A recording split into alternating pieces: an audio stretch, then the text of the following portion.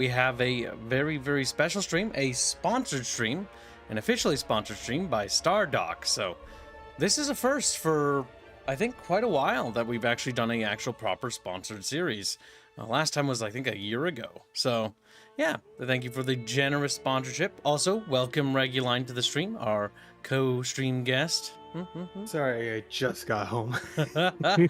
Just Like, in the nick of time. As you were texting me, I was turning on my computer. No worries. I was actually not. I was surprised you actually showed up. So yeah, today we're going to be covering Galactic Civilizations 4 Supernova, a 4X game developed by Stardock, one of the few cool developers still on the block. You should definitely check it out. It's on Steam. It is in early access, by the way. But yeah, it's got a lot of potential. If you're a fan of 4X, or if you're familiar with the Galactic Civilization series, this is actually a very pretty decent entry into the game, mostly due to the customization, which we'll actually show you guys a little bit of. There's a fair bit of customization, and I've already taken advantage of some of the tools that this game actually gives us. So let's get right into the meat of it. I assume you can see, Reggie? Everything good on your end? I can see. Excellent, excellent. So, in this game, there's a bunch of basic races in the beginning. There's your classical humans, various alien races. There's quite a few, by the way. So all these races from the Terran Alliance all the way down to... Ooh, my little scrolly wheel might be broken on my mouse. To the Cosmic Containment. Now, we did do some homages, but we actually created 4 custom races ourselves using the Custom Race Maker. So you can build your very own races with their own abilities, cultural focuses, biology, and... sort of changes up the playstyle a little bit. So yeah, we've introduced 4. We'll be playing with this one, but before we get too much into the meat of it, I kind of want to show you how it works. It's pretty simple. You can just sort of type in descriptions, select what kind of race you're going to have, what kind of traits they get. You can generate it because you can use an AI to help you come up with lore for it. So right here, for example, here you can write a short description, and if we want to be basic, let's say like Roman cat girls, or something. That looks like a Roman cat girl, right? Yeah, right there. Yep, that's definitely a Roman cat girl right there. Hey, babe, how you doing? Nah, no, don't know about that. Surprisingly wormy looking. Now, granted, I put basically nothing in that description box. If you feed it a little bit more, it'll actually work with a lot more. Oh my god. Paws of power, claws of conquest. God help me. That's their slogan. What do you think, Reggie? You like that? Paws of power, claws of conquest. How do you feel? They could have more though. He's like, my spine has turned to jello. Now, bear in mind that the AI just generated the entire lore for this faction, by the way. So, I didn't write anything here. Now, personally, I prefer to create my own custom homebrew races with their own fluff and flavor text myself, but if you don't really want to do that, you don't really have to. It can kind of do it for you.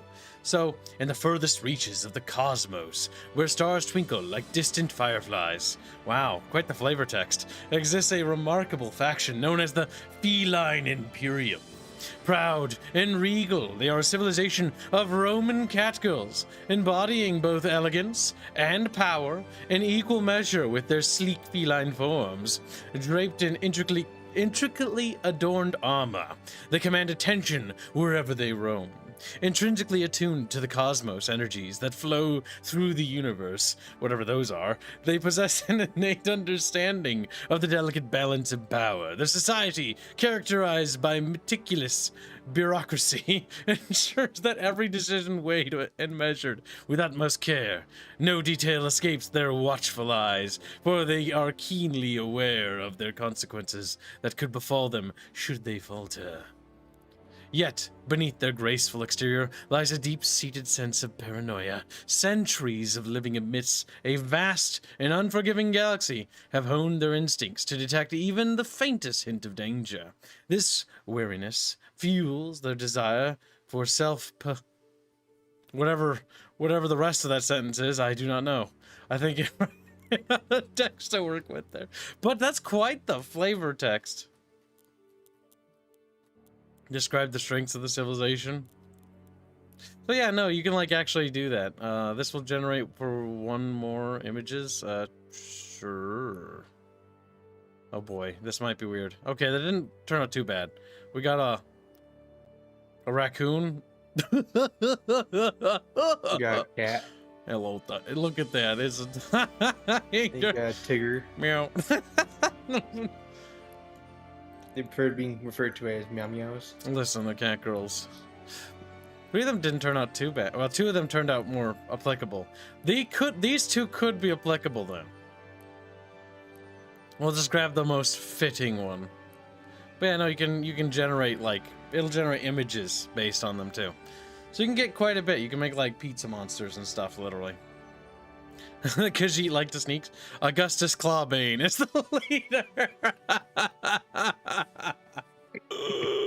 That's retarded. Felonius is the planet's homeworld. Okay. The Roman cat girls. Feline Imperium, Roman cats. The Feline Imperium, formidable faction, and the Galactic race represents themselves as regal. Yep. So you can actually change it if you change up these things, if I remember right. I think they kind of affect it.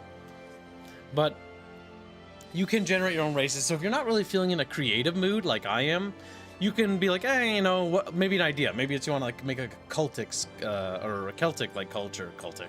Who knows? Maybe a cult like culture. Who knows? You can make whatever you want. Hit game cultic. Yep, and you can sort of generate them. Now, personally, I'm more of a fan of like homebrew, but again, the game is pretty flexible. You can have your homebrew races. You can take portraits from various IPs or settings you're interested in, and just simply upload them, and bada bing, bada bam, you have your custom race, and you can get your custom faction logo. So I'll show you how it kind of works. Basically, you just sort of upload a custom portrait, and it'll tell you how, but you just click browse. And it'll show you how that works. It's super easy. And you just drop the pictures in there too. And then it'll be in the right directory.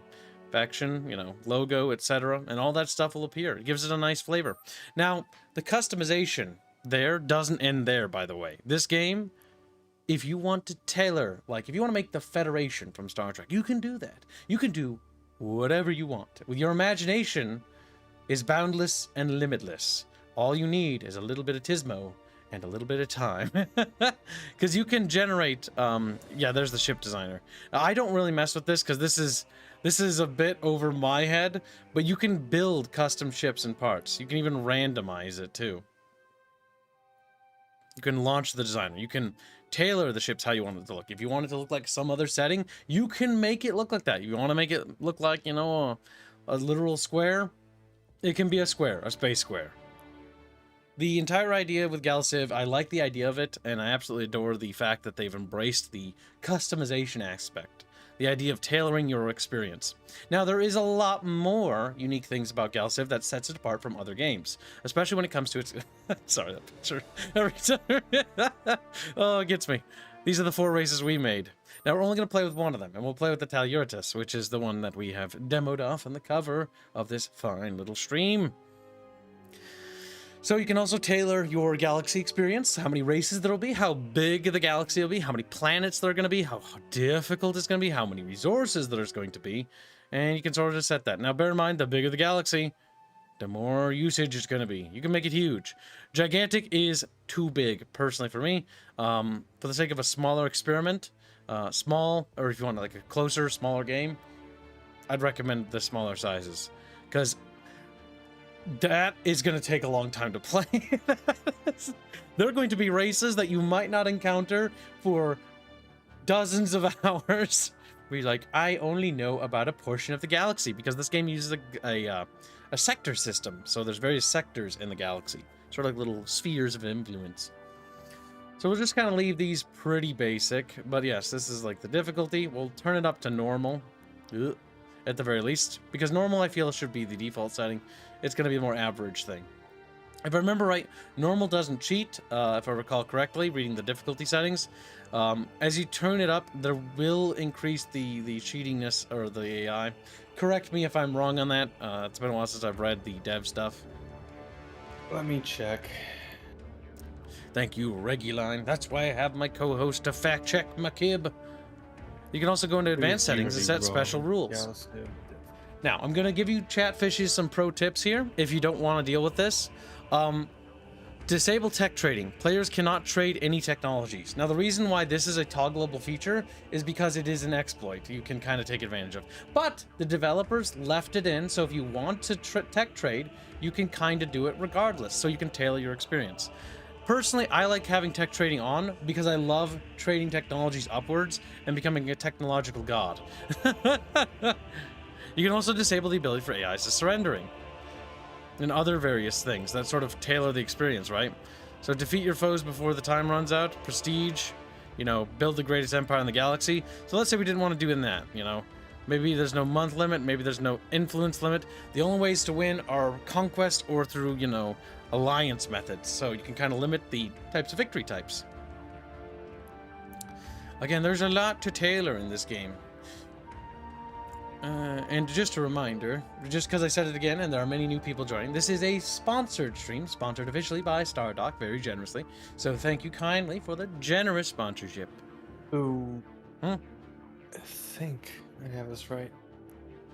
Bright is the normal difficulty where the AI gets 100% of the resources. Oh, Bright is?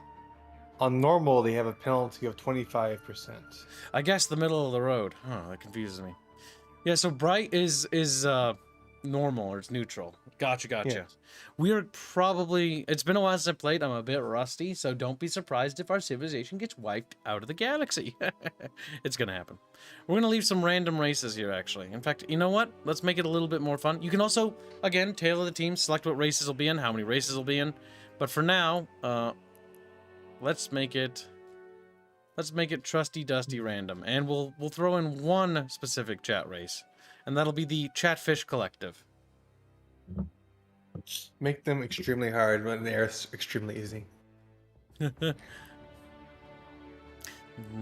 No. Why, Kev? We'll throw in the Aerith race as well, just because I like having a little bit of custom races in, because it makes it feel more flavored. My eyeballs don't work. They don't, because my eyes... There's the button. Silly. Alright, so 6 races in total. It'll be a little bit of a claustrophobic galaxy, but, you know, gotta get a little snuggly. You know what? Let's make it a little bit more claustrophobic. Increases the drama, increases the interstellar politics. Always more fun to mess around with, as the galaxy will be engulfed in turmoil. Now, I have no idea what's going to happen in this campaign, because I don't really know, because the campaigns do vary. Like, sometimes you'll start like, yeah, I'm going to be like... you know, a tech trading peaceful empire, and then before you know it, you're, you know, waging a absurd amount of interstellar warfare. This is new. This is new. I don't remember this at all. That's pretty cool. That caught me off guard. The game does have a lot of CGI cutscenes, sort of like old school games. So if you're a fan of like old school style CG, but like modernized, there's a lot for events and tech stuff, which makes it kind of cool. That really makes the colony ship look quite big when you put it into perspective now.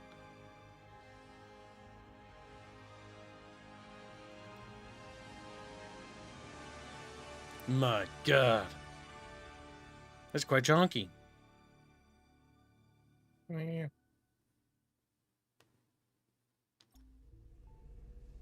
Nice. Hello, Celeste. I can see your eyeball. I have to rescale those pictures.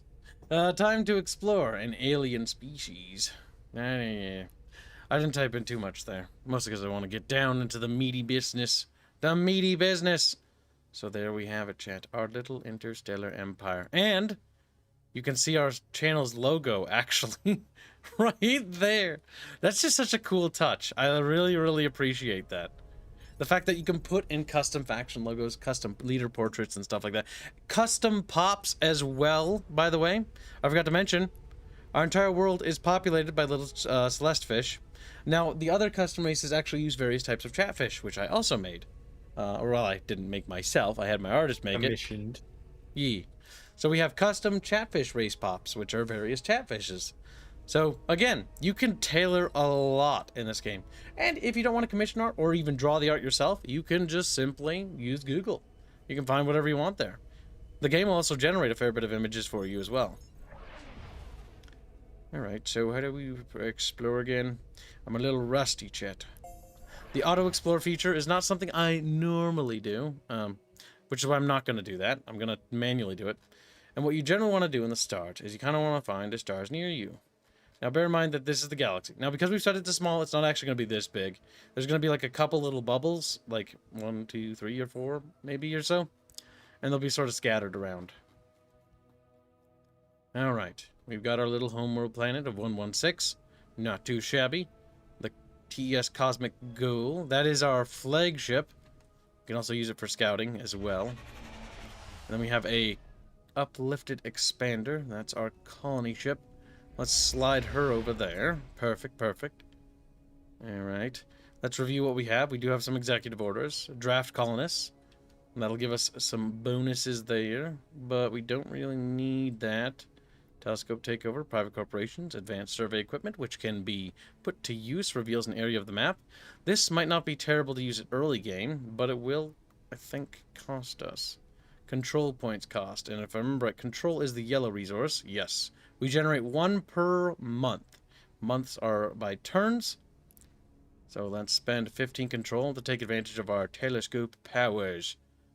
Now what we're going to do is scout one of these stars. And what we're trying to do, nice, is see if we can find some colonizable worlds. Some suitable worlds to expand our interstellar empire. And I don't really think so. See how that says class 1 poor? That's not good. There, it's a plebeian planet, chat. That's a dead planet. Well, we know that that is not a solar system that we want to expand to. That the sheet system, which is very close to another word, is very aptly described. Let's say that much. Manufacturing relic and various artifacts can be seen around the map. Points of interest, things that we can scan and harvest. Well, that narrows down our search a little bit. I probably could have done that a little bit more efficiently. Alright, greetings Celeste Flare. This is our technology screen. So here, we can research various technologies to advance our civilization. Now, the Tech Navigator is a great way to look at the potential technologies and different types. So there's engineering, colonization, warfare, and governance. And you can sort of pan around here and read which ones. There's a search bar, so if you know what you're looking for, you can then find the text you're looking for. You can also see the technology library if you're just looking for something. If you're looking for just all the texts together, and you want to read what they do, the various things they unlock, and what they require, prerequisites. Now, these are candidate technologies over here, which we can get, but these are technologies that are actually recommended. So it recommends that unlocks the civilization screen and allows us to assign policies. This is colonial policies, so it's not particularly... Like, we don't really need to get asteroid mining right now. And I don't think we need military techs at the moment. So we're going to go for civic techs. Now, bear in mind, if you have a small army, or a small military, so to speak, the other interstellar powers are going to bully the ever-living criminy crickets out of you. And they're not going to stop. They're going to be extremely mean, and they're just going to try to kill you, probably. It will hurt your feelings. Yes, so it's important not to build too much. Now, what's this? This is a constructor. Now, you'll see these little symbols here. Our advisors on our government recommend we build these things. So there's our cultural advisor. They're pushing for us to expand. Our military advisor, who is always going to be wanting us to build up our military stuff. But because we don't have any military ships, he's like, well, supply ships are the next best thing. They'll absorb the enemy's fire. I personally lean towards early game grabbing some probes, because exploration and figuring out where you want to put your colonization efforts is important in the early game of securing an early foothold and getting the resources you need for your interstellar empire, because there's various resources we're going to need to get our hands on to produce energy weapons, missile weapons, ballistic weapons, and various other technologies. If we don't secure those resources, we're going to have to trade with them. And that means that we're going to be at the mercy of the various interstellar powers we're going to encounter. This game is actually very complicated. I sometimes forget how complicated it is. Here's a cultural tree, by the way. This is various decisions we make in the game will push us down different things. Now, we can actually go down pretty much all of these, so there is no restriction here. So we can get progressivist traits, which will give us different bonuses throughout our empire. Nihilistic traits, totalitarianism, pacifism, collectivism, various ideologies that can basically boost your empire and give you nice little bonuses. which can help reduce crime as the awesome ones, because I don't know why I'm just always unlucky with my crime problems. Don't worry about it. Chatfish are on an unruly race. Let's see. Alright, is this planet? It's a class 4 planet. Now, we'll get into how colonies work in a second, but for now we're going to have this ship hold in sentry, which means that that ship will not take up, it won't distract me next turn. Research complete. Alright, there we go. We've unlocked new tabs on our UI, which is good. Next, our recommended advisors is increasing movement speed. I am actually going to ignore both those suggestions and get armed shuttles. Because again, getting an early game military is important. Also, welcome to the stream, Stardock.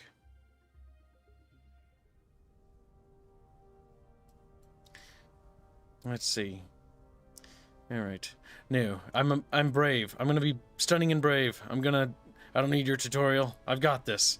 I've played it enough. I have faith in myself.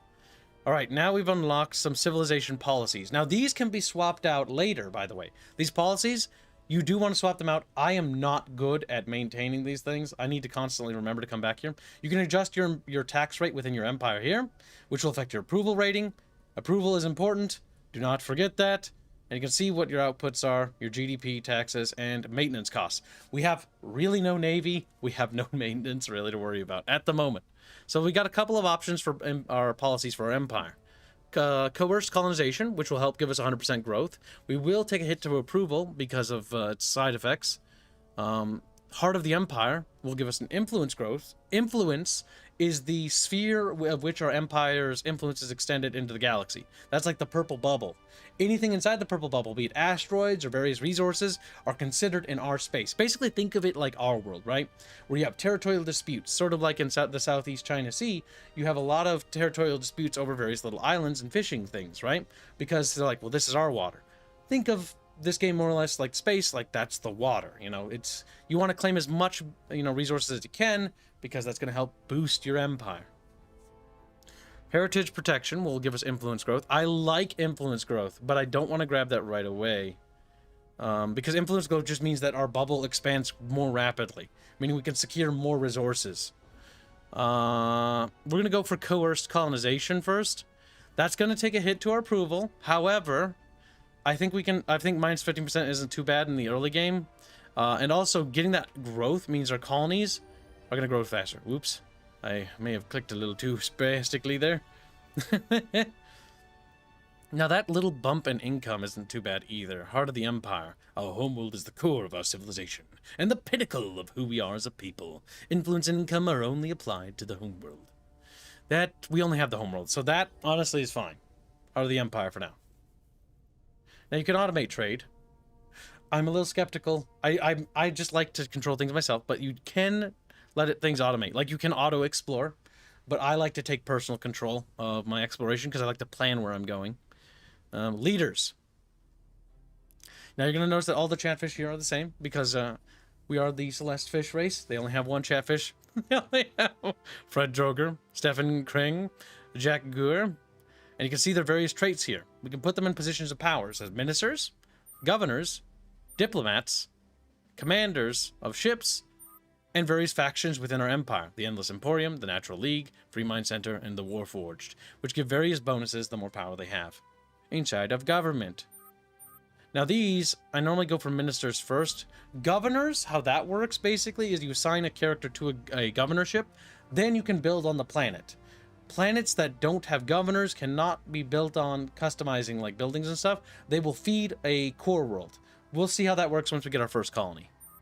But for now, Minister of Exploration, let's see. Manages our travel to the edge of the galaxy, increases the moves and range based on diligence of the assigned leader. So we want to get a leader with a high diligence trait. That is 10. That's pretty decent. 452 credits. We have the money. It's a bit expensive. They're not the most loyal little chatfish. Jack is a bit opposed to our ideologies, but you know what? We're gonna have to put him in because he's the most suiting man for the job. Or fish, I guess. Can a fish really be a man? They could try, at least. Now, we don't have another character, but this one is a free one, and their stats aren't the most amazing for Amber. So, but it's still like you still want to use them. I think assigning them is free if I remember right. So what's the highest stat they have? Purple or blue? Or green? They're color-coded to make it easy on my eyeballs. Green. Okay, and do we have a... spending more money is this early? No, we don't have a good intelligence stat character yet. This will populate later with new characters, so more characters will appear later. Alright, leaders, that's the leaders tab, and then we have the civilization tab. Yep, okay. We just need to unlock the other tabs via technologies and discoveries. Kibbs, have you considered changing your name to Bob Page? I don't even know what that is, chat, you little silly gooses. Alright, not too shabby. So our little interstellar empire looks cute. It's purple. Purple is a majestic color. It is a royal color, Jet.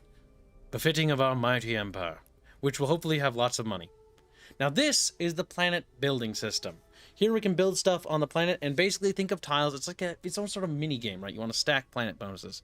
Did they change something? What the heck? Visually, oh my god, they did. Last time I played, everything was highlighted in colors, but you can see. So if this is blue, you get a +1 bonus to research structures, right? These are the types of improvements we have. We have a capital mainframe, and those are the kind of bonus gives. +20 research, +1 research. Stacking research building isn't bad because our racial bonuses, if I remember right, for this civ that we custom created, is going to be more about building up technologies. Now, we are xenophobic, so we don't like other races so much, so we're a bit more isolationist. Now, we can also upgrade. These orange buildings can be upgraded, and these are special buildings. Techopod hatchery, which does a bonus to manufacturing. More manufacturing is important, by the way. Boosting the manufacturing means that our shipyards pump out ships faster. And really, you want those suckers to be pumping out ships as fast as humanly possible. It is extremely important. Extremely important. These are our pops, by the way. This is important. These pops, these are representatives, by the way. Think of them as representatives because of the population size. There are 5 of them. There aren't just 5 fish living on this world. That'd be kind of, ridiculous. It's an abstract measurement of people.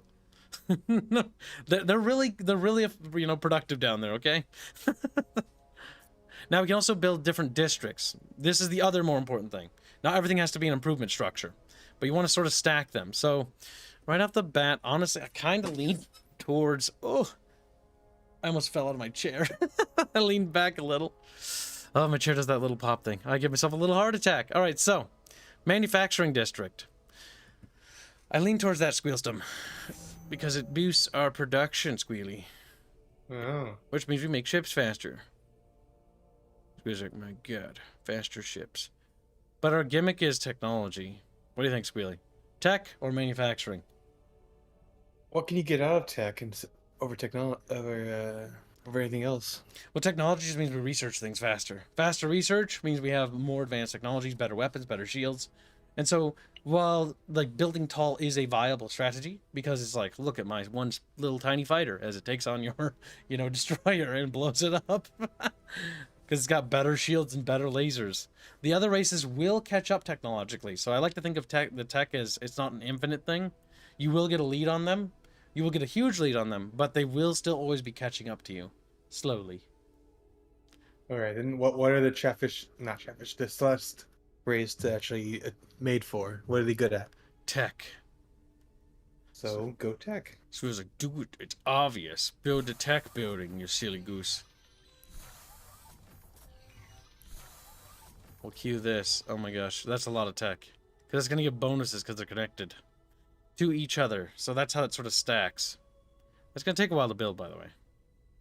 That's going to give us a maintenance cost. We'll see about that, chat. We'll see about that. But yes, it's also a turn-based game. Did I mention it was turn-based? I can't remember. It's a 4X game. It normally goes hand in hand. Stardox also has another sort of weird hybrid RTS 4X game called Sins of a Solar Empire, which is another favorite of mine. They just have all my favorite space games. It's not really fair. I think they need to share. It's kind of cheating, honestly. Let's see. What's this? A minor world? Now, this is a populated world by a minor civilization. If I remember right, minors can't really uplift. They sort of just sit there passively. They're minor powers, but they are occupying a nice world, which makes me a little sad. How do I talk to them? Oh, I can't. I don't have the translator technology. I can't speak to them yet. Don't know how. Well, it doesn't mean that there's not other planets in the solar system. A great way to tell if there's planets, by the way, is seeing these little rings, because this is their orbits. And I sadly don't think there are any planets in that solar system. Well, that's not useful. The graphs information is going to be a lot more useful to gauge our power, by the way, when it comes into comparison with other empires.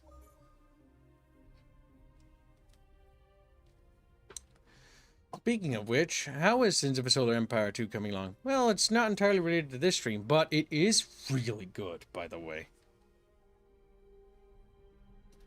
Well, that's awesome to hear, Stardock. I'm looking forward to it. The last Sins of Solar Empire patch I played was when you guys introduced the Titans. And we have the Star Bases and Titans. And oh my god, I love Titans. They're like big, derpy space fortresses that float around. They got lots of guns. Yep, they've been making a lot of great Ooh, there's a planet. That's, there we go. We got one. 22. Amazing class planet. That is as good as ours, chat. Let us nab it. Alright, now that we've done that, let's go to our shipyard and try to remember. This is going to get... Okay, this game, I always struggle with the late game because my brain is too tiny. You need to, like, try to remember to get in a good habit. So, like, plan ahead, right? So we're going to build a probe. That'll be ready next turn.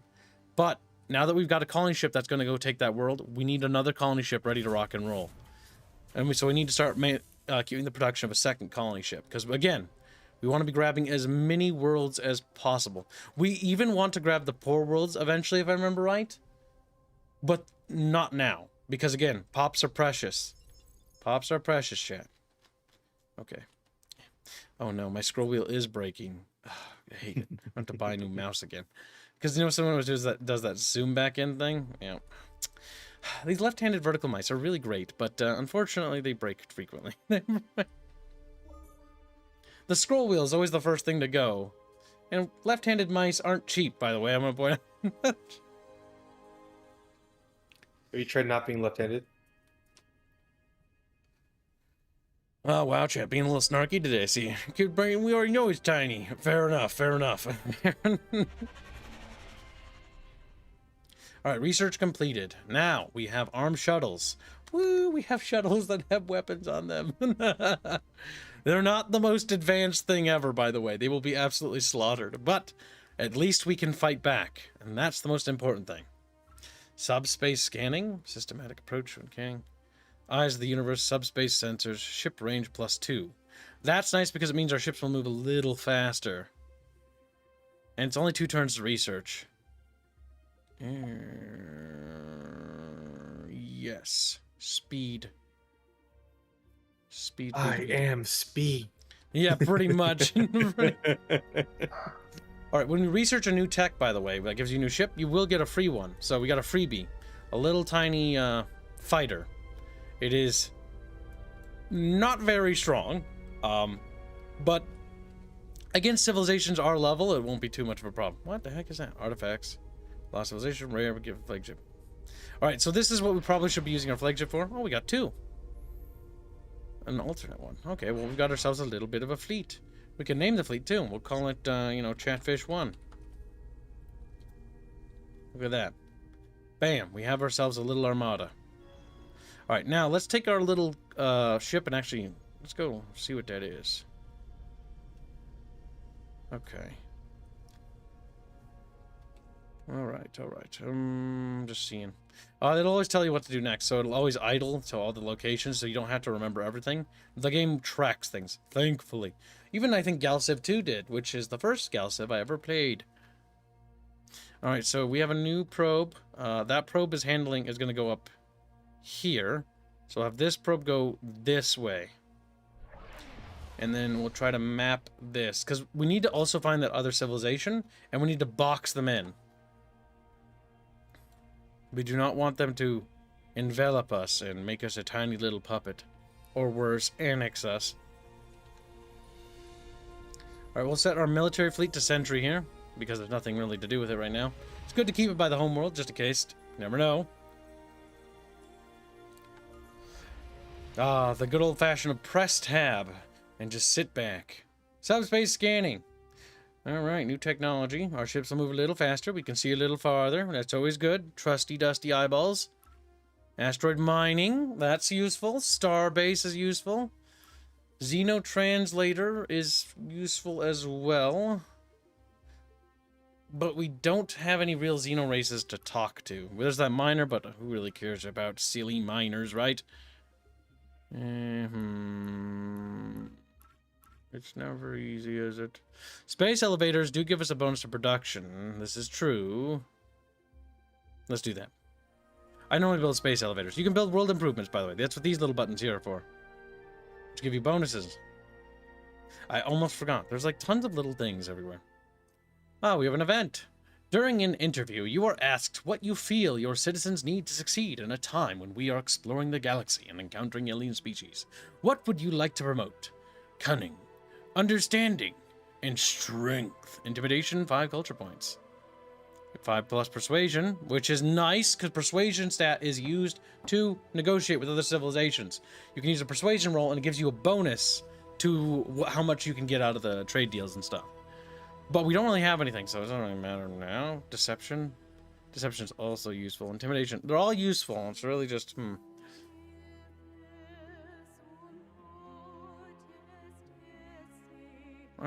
You know what? We'll go down. It gives us cultural awareness to egalitarian. The other ones don't give us ideology. So this one has a bit more value. Okay. New planet. We shall name it after a chatfish. There we go. We have colonized our first world. With the establishment of this colony, we have taken our first steps into the galaxy. Our colonists represent everything which makes our people great. And with that, they'll have every chance of thriving on this new alien world. Look at that. I like the little cutscenes as the little bits float off. Now, what they don't know is that's an accident. They don't actually have atmospheric entry capability, so they're gonna die. So they're gonna die. That's my headcanon. And you get also planetary colonization events. If you're familiar with the Galactic series, it's a pretty common thing. When you colonize a planet, it's always like an event. And there's even a story normally to it. Colonists on Tian metals have taken to breeding, I'm sure Chad loves that, and racing a local species of squat, 4-legged animals. The harsh gravity of the world makes the races particularly grueling, and footage of injured animals has caused animal rights activists around the galaxy to demand this barbaric practice be stopped. But it's become a big part of the local culture, and colonists won't be happy if we end the races. What are your orders? And we have 3 choices. Normally, we always have 3. A leader joins us. We can do promote the man behind the exploiting this. Exploiting the weak is the foundation of our empire. A leader joins us, which is nice. We gain bonus cultural awareness to nihilism. Increased nihilism and trait discount +1. That's not bad. If we want to go down that route, we have export footage across our civilization, so everyone can enjoy the races.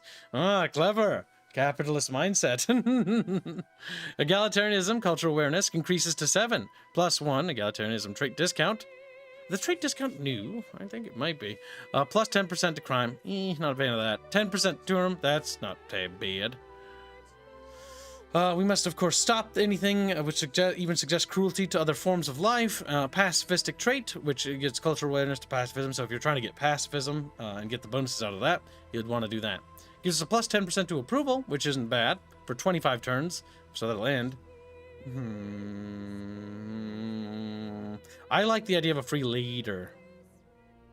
Now we have a new leader. Yay! What'd we get? You know, I would have expected you to have more military skills. I don't know why. I mean, it's 6. It's not particularly high, but it's there, you know. It's 7 science. Like, that's not bad. It's not amazing either. It does give us a bonus. You can see the bonuses, by the way. And yes, you do want to assign them, because you do get flat bonuses. 6% approval. Now we got research bonuses. And an additional random text slot. The text slot is sort of a shuffled card deck of texts you receive. It's sort of always different, so that way, you know, you don't always get the same text other civs get, and so you sort of go down different directions. And yes, if you're asking, if anyone's wondering if you can blow up planets in this game, yes, you can. I forget what they call it. It's at the end of their military tech. We'll take a squeak peek at it. How about that, chat? when I forget where the technology button is all the time. Technology library. No. If I knew the name, it would be easier. It's warfare, and it's gonna be down here. Terror stars, yes. Terror stars are what we use to blow up planets, if I remember right. Now we have cultural points that we can spend. We can go down individualism, totalitarianism, egalitarianism, traditionalism, progressivism, pacifism, nihilism, and collectivism. All of these have different bonuses, so it's important to click over them and see what they do. 3 supply ships. No, I really don't need that. Approval bonus based on compassion, +1 diplomacy. 3 constructor ships join you. Ooh, constructor ships are nice. Approval boost after discovering a new technology and 30+ research. Is that forever? That's pretty good forever, especially if we're going tech. Unlocks improvement, Hall of Tradition. 10% approval boost to all worlds and +3 fallout. Free colony ships? Jesus. You're not making my choice any easier. 100 control points. That's not bad, but... I mean, that's actually pretty good. That more than doubles what we have. These are very generous.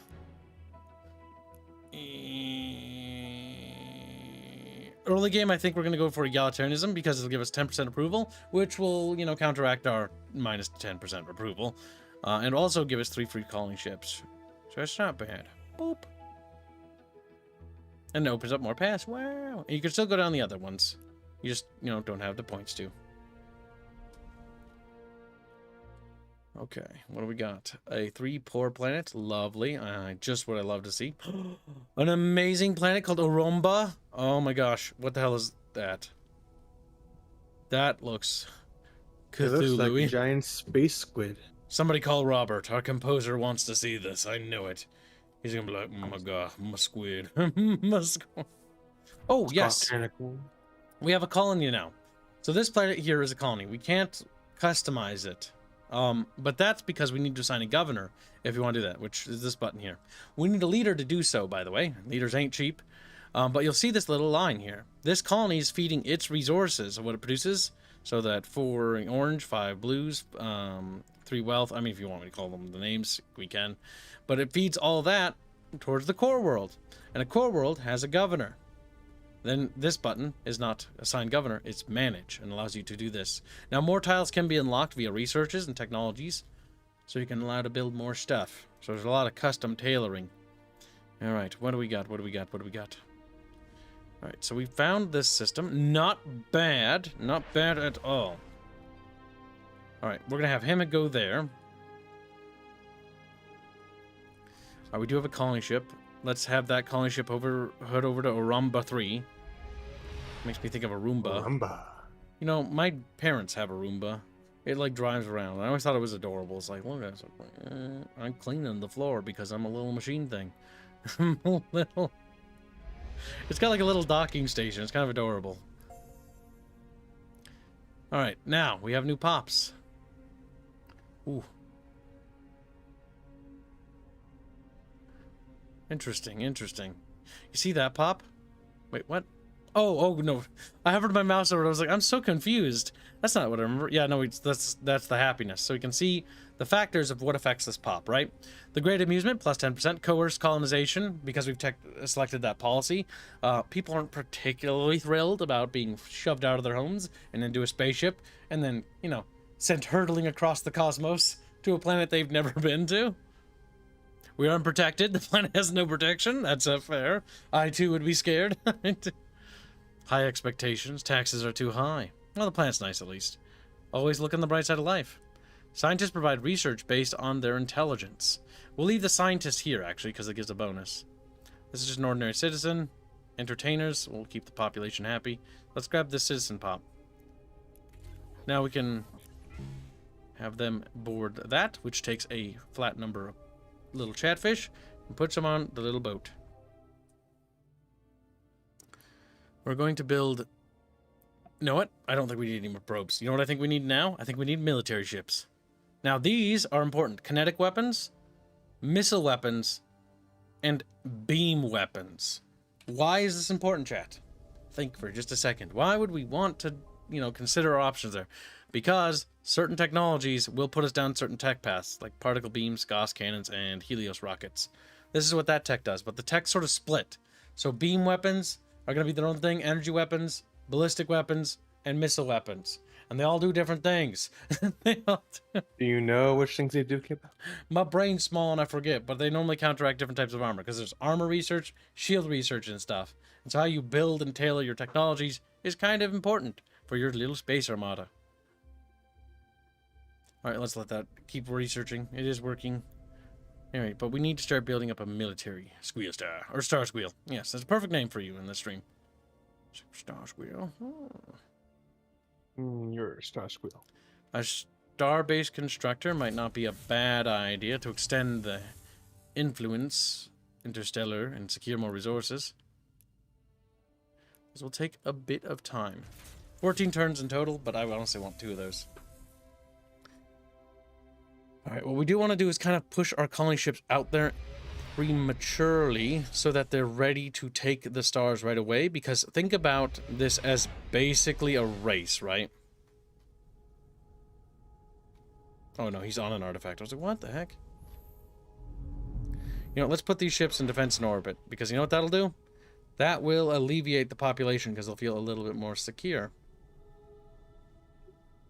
Right? Yes. Makes them a little happier. And happier means we can raise the taxes. Chet's like, that's cruel. Listen, we may be, you know, it's interstellar empire, but, you know, we gotta fund our space exploitations, huh? Let's see.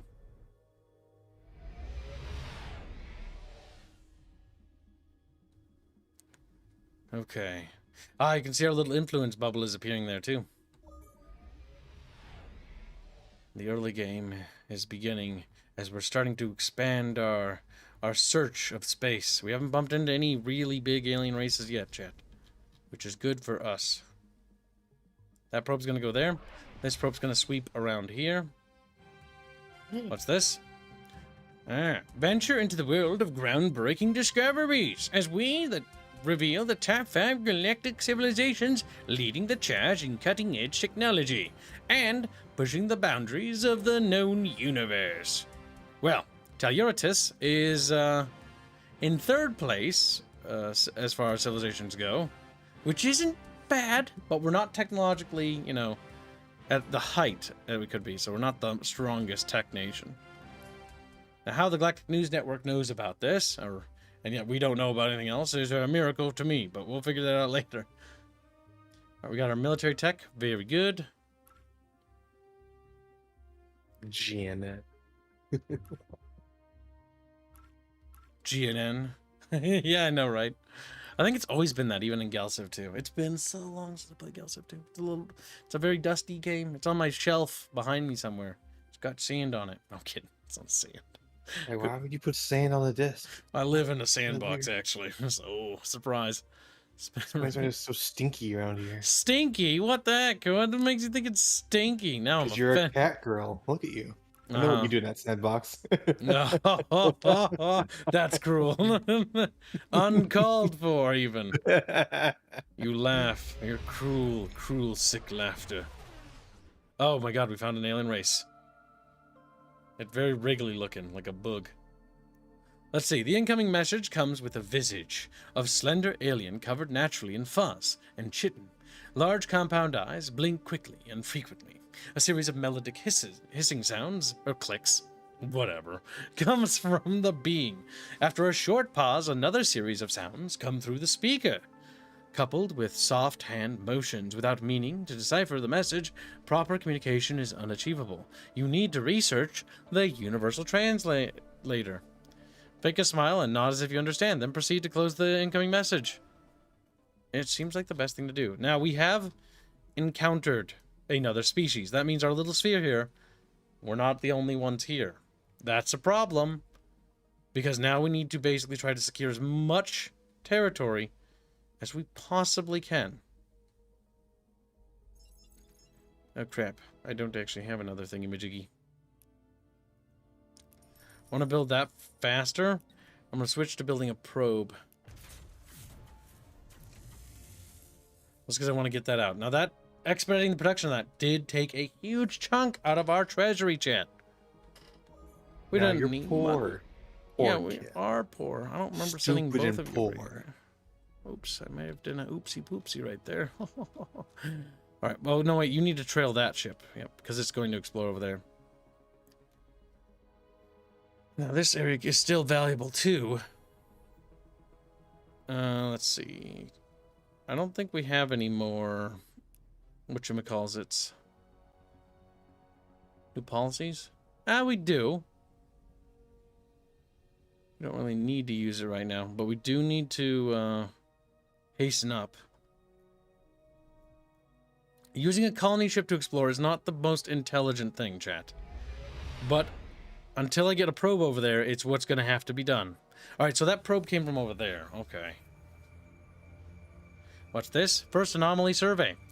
Our ship cautiously approaches the mysterious object. All sensors set to maximal gain. One of the universe's many secrets, perhaps a great danger or valuable treasure, will soon be revealed to us, chat. Spooky. Now that can spawn bad things sometimes, if I remember right, which is bad. Because I think that's like next to our planet. We've encountered the phalanoids. The phalanoids? I have no idea. As I don't know how to pronounce words, as of yet, we've been unable to communicate with them. But our scientists claim that they can develop a universal translation technology if they are given the same time and resources. What are your orders? We'll assign scientists when they have time. Start a way to communicate with mission. We should contact a private corporation to do the work. No, we do not have the treasury to do that. And besides, we're on the verge of researching it. About a turn away. What's this? The TES Cosmic Goal Survey Report. Ah, this is from that survey. Your flagship locates a hidden cache of precursor artifacts left behind by an ancient civilization. These artifacts are not only valuable, but also hold clues to the advanced technologies of the precursors. Every time I hear the word precursors, I'm immediately upset because I think of another franchise called Halo, and I just don't like that lore. But that is unrelated to this. Extract the resources from the artifacts, add the artifacts into the vault. My god, what does it do if I add it to the vault, though? I get 1 plus Durantium. Durantium. The vault, though. Okay, our flagship has completed that one. Go over and find out what that space junk is.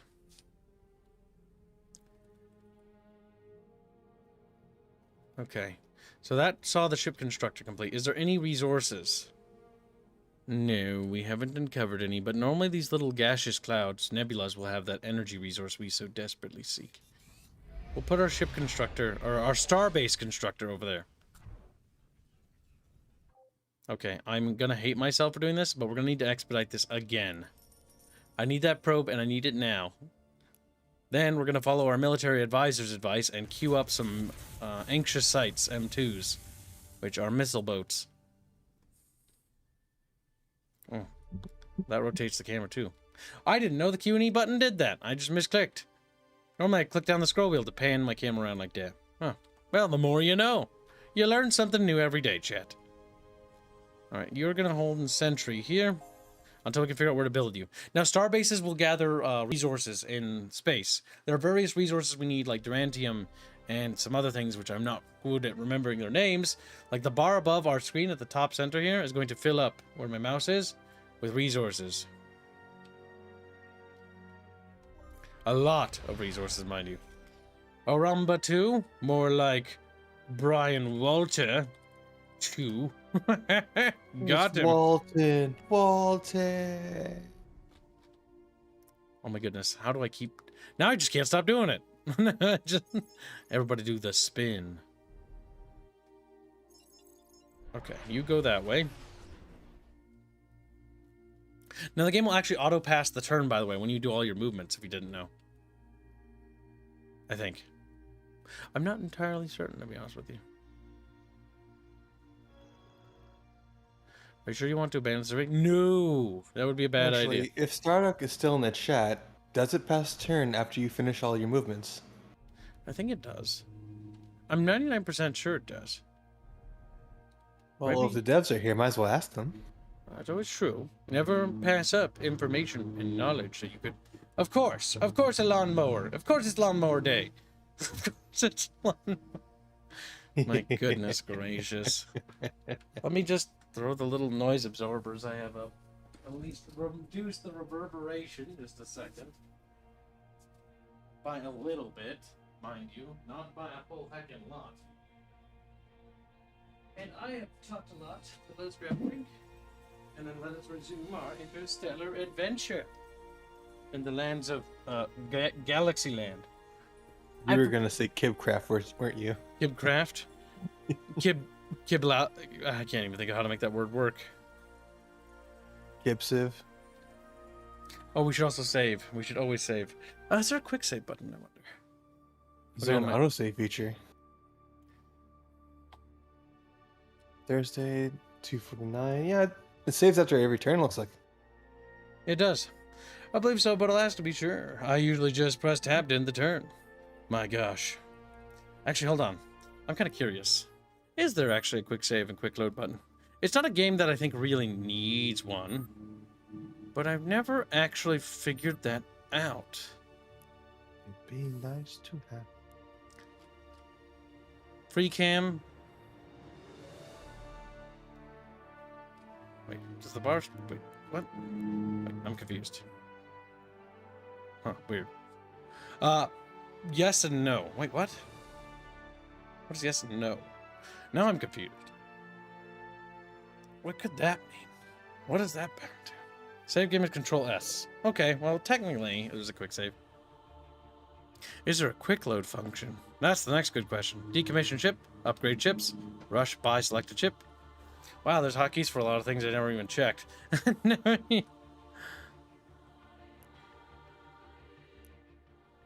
You can save anytime, and it autosaves, but no quick save at the moment, says Stardock. Okay. I mean, it's not particularly urgent. It's more of like a... What do you call it?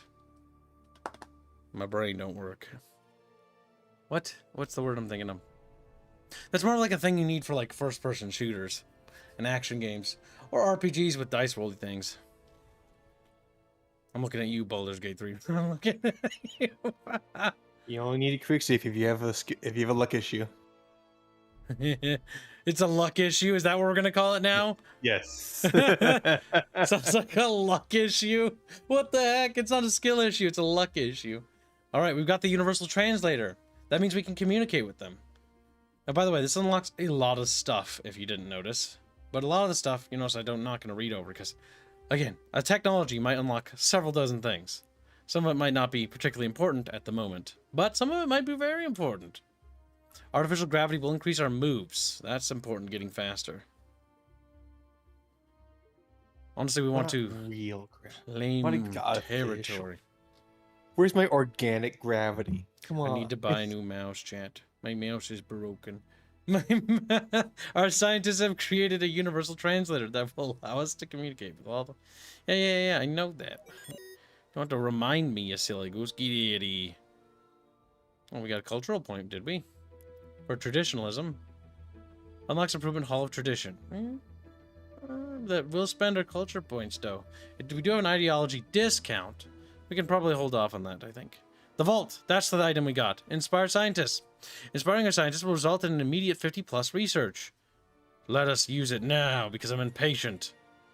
Yes, you get artifacts, and that little symbol there are the various artifacts you discover, which you can save up. They can do various abilities to your civilization to give you bonuses for things. Oh, hey, we have access to the Galactic Bazaar now. We can now trade... Yes! These are the resources, by the way, that are important for like various things. Precursor nanites, hypersilicates, xanthium, thulium, promethium, antimatter, durantium, and Illyrium. Illyrium, if I remember right, you need for... Or is it Illyrium or thulium?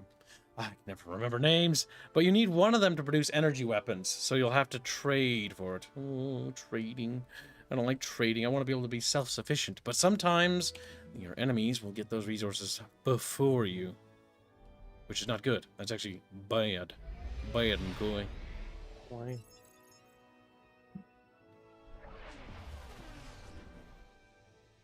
Roll a d20. Congrats, you crit fail. Dandori issue. Dandori issue? That's not Dandori, chat, you silly goose. Like, it could be. Dandori is the Finishing and luck, if you think about it. Ah, And artificial Stardock gravity. says, "Nah, the only luck issue in Baldur's Gate are my friends surviving explosions." Murderer. Say whoops. All right, let's see. Betrayal. Space Doctrine unlocks frigate-class ships. That could give us a serious edge over our enemy with bigger ships. Mine's bigger. All right, so we need to colonize that planet. That's an amazing class planet right there. Awesome. So far, we're doing a pretty good job of boxing them in, I think. But we also need to get more colony ships in production. So let's see. Once we get those military ships out, let's queue ourselves a colony vessel. Now, we know for a fact that this place is going to have any colonies worth taking. So, redirect this colony ship this direction. This probe will just take a peek at their interstellar empire, shall we? Yes, of course. It's very interstellar-y. Mighty nice empire you have there. Now we have access to diplomacy. What the heck? Oh, that's new. I did not know that. Interesting. All right, we can see their traits here, so we can get a bit more knowledge about them. Favors benevolent ideological choices. Prioritizes technology research and trade. Prioritizes effectiveness of diplomatic communication. That's not bad. They're hopeful. They're also nocturnal. Their cultural focus on progressivism, which means they're a tech-focused nation. What the heck? And criminy crickets? Oh, we can assign a diplomat to them. What skill would diplomats be used for? They move that here. Ah, okay. I mean, it makes sense. What skill would diplomats be used for, Kips? No. What skills is it? Like, what stat is it? Shut up, Squealy. No one likes avoided service. I think they'd be good at diplomacy, Kip. Claustrophobic, environmentalist. Diligent, social. I think it would be social. I want to say a social stat would be on it. I might be able to check by just closing the diplomacy screen and going to the leaders screen and then checking diplomats tab. Assign diplomat civilization. Wait. Will help with relations and intelligence gathering. Maybe. Maybe I'll just read the stats. Social, approval and influence. Intelligence, command, manufacturing, governors of worlds. Commanders, resistance.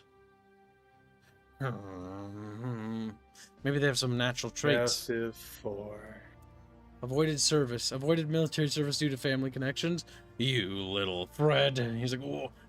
Toxic. Oh, toxic. Diplomat reduces the approval of civilizations they are assigned to. Okay, not you. So they just have traits that do that. Advocate. Well, advocate. Not really sure what that means, but not really. Former gladiator. I didn't know we had gladiatorial rings. A former gladiator who earned their freedom through countless battles. Claustrophobic. Environmentalist. Genius. Completes current technological research when recruited. Very expensive, though. 711 credits. All right, well, you're probably the cheapest. So, Stefan, come here. Take care, little Brian man. You can rename Stefan to Stefan to our Stefan anyway. Yes, chat. The Stardock, if you remember, is read by the infamous and legendary infamous. Yes, we'll use that spicy lingo. The saucy Brad Wardell himself. He was actually a pretty cool dude. Just like Brad Wardell is cool? What? You didn't know that? Congratulations, you've just been edumacated. Seriously, look him up. He's been in the industry for a very, very long time. Very experienced, very seasoned. Seasoned. I don't know why when I say that I think like food. Whoops. I'm not a cannibal, I swear. Could be. We don't know. Hello, Ribinski. How you doing, Ribinski? Welcome stream, Ribbon. Robin. Pronouncing words is hard today. Okay. Ribbit. So. Okay, so let's go back to diplomacy. All right, so assign a leader. Stefan, we want to put you in there. Okay, you're going to be our diplomat. That should help us. The builder's diplomat. Okay, so we've assigned a diplomat to that civilization. All right, all right. Let's try speaking to them. Your communication is a pleasant surprise. What can we discuss today? I have a trade proposal. So we can take a look at what we can trade. They have more text than I. That is most disturbing. Okay. I have something else in mind. We would like to publicly proclaim our never-ending friendship for you. That will give us a bonus. We accept your expression of friendship with the value it is worth. We hope our relationship will grow even closer in the future. And that will give us a plus. Ah, yeah, we can see the effects on our diplomacy. It's not really improving by a lot, honestly. But it's a start. Okay, okay. Now, egalitarianism. We can get another one of that. All colonies generate influence. Core worlds start with 100 more influence and an additional +5 influence per turn. The yellow text is the most important text, because that's the mechanical function of what it does.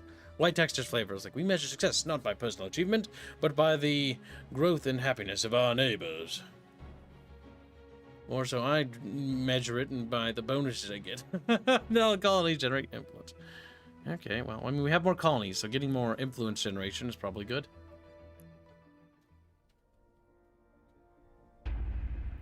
Welcome to the stream, Dragon Lord. Welcome, Stream Dragon. Lord.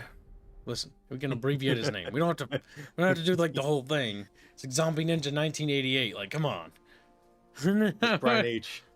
Brian H. Well, yeah, because there's multiple Brians. You have to Brian do it. H. 1988. Oh my fucking gravity! No. And Dragon Lord 1472.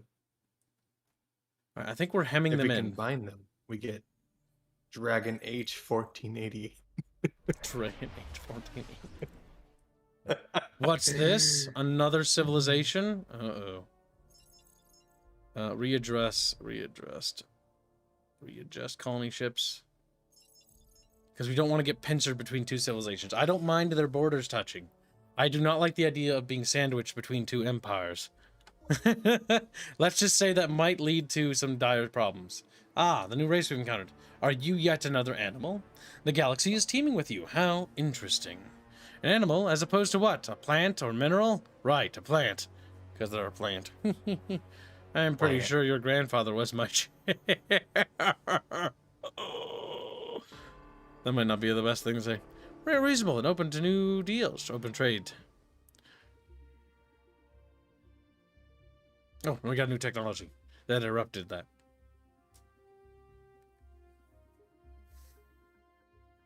Okay. Subspace streaming. Weapon systems. Allows for better invented weapons. Think. The first thought in my mind immediately goes to mass genocide of the enemy. Mass genocide. You can't trust them, chat. They're gonna attack us. I just know it. They're plant people. We have a new policy available slot. Nice. And we've got new policies to enact. What's this? Experimental drives. It will reduce our hit points, but will give us a bonus to movement. Right now, we need that more than anything. Shipyard stimulus. Pronouncing words is hard. Okay, that's more useful for military. Okay. Okay. We're looking good. All right. Everything's going according to plan. Idle world. We built up our tech. Glorious. We got the biggest brains, chat. Let's continue to stack that tech up. Let us become the tech gods we were born to be.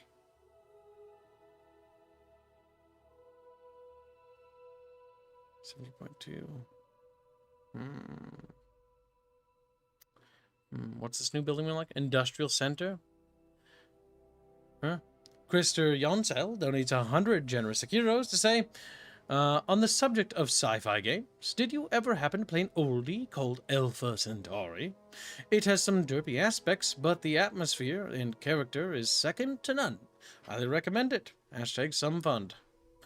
Thank you for your Some generous fund. donation.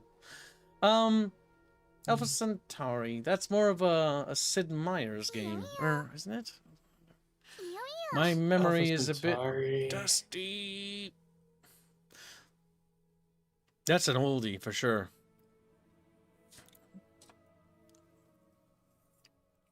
But no, to Sid answer your Meier's, question. yeah, it's Sid Meier. The 4X games I have played is Galciv. My two first 4X games were actually Galciv and Sid Meier's Civ 3 complete. And I didn't have Galciv 2 complete. My friend had Galciv 1. And which is why when I was telling him about the things you could do in Galciv 2, where you could see like planets and like sieges and stuff, and he was like, "What? You can... Why does my version not have that?" It's because he had Galactic Civ 1. Why is mine poopy? It's not poopy. Galciv 1's just an old game.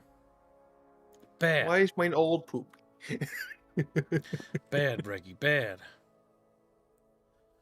It boils down to the fact that he just had an older game with less features. Just like I didn't know in Galciv 2 there was like unique race focuses or researches.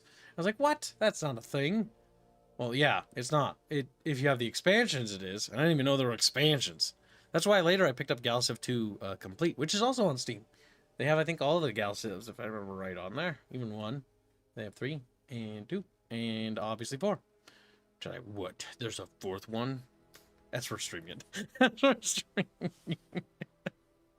Yeah, they just keep making them, you know? Alright, let's see. Shipping is idling somewhere. Alright, go over there. Alright. I'm hoping that these are the only other two civilizations. Oh, God. My scroll wheel is going to... If I scroll slower, it'll work better. Like, you see the outskirts of the other population, but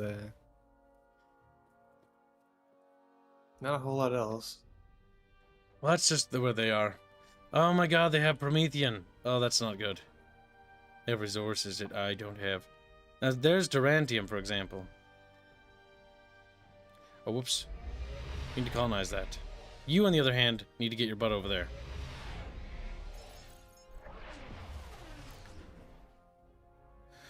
Oh boy. That's not the button I meant to click on.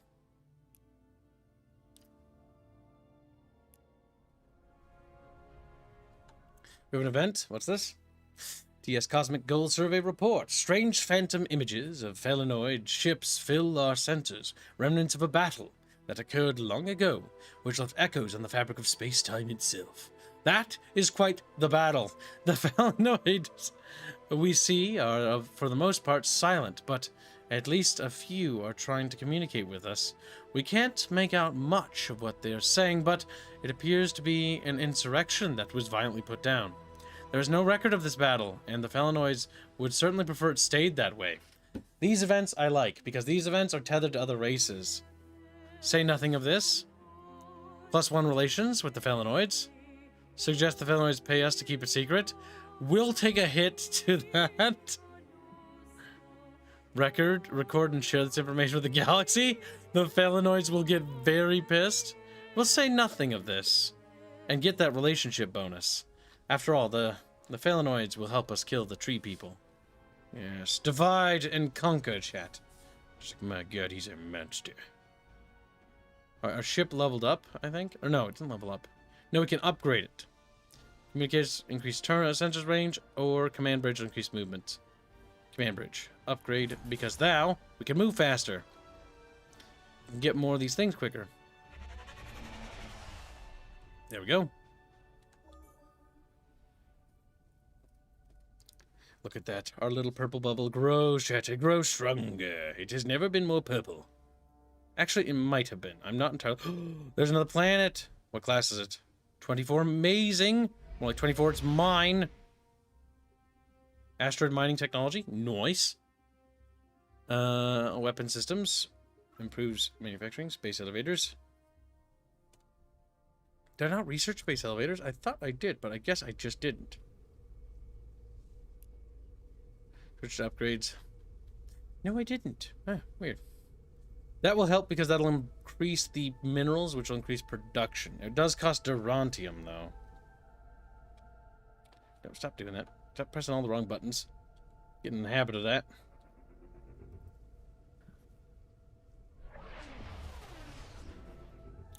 Welcome to the stream, Reaper Kamigawa. Welcome to the stream. Big Bucket 2 is on its way out. Whoop. Always press the wrong button. Is going to be a frontier fleet that'll be stationed at that planet there, because that is going to be on the front, and that is likely to... Oh, I almost forgot. See this little white outline here? That little white outline is the extent of how far our ships can actually move. We cannot actually move outside of that bubble, that white bubble. That is our supply line. So any ship to go cannot go outside of the supply line because we can't be resupplied from our core worlds. They don't show you like the supply ships that go out there, but just imagine that everything. At least I think that's how that works. I'm not entirely certain, to be honest with you. Alright, let's see. Wait, what? Are you another fighter? What? You gave me 3? Why you gave so many? I mean, I'm not going to say no. Or are you fighter? I don't even know who you are. You're bomber. Bomber, fighter, I don't know. Whatever. Same thing. Stack them. Stack them high and stack them tall.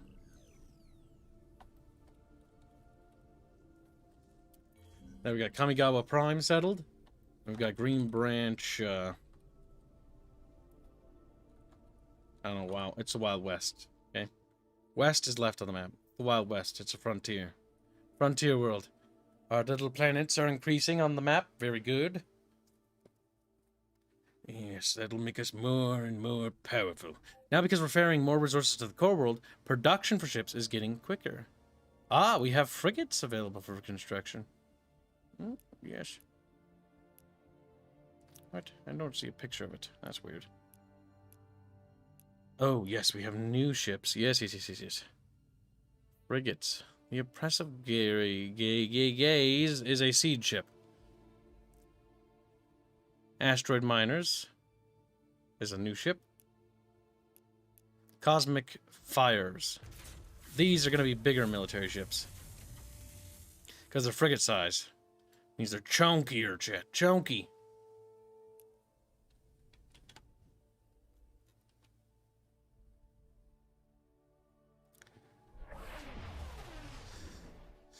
Yep, looks like they colonized that world over there. That's fine by moi.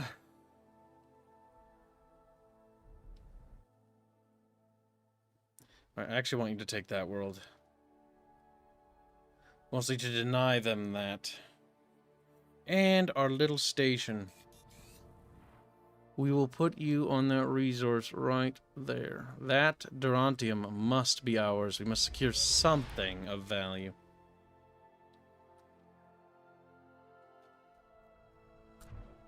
We also need to get more constructors, because we need to get more star bases. Ugh. We need so much stuff, Chad, help me. Alright, so let's see. Uplifted creation. Probe, asteroid miners. Asteroid miners would be kind of useful, but not to Indo BL. Especially if uplifted creation, uplifted aggregator supply. Constructors only take 4 turns to produce. We should definitely queue 2 more of those.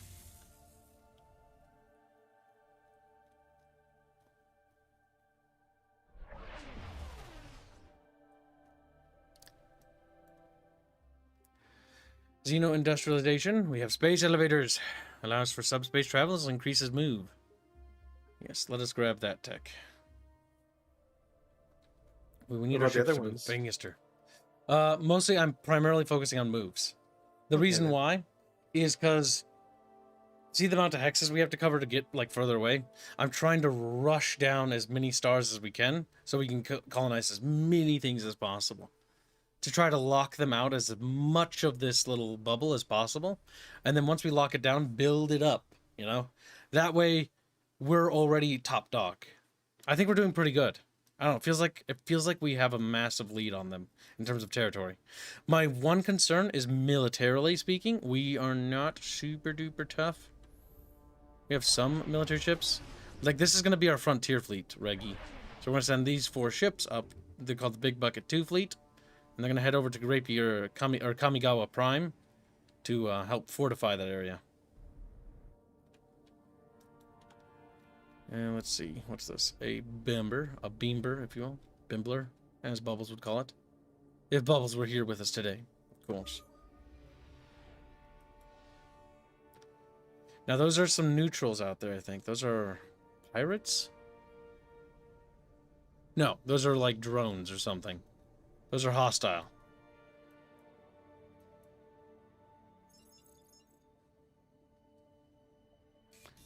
So we have to be careful with our colony ships, because they will blow them up.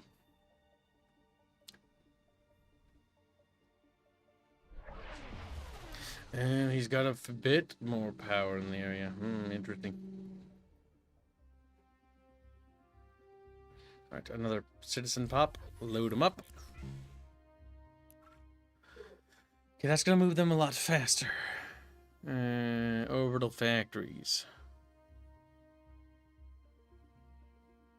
Space elevators. Yes. The Dreadlord's Harbinger.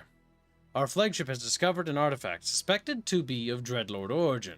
It's a weapon of terrifying power, able to instantly damage an entire enemy fleet. We must decide whether to preserve it for potential usage or dismantle it for valuable resources. Secure the weapon, artifact. Yes. And now it became an artifact, because that'll be useful. Able to warp space with a beam capable of inflicting heavy damage on an entire enemy fleet. It does 25% damage to them. That's not bad. That'll soften up any enemy armada. So we've got some useful tools for our arsenal, Chatfish. Very good, very good. Yes. Manufacturing relics, increase colony manufacturing. Build a xenoarchaeology lab. Okay, well, that's not really handy.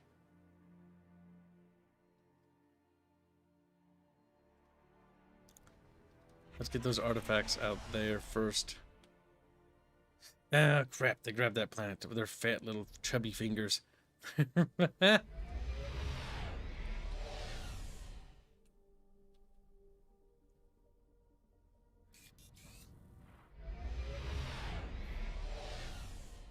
All right.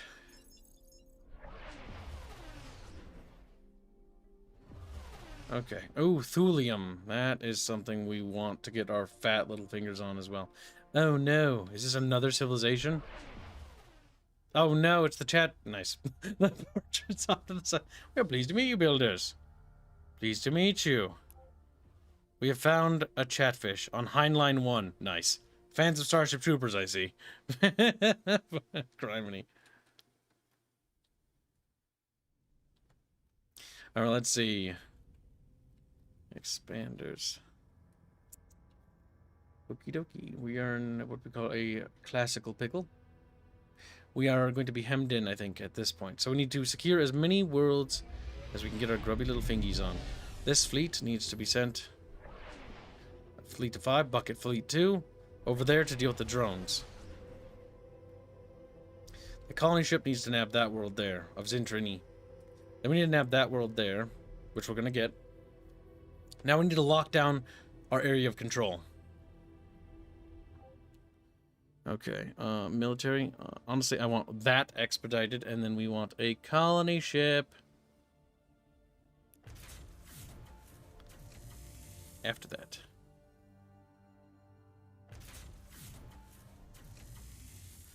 So we have some worlds to secure.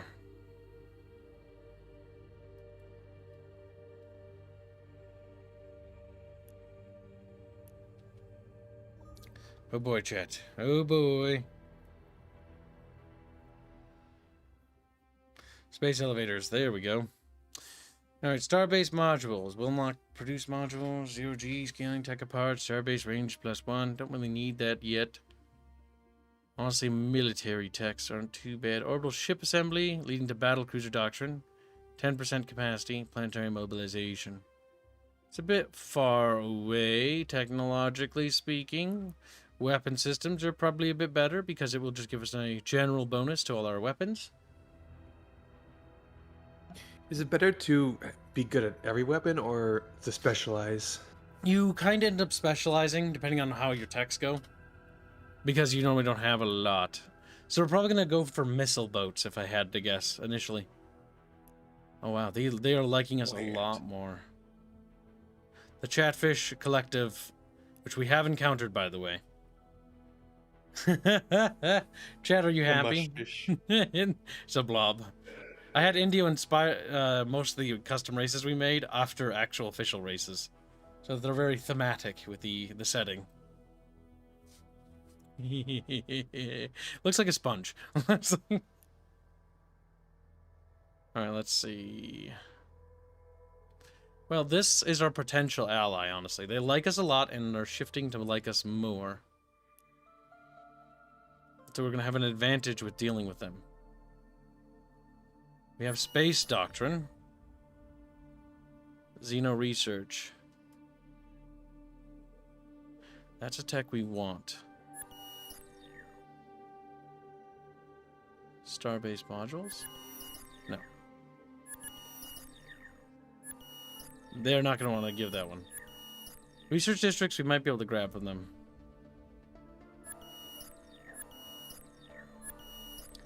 Or we do Research District, and then we try to persuade them. And that bits it a little better. This offer is quite dull. Okay, so we can offer some credits to balance it out, which will automatically add that number. Alright, there we go. Not bad. I don't mind trading with them because we're going to try to build a strong relationship with this faction. Assuming they don't, stab me in the back, which has happened before. Could always stab them in the back and join the Chatfish Collective. The Chatfish Collective is out-teching us. God, why? I do not understand why they're so cruel to us. This new balance of power system is actually great of determining things. Militarily, we're stronger. Militarily, we're equal to them. Militarily, we're stronger than the Chatfish Collective. Scientific fish diplomat.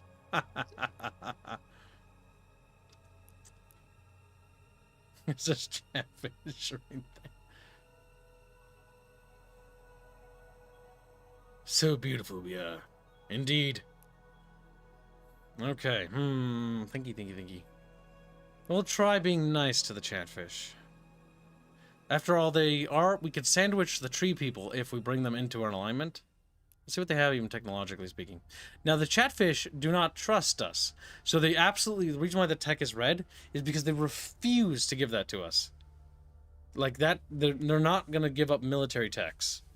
Unless we give them something to work with. Okay, we don't really have a lot to trade with them yet. So actually, what treaties could we even... you know what? I have an idea. Let's use this to scout, because we can actually see what kind of technologies they sort of have. Technologically, we are outpacing them, which is good. Tree people, not very tech. They must die. Yeah, that's my idea. I'm thinking the tree people are our primary enemy here. Okay. We've encountered Le Chatfish over there. Le Chatfish.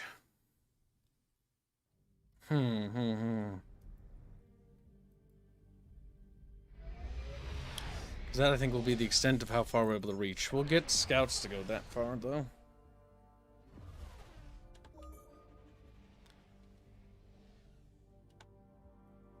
Okay.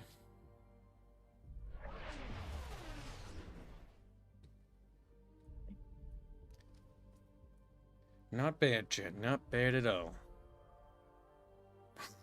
We'll trade for a nice new handle on our bucket.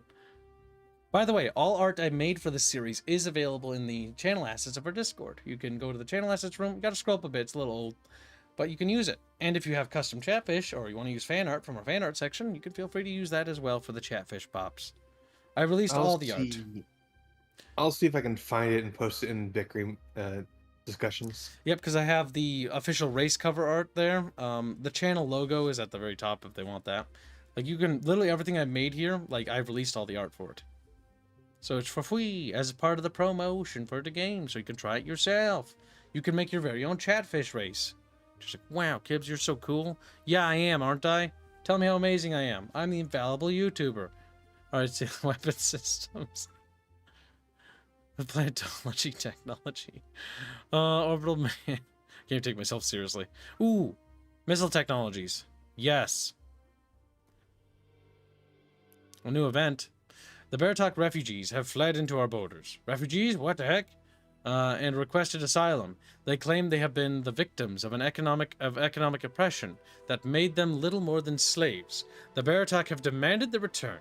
They make no comment about the refugees' claims, only stating that it is none of our concern.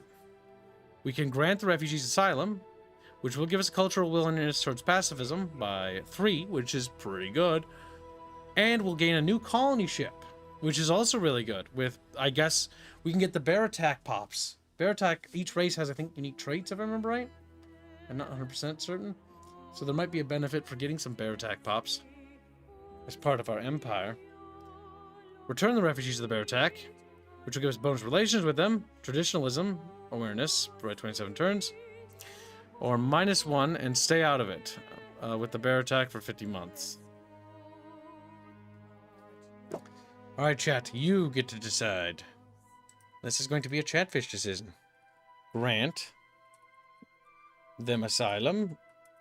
Because remember, we are positioning ourselves to be adversarial with these tree people. So granting the exiles of the society asylum might be pretty smart in positioning ourselves to be opposed to them. Return them. Stay out of it. Now you may vote. You have 1 minute to decide, chat.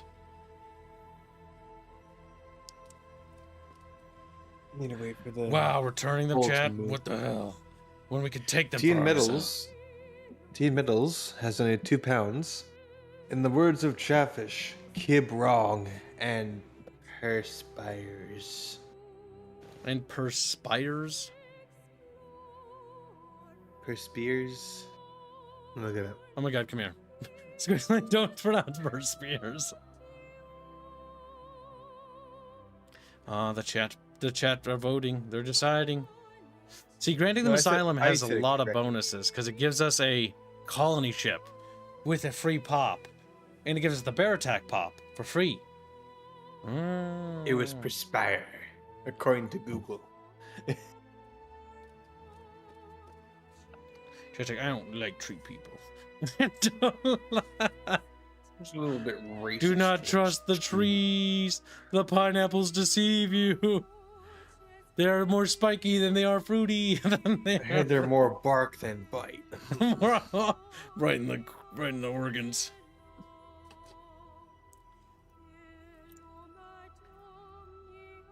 I like the little opera singer in the background.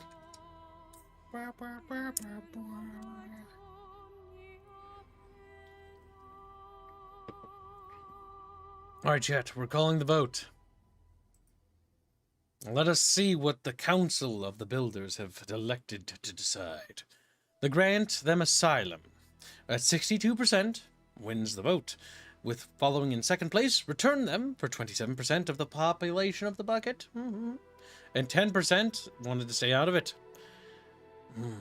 Stay out of it. Wow, I can't believe you'd do that. We can get a free colony ship and piss them off too. Nice. That free colony ship means we can colonize a planet for free. Radical. Radical colonization. Radical. Nice. Level up.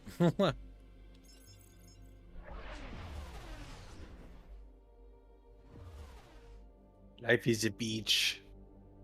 Says Krister Johnsel. Diversity is your strength. Listen, when it comes this way, we can turn them into colonists. I attributed a wrong quote to a wrong chat member. Damn it. What'd you do? I said Krister. Said Krister said something when it was actually Teen Metals. Wow, you failed. Congratulations, Squeal Star, or Star Squeal. Cry like the baby you are. Now, our territory contains a disputed region rich in resource. Unfortunately, a rival political faction on our world is also claiming it as their own. We are open to negotiation, but we need your support. If you back our claim, we will share the resources with you. However, if you remain neutral, we may not be able to help maintain a friendly relationship. That gives us 2 Arnor spice. And what is not helping them do? Easy plus relationship. Not bad. Gosh, our relation with them is actually going up pretty good, isn't it? Yeah, look at that. Nothing but positive things to say for us. We accept that did piss them off a bit. But not that much, all things considered.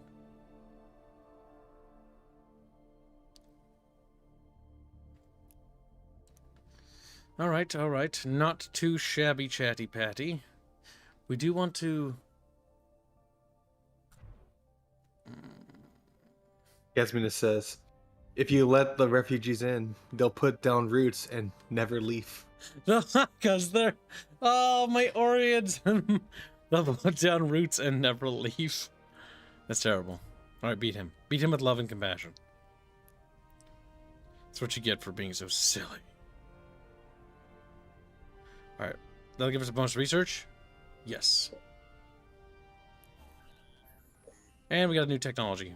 Free missiles. I'll take it. Railgun tech, we don't really need. I mean, don't get me wrong, we want, but it's not critical. Kimberly's Refuge. 0 starbase modules. +2 modules. Yes, stockpiling module stuff for upgrading our starbase is not bad. Oh, yes, you do have to manufacture modules at the actual shipyards, by the way, in order to upgrade the starbases when you construct them. Our first starbase will be constructed relatively soon.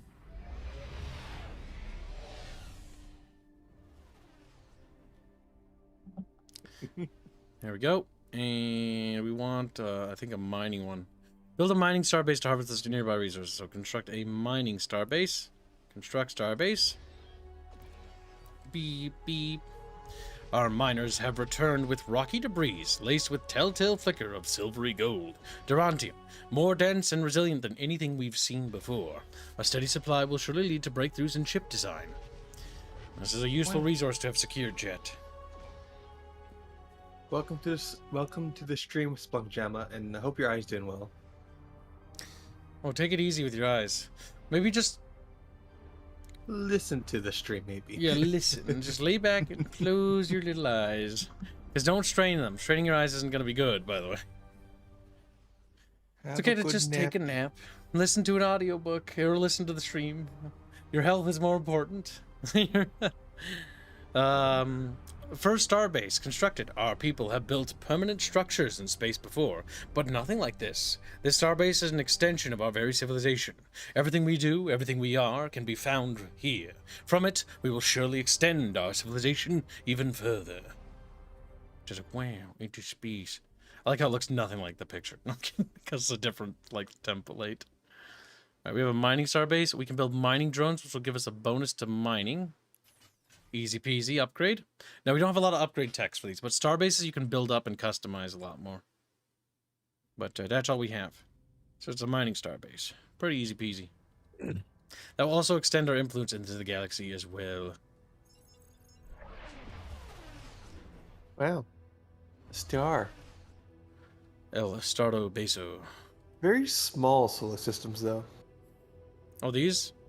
Yeah, like they only get like 3 planets, maybe an asteroid belt. You can set the customization options so that there's more and increase the amount of habitable planets, but that also means that the production of everyone's going to go up by a lot. Alright, we will call this Star Duck World. They could be a little colony over there. They're going to feed the industry. Alright, so let's see. All things considered, things are going pretty good. I'm just thinking.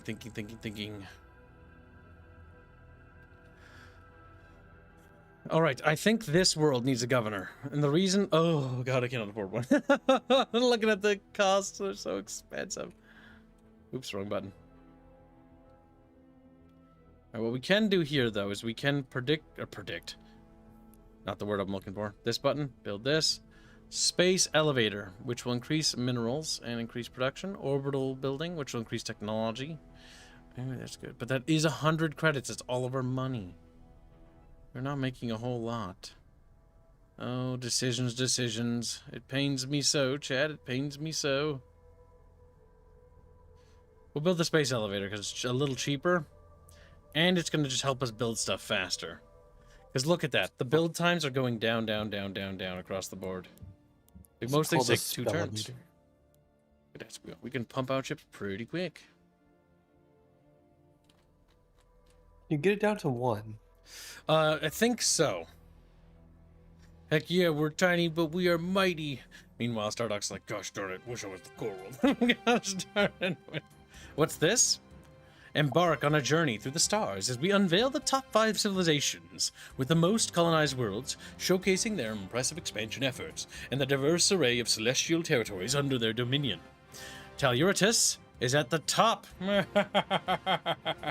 We are the largest interstellar power, as it stands right now, followed by a civilization we've never encountered, followed by the Baratak Grove, followed by the Phalanoids, and then the Chatfish Collective in 5th place. Who could that 3rd civilization be, chat? Mystery. It could be, or it could be one of the other mystery civilizations we've yet to encounter. We still need to eradicate the tree people, and the monkey bug friends are still friends. Monkey the chatfish bugs. will be consumed. The chatfish will be put into the frying pan and sizzled for breakfast. They will be vassaled, truly. Star bases are upgraded. Oh yes, that gives some free modules. Easy peasy, lemon squeezy. Battlecruiser doctrine. Increases the moves of our ships. Yes. Faster. Just keep making our ships move just a tile faster. Because honestly, if we go to war, planets have to get from 116 to Kamigawa Prime. And Kamigawa Prime stands alone. Yeah, I know, right? It's kind of amazing. Well, not Rapier Prime. We can build new stuff. Yes, Wheelstar. It appears we have buildings and things. The Chatfish have only one planet, Buckidia. Buckidia. Oh my god, shut up, Chad. Start crying. Maybe Kamigawa shared that he got called a prime. he's not sad, he's suspicious. Suspicious.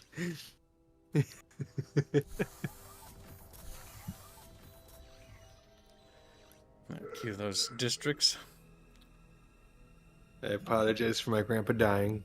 He's not dying. No, I have to say that. He's just sick. He just coughs a little. Okay. We'll switch turns every now and then. You say he's dying, I say he's okay. It's what we do here, okay?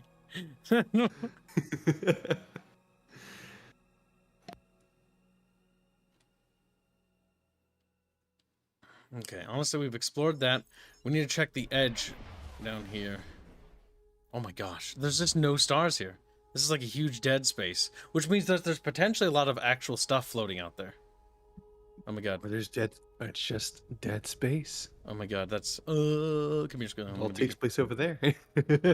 He's like, I'm gonna get beaten again. you fly over there, you see a Brethren Moon. Oh shit. Stardock Game says, it's always lovely seeing you, Kibs, and Chatfish. But I gotta take care of a few things before wrapping up. I'll leave you with something in DMs. Have a lovely stream. Alright, take care. Thanks for your sponsorship. Have a good one, bud. Be honest. Alright, I'm thinking. And my little brain is telling me that I can't remember the name of the missile resource. I think it was Thule.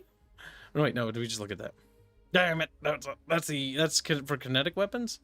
Chat, use your little chatfish brains to think of other things. Okay, you failed me. Listen, I just assumed the worst with channeling. Yeah, they tried. Thinking is hard. I keep thinking. Little bulging veins on their little foreheads. It's kind of tragic.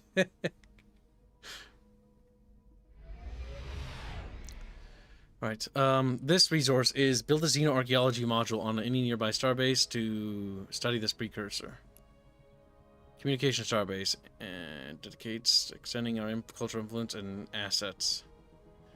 Dedicates to protecting your civilization and its assets. I don't know what's the smarter thing to build here. I think a communication starbase. Just push our influence out there further, I guess. Yep, xenoarchaeology lab, we need that.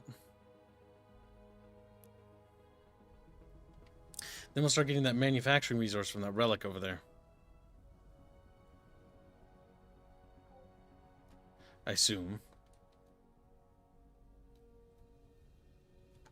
What's this? A trade deal? 2 antimatter for planetology for a universal translator. Excuse me, what?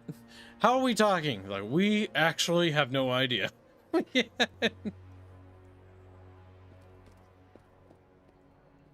Were you already trading? I'm thinking.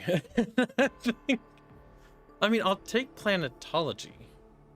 And I'll take the antimatter. Antimatter is useful for what again? Do we even have a stockpile? We have Arnor Spice. We have no Durantium. We have no antimatter production. Having that resource could be useful. The universal translator technology is not particularly important for me. What we could do is, let's roll some persuasion. Oh, you're very persuasive. Let's trade. All right, let's not take our luck anymore. Will they accept that? Do they just also get the universal technology, or do you lose it? Do I lose the technology? Yeah.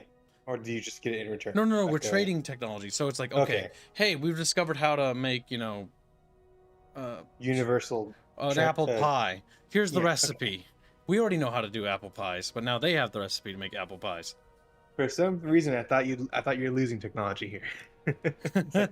No, I'm pretty sure that translator is pretty important. It's like, we don't know how to speak anymore.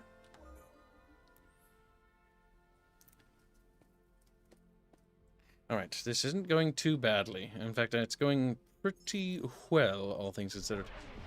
What I need to do is start having these little probes turn around, though. No intelligence gathering out there really matters anymore. We need to discover what's behind us now. What's this? Oh, that's our precursor relic event. Nice. I do like the CG cutscenes. They're really cool. I wish there was more of them, even.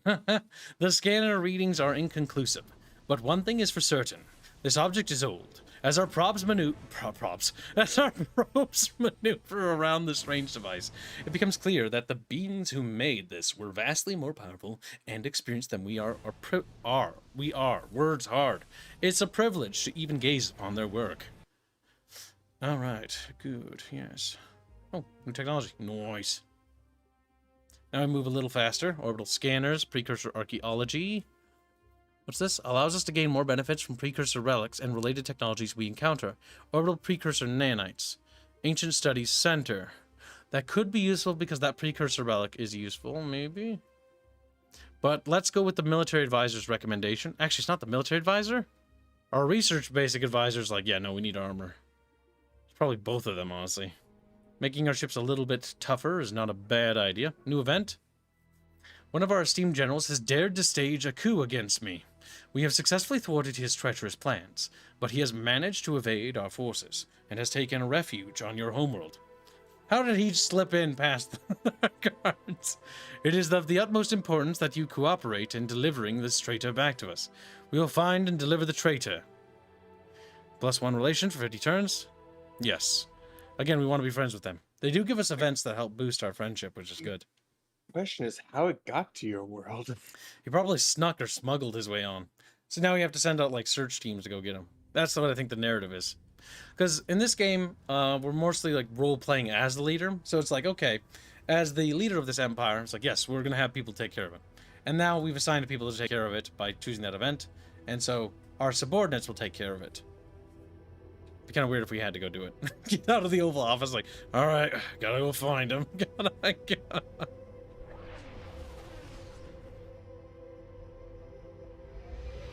right, grab it.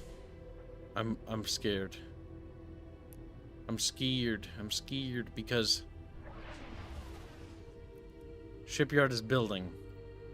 We need to get rid of it.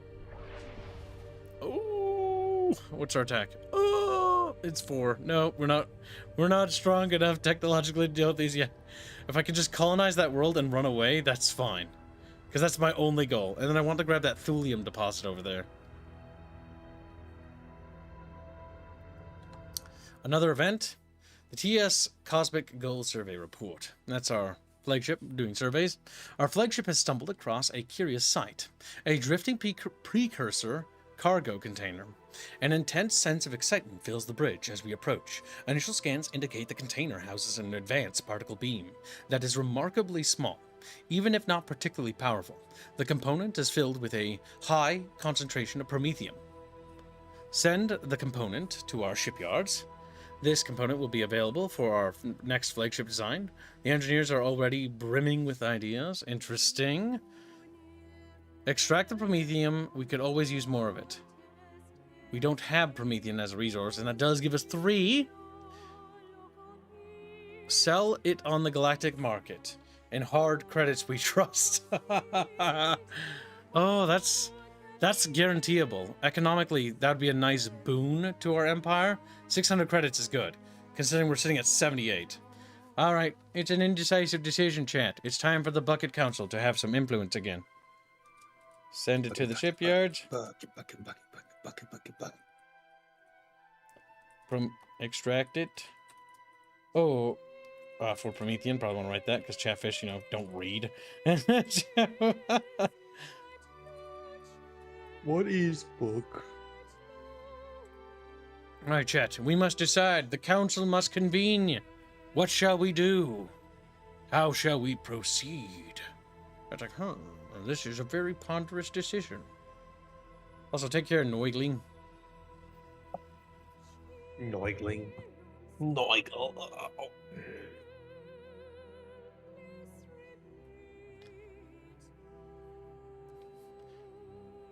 Very nice music. Wonder what the inspiration was. Was it Star Trek, perhaps? I don't know. I know that the flagships in this game function like Star Trek flagships.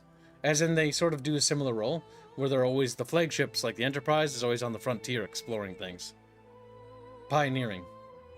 Just like in this game, the flagship of every empire is often pioneering, but can also be the flagship of an armada, too, which is pretty cool. Alright, chat, we're going to call the vote soon. What was that? Welcome to the stream, Justin Oreo. Nice. I'm going to dip you in some milk. He's like, eh. Don't be tasty.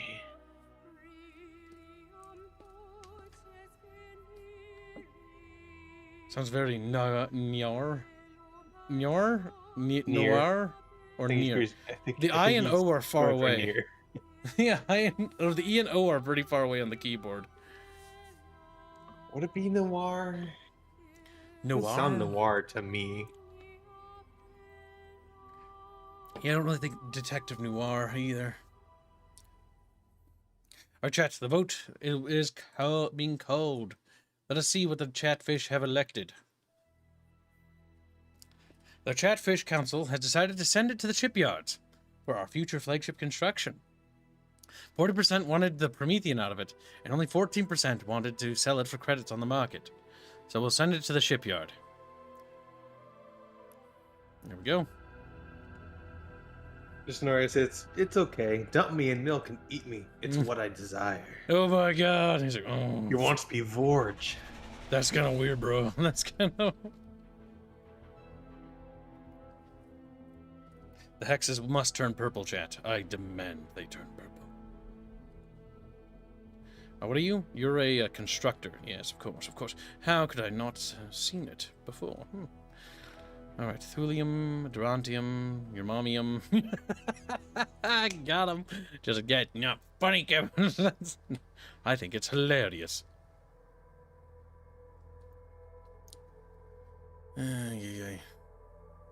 I don't know what resources I wish to secure.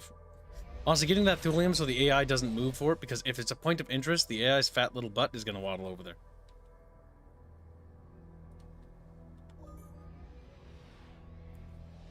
And we have to get more influence over this space, because now we know about all the... Oh god, I'm scared. I think there's going to be a space battle over there. And I don't think it's going to go well for me. Alright, load up those little bucket fish. Defensive studies. New hull plating. Improve missile targeting. That will make our missiles hit a little harder. That is probably not a bad thing to get. But we might want to grab the easier text first. Alright, we can upgrade this. Star-based defenses? No. We don't want that. We don't need that squeal star or star squeal. Ooh, a singularity. And delirium. And antimatter. Oh, that's torturous, game. That's torturous that you did this to me. I must have those. But quiet before the dirty tree people can. It's very pretty. The black hole is sexy looking. Look at that. That actually looks pretty cool.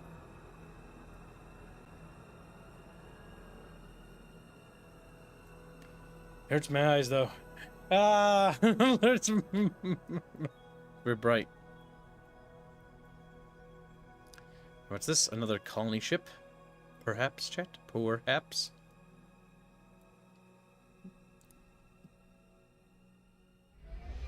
Alright, we have to colonize those worlds and pretty rapidly. Are there any gray worlds that we have to worry about? A little bit. 2, 3, 3. So we need to make sure that we have 3 colony ships in queue for production.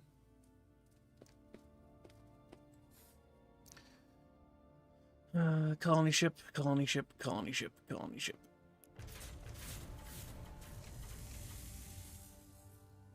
That should take care of that, and then military ships after that.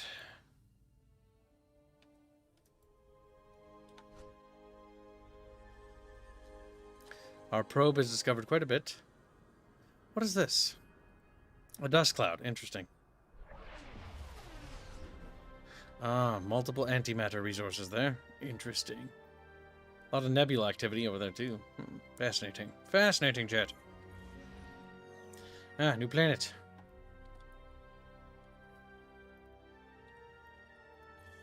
Alright, we named a planet Oreo. One Rex after Georges. Oh no! I did that thing where my camera does the little thing in every RTS. Where it sticks. Ah! Stop! Okay, we're done. Yeah, fixed. If only you weren't left-handed. Quiet, you. Alright, we've taken Oreo. Now it's our time to bugger off. So we don't get devoured by that amount of military ships there. We are running low on pops. Oh, hyperspace waves, starbase refineries. What's this? Ah, a new slot, and we have a lot new policies to enact. Ooh, that will hurt our income quite tremendously. But 20% bonus to research. Gross income, influence growth, heritage protection. That's not bad. Extending our influence is never a bad thing, Chatfish. Part of the Empire. That also hits our influence pretty hard. Alright, we don't need that anymore, I think. We can move that out. What we'll do is we'll swap that for that 10% reduction to income and getting research grants, which will give us a pretty big bonus to research. That would help with income a bit. And then heritage protection. Influence, nope, only homeworld. Dang. Heart of the Empire, genius grants. Hit points on ships.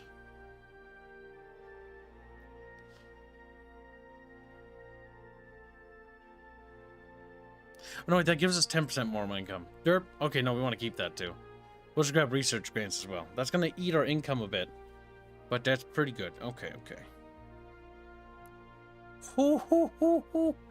All right, we're going to set taxes to high for just a few months. Okay, Chatfish, it's time for you to calm down. You're going to be a little upset. You know, taxation may be theft, but there's no need to get upset about it. There's no need to get upset about it. That's my money. That's out the window it goes. It's my money now, chat. That's not what the chat IRS thinks. The chat IRS thinks it's their money now.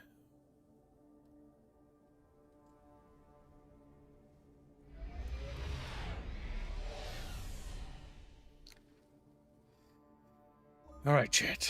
Things are looking good. A new planet. Not calling it Sheet 2 because it's silly. This will be called Janoland. Generally. Gentle.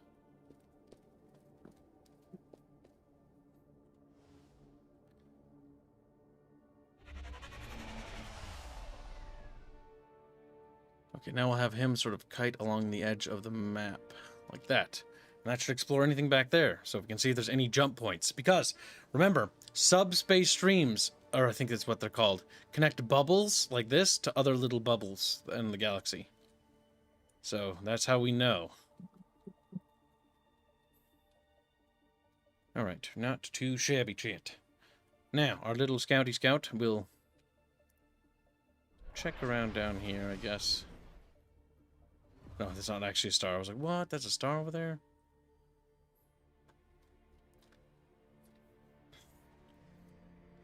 Okay. Military ships. You will be stationed here on your Green Branch land. Are you the most advanced constructor? No, you are. I'm a little worried because you're so close to that thing. If it blows you up, I'm going to be very upset. So I'm going to actually set you to Sentry because you're going to replace him. Because if we can secure that resource blob over there, oh my god, chat. I want it all. I want it all, chat. Alright, so let's see. Tales from the corners of our empire dazzle and excite the people of our homeworld. Every detail of space travel, colonial life, and contact with aliens is endlessly fascinating to our citizens. In particular, our discovery of evidence of an ancient civilization has inspired many to believe that our own worlds host the remains of a crashed alien spaceship. If true, those would be a wonder. We should search for them, sharing news of our discoveries with our own people. If true, those would be dangerous in the wrong hands. Find these wrecks, but keep our citizens away from them. But chat, progressivism is good because it's technology. Technology, technology, technology, technology. I must have more of it. I need more of it. Let's put pressure on the scientists. Yeah, they research faster when they do that. It's like cracking a whip on the artist. It's like...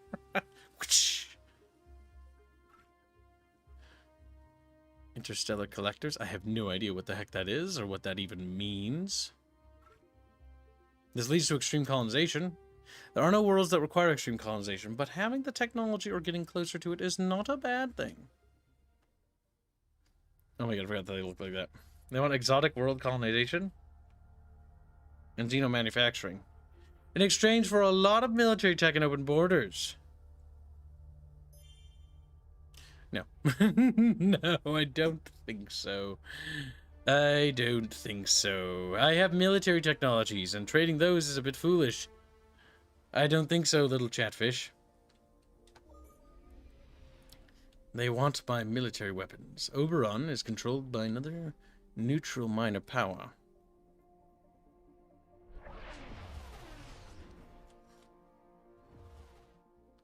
We'll have him kite along the bottom there. Set this fleet to stationary here.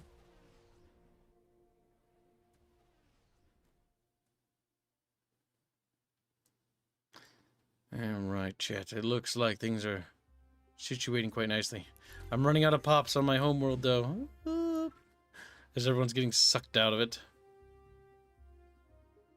Governor's Manor, invite new interstellar cabinet. So many technologies. Better missiles, never a bad A little thing. time. What's this? The collectors. They're looking for Shepard. Shepard. Wait, you see what? You saw the collector somewhere? That's what George's Rex said. Well, Oh my god, chat. Shut up. Shepherd. This hurts you. This hurts you, Shepherd. Good. Fascinating. That's it. This one's gonna be called Elder Chicken. Chicken, yeah. That's what you get for having a derpy profile. That's what you get for having a derp. It's got a little frogman face. Alright, so let's see. We shall. We shall. That requires extreme colonization as class 2 world. We don't need it now.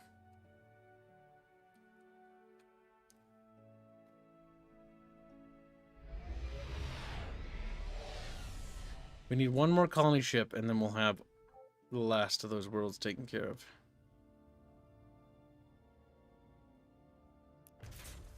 Oh my goodness gracious. We need to make more money. We need to... Money. You said something about collectors, Kibbs. Says did? Georgius Rex. I don't recall or recollect. There's a huge nebula down here.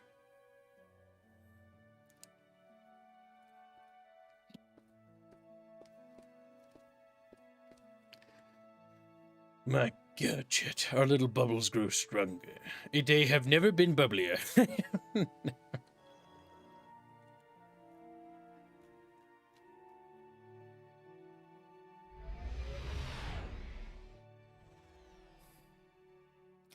That empire is very condensed over there, which is dangerous in its own right. The Chatfish Collective are going to have quite the bubble gap between us, which is nice. What's this? Well, that looks ominous. 116 is enshrouded in fierce tempests that light up its skies with electric brilliance. Whirlwinds charged with raw cosmic energy disrupt both nature and the colony's daily life. Biodomes tremble, and distress signals pierce through the storm's roar. The settlers of our homeworld urgently seek guidance. How shall we protect them from this unyielding planetary wrath? The wrath of the gods! Well, let's see. Invest in storm-resistant infrastructure. Adds +3 to maintenance cost. Listen, we're going to do that. Because we are taxing them higher, so... Oh, speaking of higher taxes, Imperial-wise, how are our little Chatfish feeling? Are you... They're very meh about being... Taxes are too high. Shut up. Taxes are theft. Yeah. Don't like it. You should have sold that Prometheum earlier. He wouldn't have taxed us too much. Alright, there we go. We're going to set up a starbase near the black hole. Don't worry about that. Okay. Because we're going to get antimatter and that Illyrium. I want it all, Chet. I want it all. And I want that Durantium as well.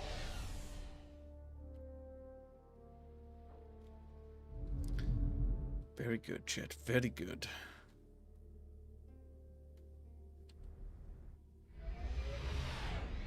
And that... Only one more planet remains uncolonized in our space jet. Very good, very good. This can be Stone Age land. There we go. Listen, Chad, I have to increase the taxes. It's for your own benefit. I'm helping you. Sort of. A little bit.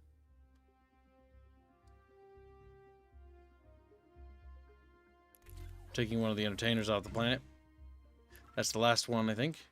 Anomaly detection. Discover new anomalies in the universe.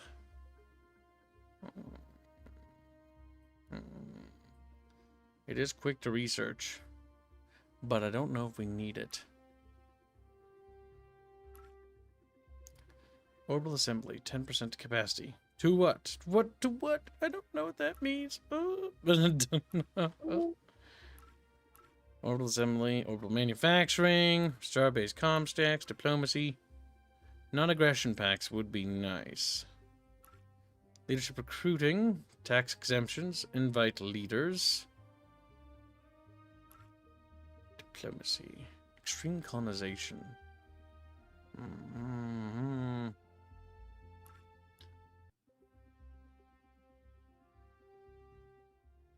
We shall see, chat. We shall see.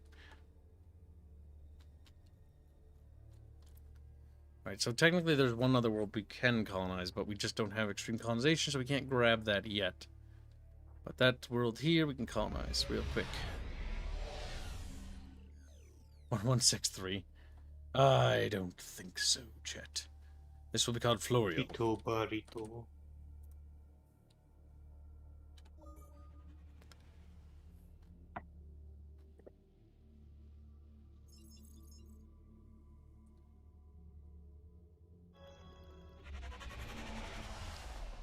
Okay, so far no little subspace bubbles.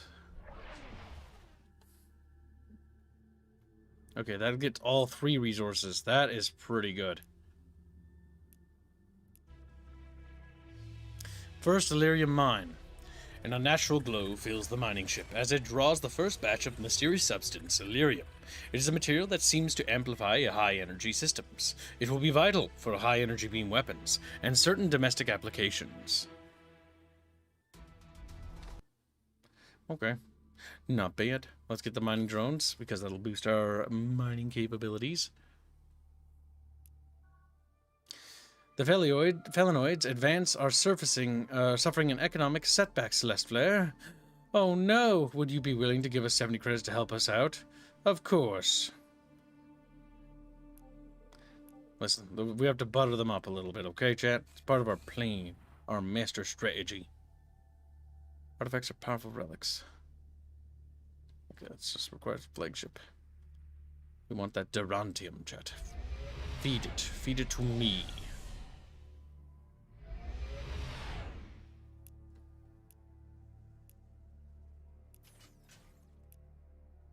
There we are.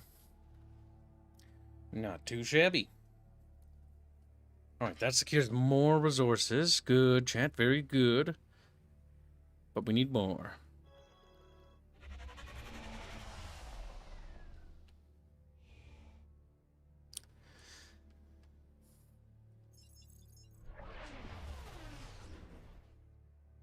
There's a lot of resources over here, a lot of Illyrium, which could be used for energy weapons, chat. Yes, yes. Durantium, I think, is bombs? Rope? Oil? I don't really remember. I don't remember.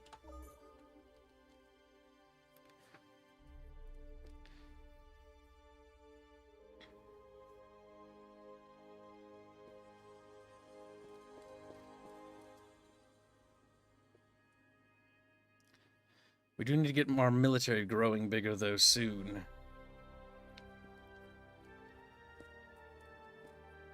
Alright, Chit. We have a trade offer from the Bucketfish. They want open borders. They always want open borders. They want to get inside our planets, chat. The little wiggly fish. They want to plop their little plump fish bodies into the oceans. Once there, it's going to be impossible to get them out. Chatfish should be able to vote on whether Kibbs increases our taxes. You think I'm going to let you have that kind of power? Yeah, pretty much. Improve missile targeting and xenobiology. The Bucket don't really have a lot of techs, nor do they... Well, they have a fair bit of techs. But the Chatfish Collective has very little money, I will point out.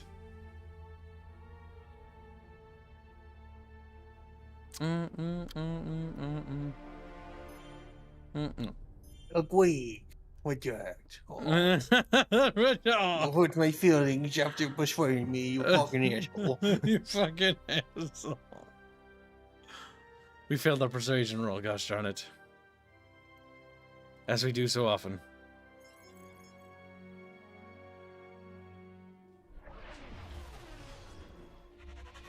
What's this? Another black hole? Wow. More antimatter to feed the war machine, chat. What is antimatter good for again?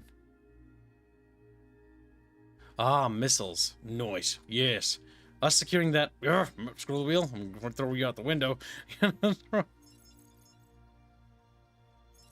going to want the antimatter resources down there as well. Good, chat, good. Yes, chat, yes.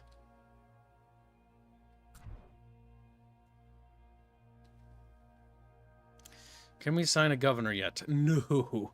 Once we can afford a governor, though, I'm going to put one on that planet, and then we're going to construct a... Gosh darn it.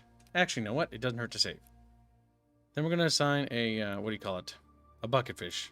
You know what I mean? God dang it. My brain stopped working. A governor, so we can build a shipyard. Yes, that's what I meant to say. Because we need another source of production.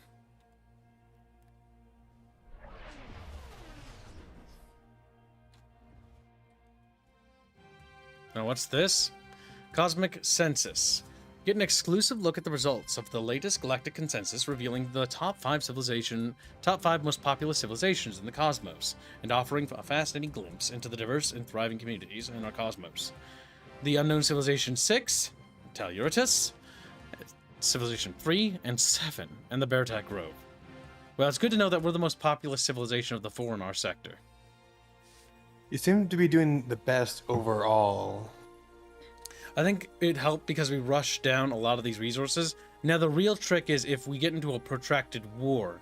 Because I think one thing that our empire has as a weakness right now is we militarily have like a tiny fleet of shuttles. So should one of these empires press claims, like, oh, it's going to be rough. Because they'll be able to focus us down. And that is going to be a big, big problem. All right, chat. I think we need to tickle you. Chatfish would be far more richer than Kib. This is not law accurate, says Georgius Grex. That's not lower accurate. Be quiet, you.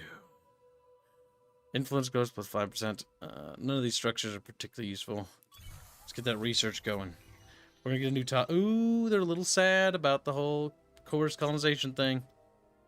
Okay, fine. We'll lower taxes in a turn or two more. And that's... We need to do so quickly.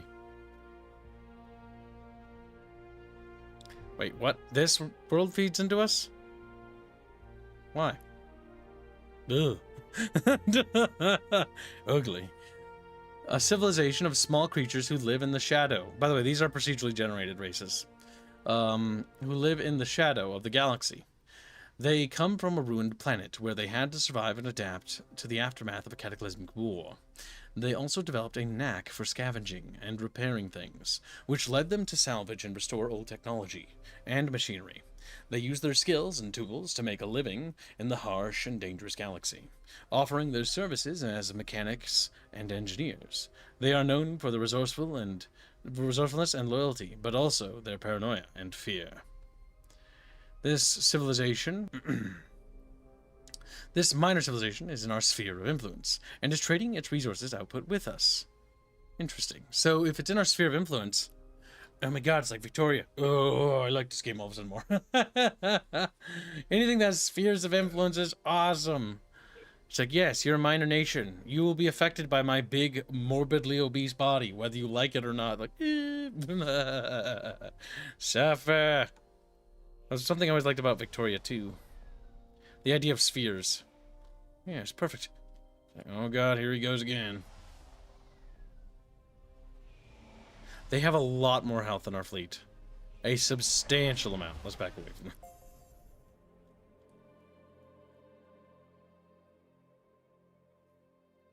Oh, there's a planet we didn't actually colonize.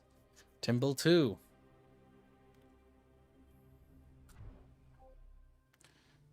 We'll have to queue another colony ship. It is unfortunate, Squealstar, or Starscream, or Starsqueal. Fuck, whatever your name is. I'm up with it. You know the name. You know you want to use it.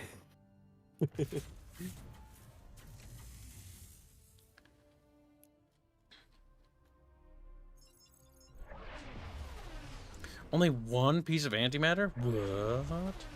That surprises me.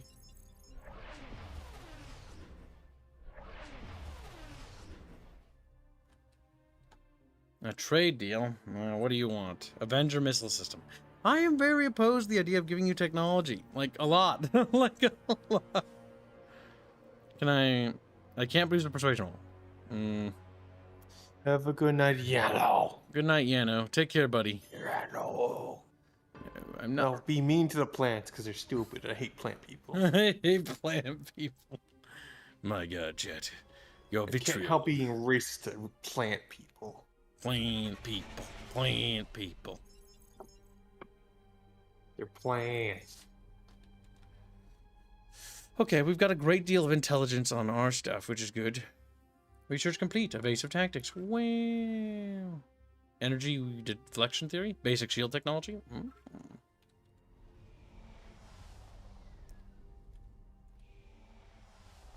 I'm just going to keep moving my fleet further and further away from them.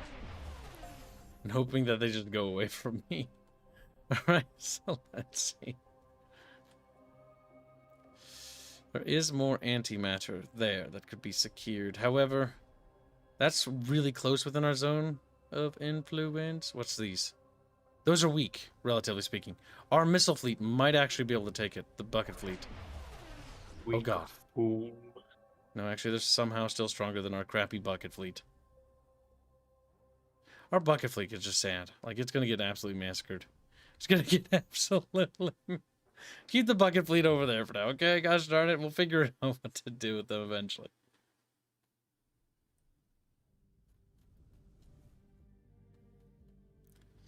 Alright, so we have another constructor, right? So where are resources on the frontier? Resources that we could lose to the enemy, potentially.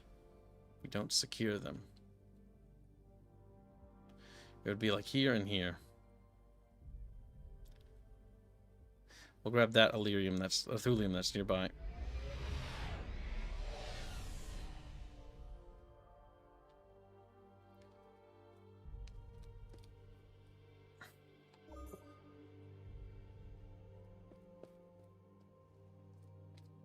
So, are the encounters with the other races, is it solely their problem that they want to talk to you about it, or will you have a problem that they can talk that you talk to them about it?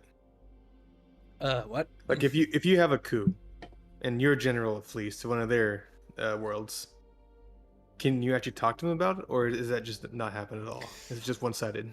I think the events are more or less one-sided, so they get events from us, and then they choose how to interact with those events, and then that can affect us. I think that's how that would work in multiplayer, but I don't really remember. Actually, I don't think I've ever played Galactic Civilizations in multiplayer my entire life, because Galciv 2 was actually not multiplayer, it's single player. Ah, Galciv 2, the first game that taught me that I could be a literal arms dealer, and all I did was sell weapons. I made so much money. Alright, so let's see. I'm gonna take that.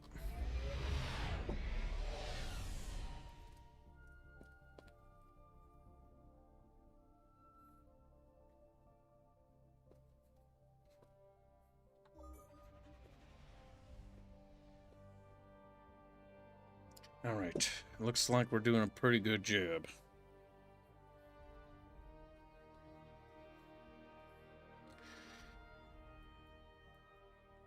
What's this? Nothing over there? My gadget. Nothing of value has been found. We can set that to auto-explore now. Because I think all hexes near our vicinity that we are interested in have been explored to the maximum. TES probe. You can be set to auto-explore as well. And they will handle exploring from there on. There is no node connections here on the side of the bubble, which means no empires will start appearing behind our lines, because that would suck. Subspace streams, whatever they call them. I'm annoyed that those guys keep wiggling around in my territory. The Felinoids Advance would like to mark our friendship with a gift of 70 credits. They're basically repaying me for all the help we've done them. Thank you for this gift. Speaking of that, the Felinoids are our friends. And the tree people really hate us. Really.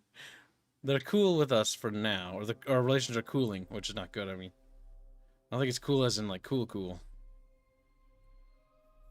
Our military is falling behind. They are catching up into our military. Chatfish are surpassing. Yes, we do need to switch gears and start military production back up. Because we have a vast industrial, like, thing we're definitely building up. But we need to start switching gears with our empire. To war. We are thinking we should eliminate you early. Wow, okay. Wow. Oh my god, sometimes I have a trade proposal. You have a lot of technologies that I would very much like to get my grubby little fingies on.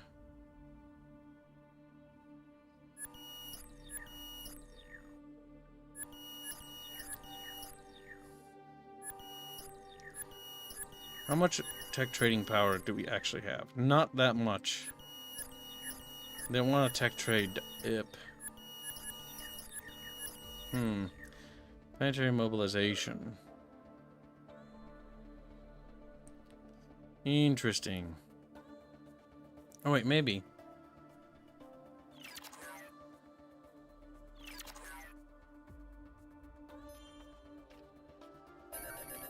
And we can take 20 credits for an exploration treaty. That's not bad. The exploration treaty means we now know what they know, which is very good. It's actually helped us map the galaxy, barely.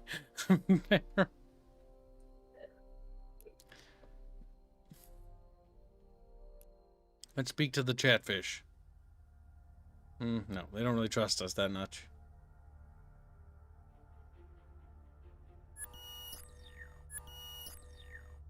Curious what they value tech-wise.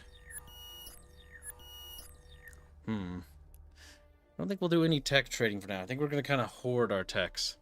We are xenophobic, so it's going to be hard for us to get a lot of good trade deals going, so to speak.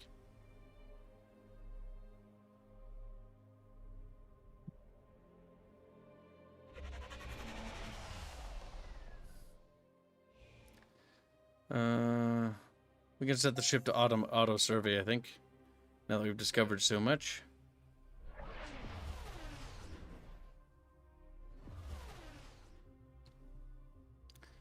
Interesting.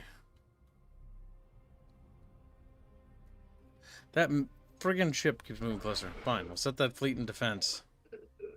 And then we will build up, I think, here. What was the stat? For governors, leaders, governors. If I remember right, diligence was the thing. Just leaders at producing related tasks. Commanders and governors of manufacturing-based worlds. Ministers of colonization and governors. Diligence is what I think we want. High diligence stat. You are ridiculously expensive. Excluded inheritance. Charismatic +3. It might be possible for us to get that, though, by trading.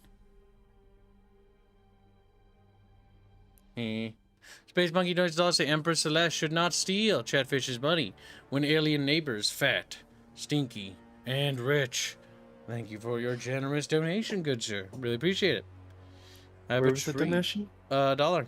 Streamlabs. Streamlabs, okay. Let's see. We can do something. We can give them a baby crappy tech or something, like a vase of tech. I mean, it's not bad. It's just not.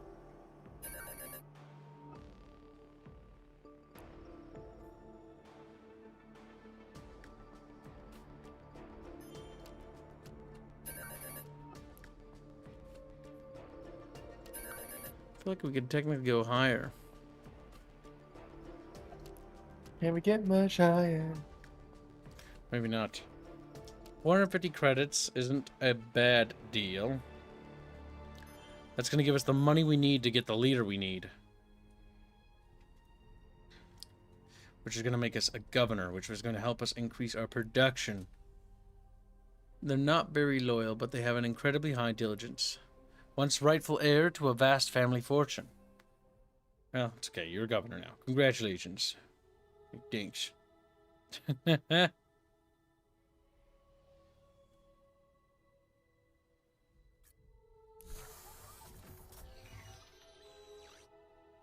see. Manufacturing.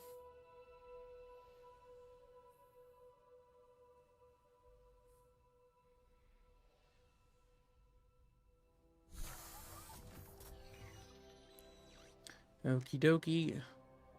This world is now ready to start construction of a shipyard. Don't tell me that's... Move that to the front of the queue. And pay to have that expedited. Because I want that shipyard. I want to start building more ships, chat. Oh, the production is 50 days. Oh, it's going to take forever for them to build anything. Ooh. I think I have a solution to help this little retarded planet. What we do is we expedite the asteroid miners actually in front. And we build like 2 of them. That should, in theory, help out a little bit.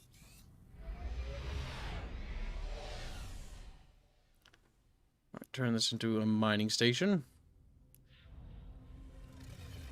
There, our first thulium mine.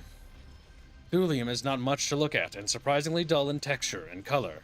Its only higher dimensions that it shows its true character, a stable form of neutronium, a material of enormous density. This will be a vital component for any number of new systems. Not too shabby, chatty patty. Techopod hives. We need to get a techopod hive. I don't know what a techopod hive is. My tiny little brain can't remember. But we need one of those.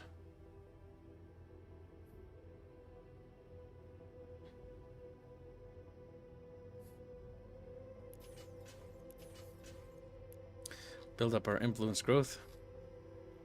Extend our influence. Shit. Good. Good.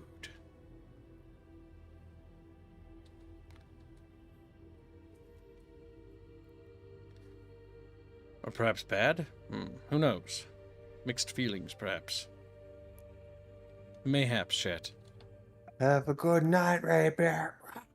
Goodbye, Rapier Kamigawa. You traitor. He's like... Cosmic knives will take 1,000,000 years to build. So let's start building. 52 turns. Oh, we're gonna have to build up the industry of this area a lot, chat. A lot.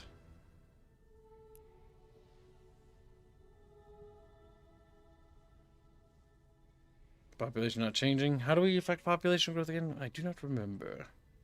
Population growth per month, 1.91. Well, theoretically, population would be changing. Theoretically.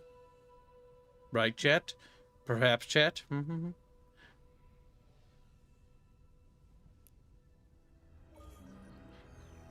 Colonize a planet? My god, it'll be called Isa Prime. No, wait. What's Is a Guppy Prime. My god! Look at that, Isa. Your name, your planet. You're over here. You're wiggling. And wriggling. Well.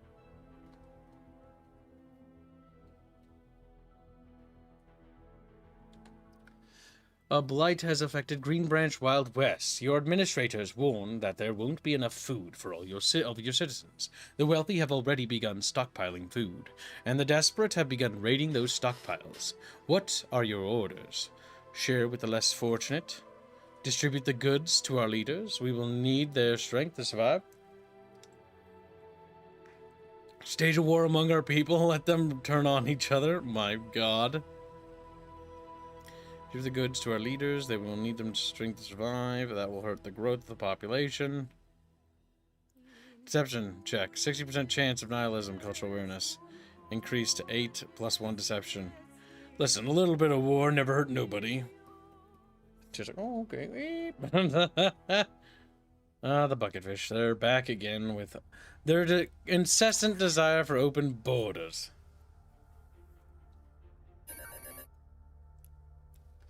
They give us 2 techs for hyperdrive optimization. Sure. And we get a little bit of credits pinched out of them. Your plan backfires. Your plan backfires. Your plan backfires, and your citizens blame you for the famine. Hey! We tried. We tried. Your plan backfired. Shit. Tax exemptions, starship stuff, heritage. Starship. Heritage protection.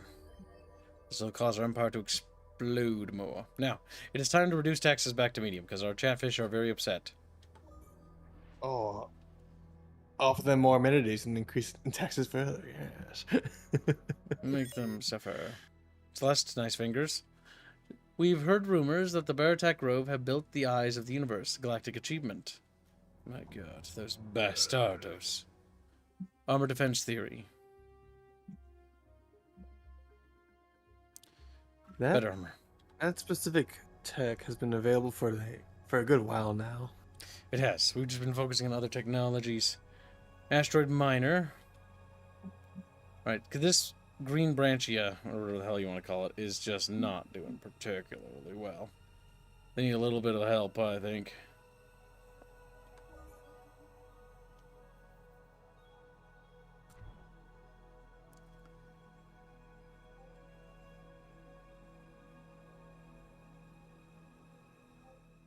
It's not building. Oh, no, it's building a little faster now. Now they're starting to stabilize. I do not like those things just chilling there, though. Traditionalism? Sure. It does lead to other things. Like, no longer generating crime is a really nice thing. We are a crimeless society. Everything is legal. Everything is legal. Got him. Oh, can't break the law if there are no laws. Just like big tinkies.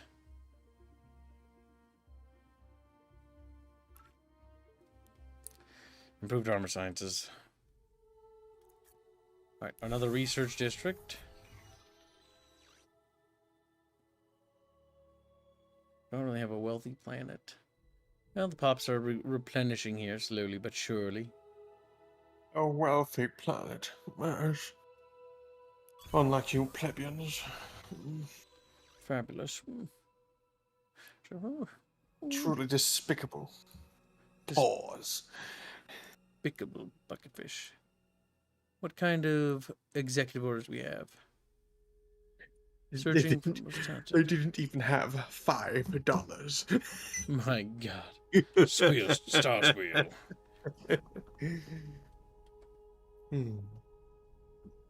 What's this? A frigate. Nice. Our first military ship has been completed. First catch of the day. We do need to build up more military bull crap, if that makes sense.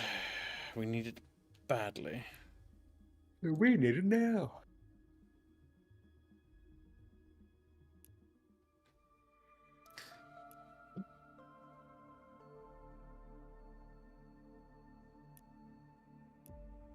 That'll give us a bonus to the relations as well, so we continue to move towards friendly. They are not liking us too much. We should probably talk to the little bucketfish a little bit. Well, no, wait, I have an idea. Let's talk to the little retarded tree people. No, never mind. I think we've traded with everyone. We have to wait before we can... No. You have chosen death. Never mind. Almost a good war. Like, it's time for you to die. And it's like, no, wait, I was just kidding. It's like, oh, okay. Our time is precious. We are always interested in working with the Telluritis under the right circumstances. Alright, we shall leave the bucketfish be.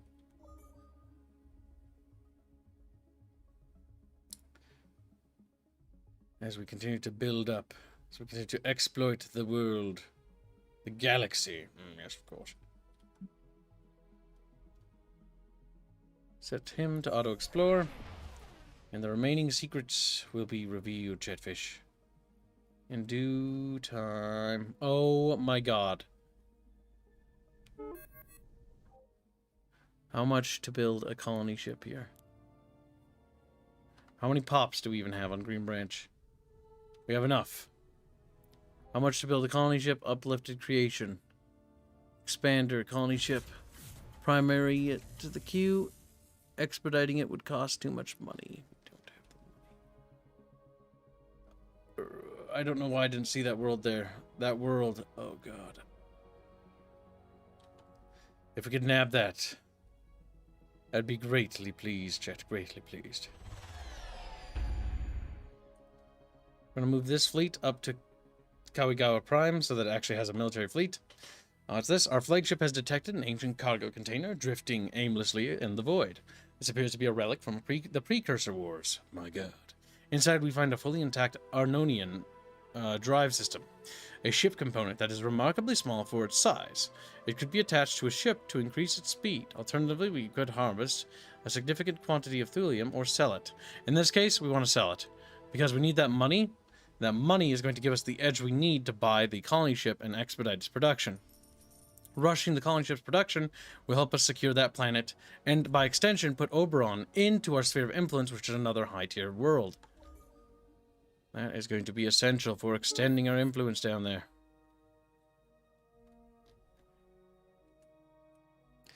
You don't understand, chat. We must have everything. Everything must belong to us. Ah, they built a little starbase there. Alright, you need to hustle your little touche over there. Fast. And then we need to get some... What he calls them? What he calls them, chats? Like calls them.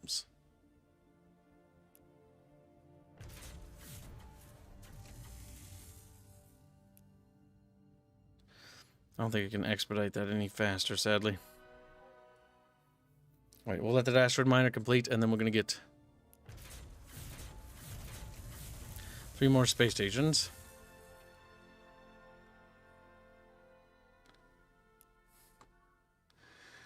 A massive migration of strange space creatures are migrating through our territories. They're creating havoc in their wake. There is a great deal of political pressure on us to eliminate these creatures, but we have we have heard your fondness for these kinds of things. Protect these creatures. We will protect these creatures and ensure their safe passage, earning the goodwill of their compassionate faction, of other compassionate factions. Pacifism trait. I have better idea. We'll slaughter the creatures and extract new knowledge from them. We'll gain money. However, this is a pacifistic culture that we're dealing with, so protecting the creatures will probably earn their favor, chat. It's all about manipulating your opponent. I like how the Phalanoids, the ones we have groomed to be our little friends, are the tiniest. Seem to be the tiniest.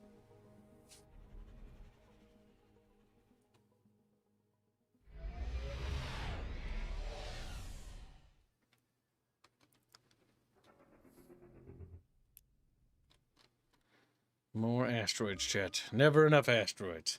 Would you like to build a mining base in this cluster? Yes. Yes, of course.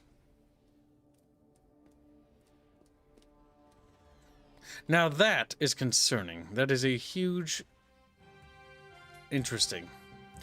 Looking for the perfect cosmic community, discover the top 5 galactic civilizations with the highest citizen approval. The Chatfish Collective. Nobody is happier in the galaxy than the Bucketfish. They're just so happy about their existence right now. Like, yeah, we's Bucketfish, woo! They're amused.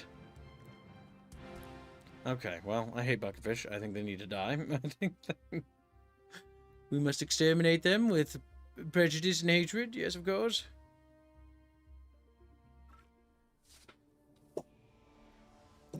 I'm worried because the Bucketfish have a bunch of bucket ships flying into our territory. A sizable amount of the little buggers.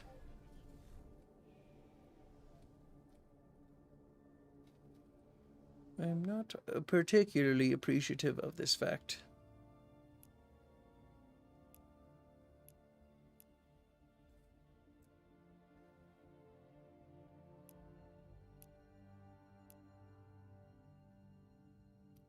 I'm not entirely certain what the difference between these little ships are.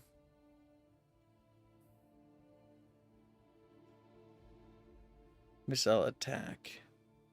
This one seems to be just better. It's got more stuff. Slide these puppies to the front. These little frigates. We're going to start building them en masse. Now, bucket ships attack. I mean, the Bucketfish might declare war on us.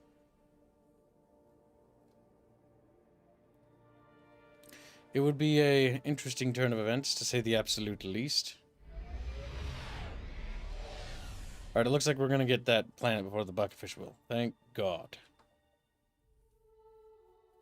Okay, if we build the science thing, that'll get a 4 bonus. Honestly, let's just take that.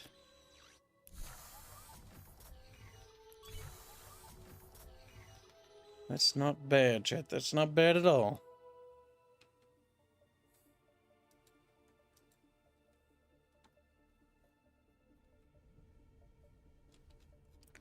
Alright, we have a lot of resources, a lot of antimatter.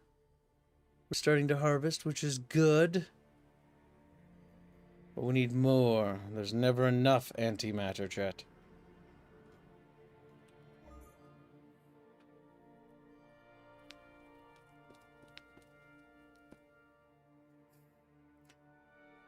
It's good being a fish, says chat. Apparently, it is good being a chatfish. You can wiggle, you can writhe, you can flop around all day and night.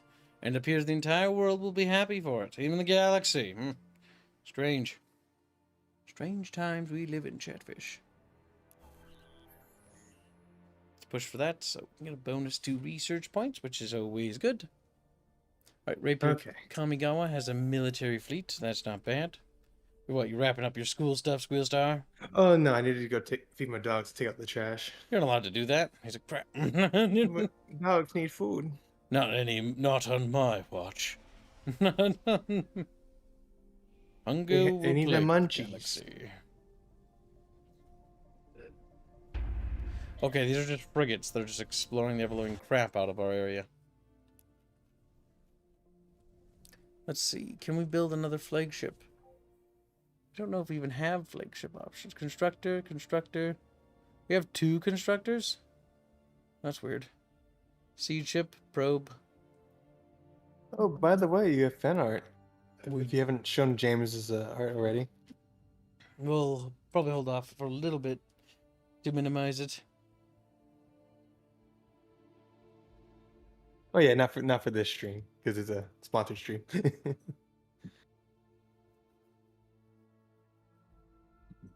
I think it's what the paper you sent to me said for us to do every now and then. Mention that it's a sponsored stream. Yep, we have done that a couple times in the beginning. Beautiful. I'm muting myself because he's going rah, rah. Star squeal.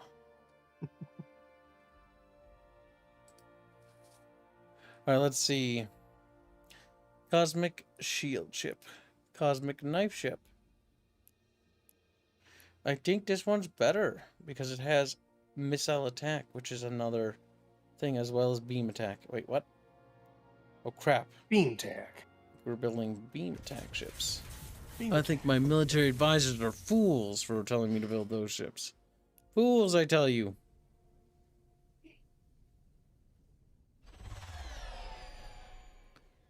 We're sentry up there and continue to build up our fleet. Let's check the diplomacy tab and see how our military is comparing now. Our military is catching up. Well, no, that's our faction power. Derp. Our military power is catching up a little. But we're behind everyone. Gosh darn it. We need to build more ships.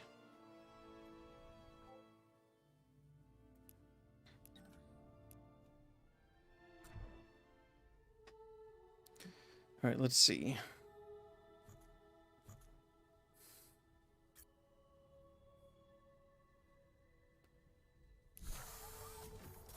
Manufacturing district, that gives a bonus to research, influence, tourism. Gosh darn it. I need to have more manufacturing slots, but it doesn't. It doesn't. Just doesn't want to have those, apparently.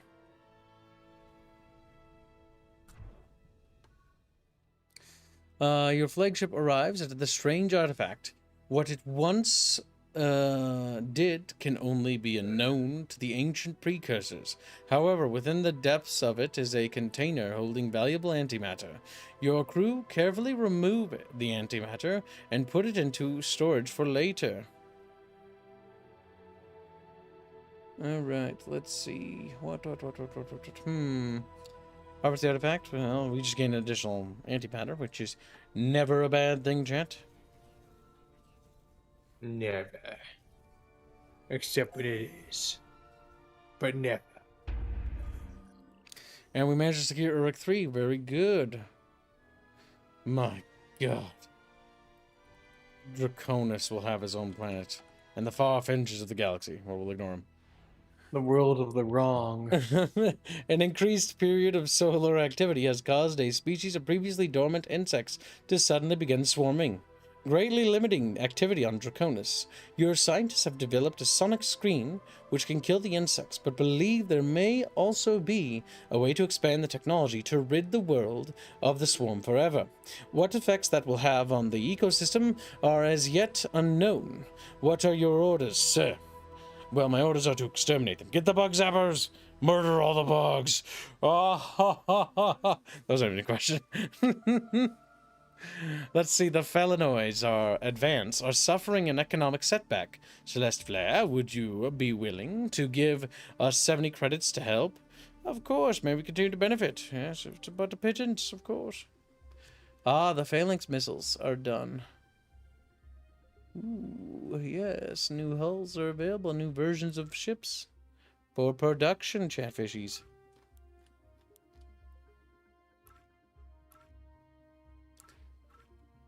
Directed energy weapons. I guess we could probably get that because our ships we're building do have energy weapons as well as missiles, and getting those to be a little bit snappier probably would help. Just a pinch. Right now, because we can actually see the graph a little bit more, because it's been a few turns, about 42 turns it seems. Not bad. Economic power. We were doing quite well, taxing the living crap out of the bucketfish. Military power. We are behind the curve, but we are catching up, it seems. It does seem like there's some pretty big military buildups going on. Our population is good. Our influence is rising. I like how they took a massive dip there. Like, holy crap. The manufacturing of the bear attack, though. Holy crap. That's alarming. Our technology was taking a bit of a hit, but it seems like we're definitely out-teching, which is good. Our approval during our taxation period is visible. We've never really recovered after that, fully. Our economy has always been never been particularly good, and our prestige is pretty good.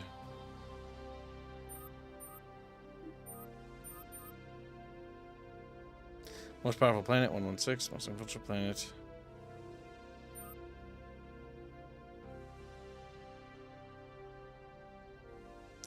%30 approval. We're gonna have to build that up a bit more. At least happiness-wise.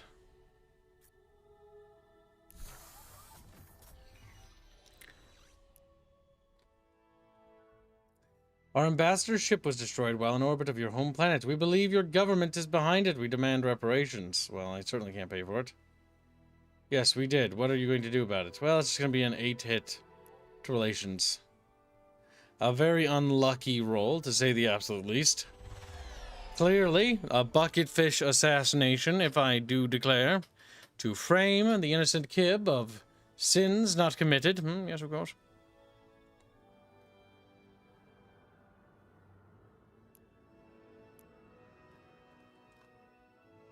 Actually, it might be possible to grab both of these things by sliding tactfully there. Hello. The Altarians look forward to learning more about the Builders. I don't think you want to know about them. Even chat doesn't. What? As we look forward to learning more about you. Are you prepared for war? Oh, we are prepared. We regret that you felt this way to be the necessary option. We shall see who's better prepared. We are now at war, by the way. Only a little That bit. happened quickly. Oh my god, so many friggin' pop-ups.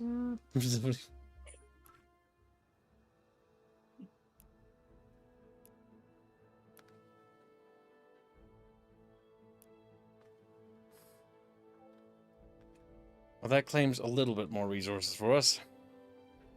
Alright, now that is an issue. As our military isn't fully geared nor fully ready for what has just happened.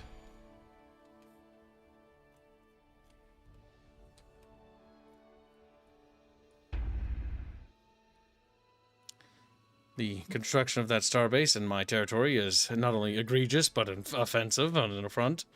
And an affront. Oh, God.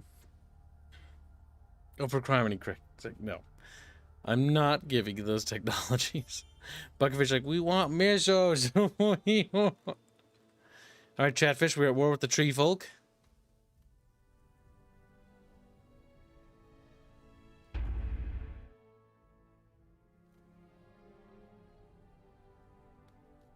Okay, how's our ship strength?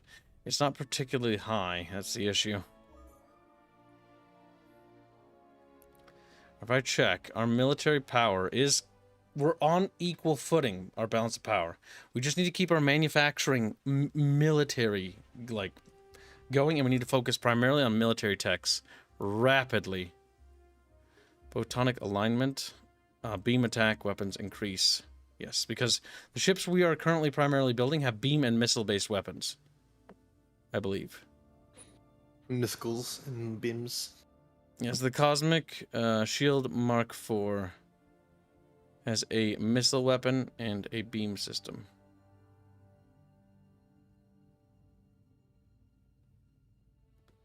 Which makes it just better. Alright, cancel the production, or not cancel, but switch to the production. Cancel that. I don't want to waste that turn. Basically, we need to queue a bunch of these, slide that back there.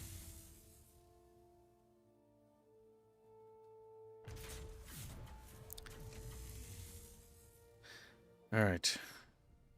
And focus primarily on military production. Now, we have more ships heading upwards as quickly as possible.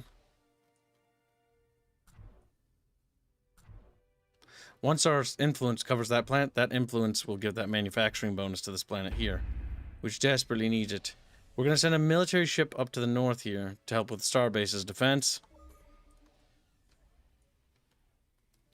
All the planetary outputs are improved by approval, yes. Which is why we need to increase the happiness of this planet. Oops, I probably should prioritize that. They need to become happy pappy fish. They're angry fish.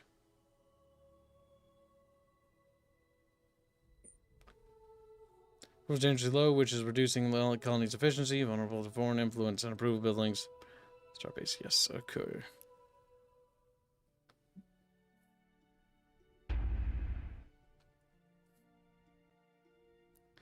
Gonna hold there for wait for reinforcements. Expect the bear attack fleets to be arriving shortly. Is it going to be possible we might be able to manipulate? They're very upset about that recent incident, so we probably want to talk to them now.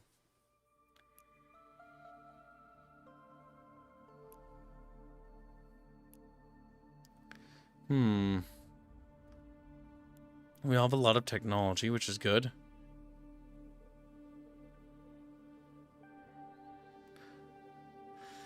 A lot of military tech.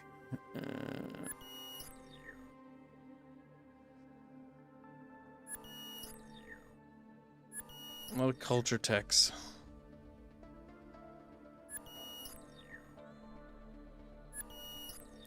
Give them the Phoenix missile system.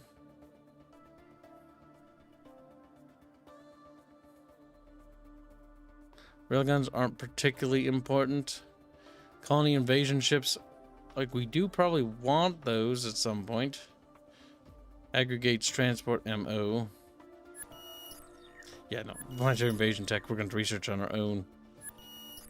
We can get that, and we can weasel some money out of them as well. That's not bad.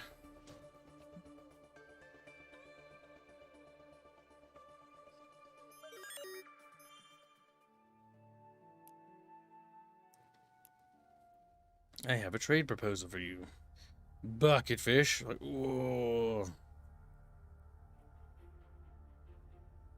Planetary mobilization tech is pretty important, and we kind of want to get that.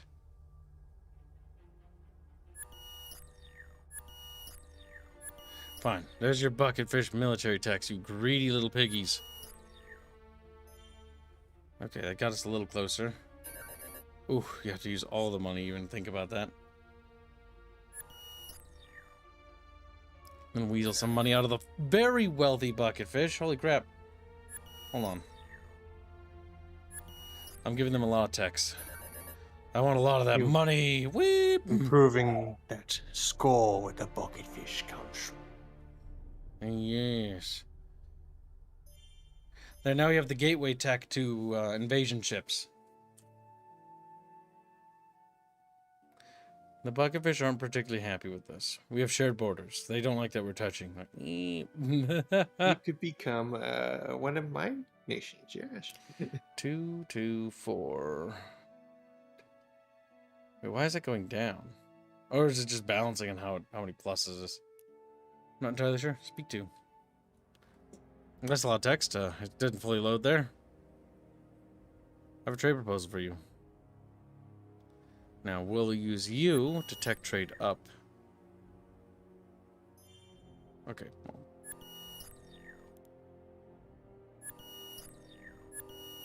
You're far away.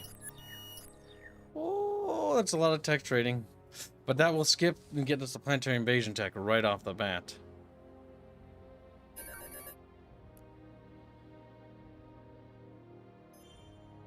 There, now we have access to the planetary invasion ships. Oh, that was some aggressive tech trading chat. Ooh. Add an additional policy slot. Our citizens no longer generate crime. Peaceful fish. Peaceful. Okay, wait. Alright, chat. It appears we're becoming as gods. All the planetary puts are going to be multiplied by you, Stone Age, as I make you work in the factories. He's like, work to death.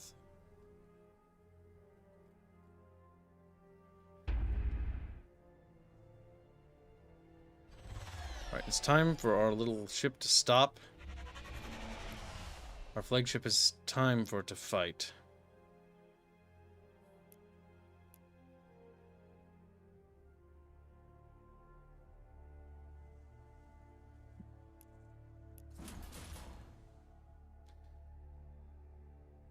Okay, we've upgraded the ship's military capabilities. The flagship will join with the main fleet, and then we will launch our attack, Chatfish.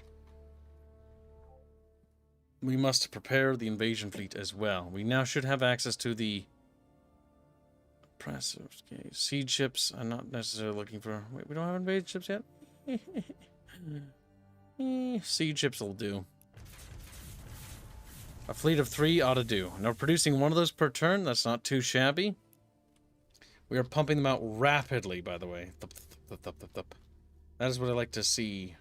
What I don't like to see is all these friggin' people touching me. Get out of here! This is the problem if you don't build star bases on the points. They will just build them on you. I'm gonna have to buy that off them, or we're gonna have to go to war over it. Like, it's just gonna be awful. It's gonna be brutal. It's gonna be bloody, chat.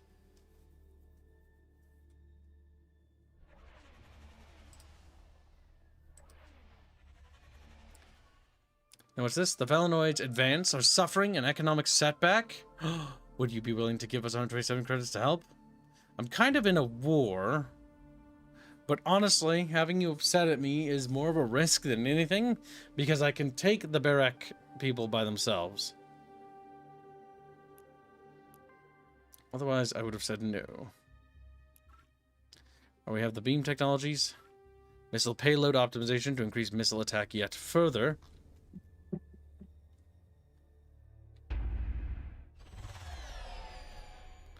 Our capital ship is on its way. Our fleet is linked up.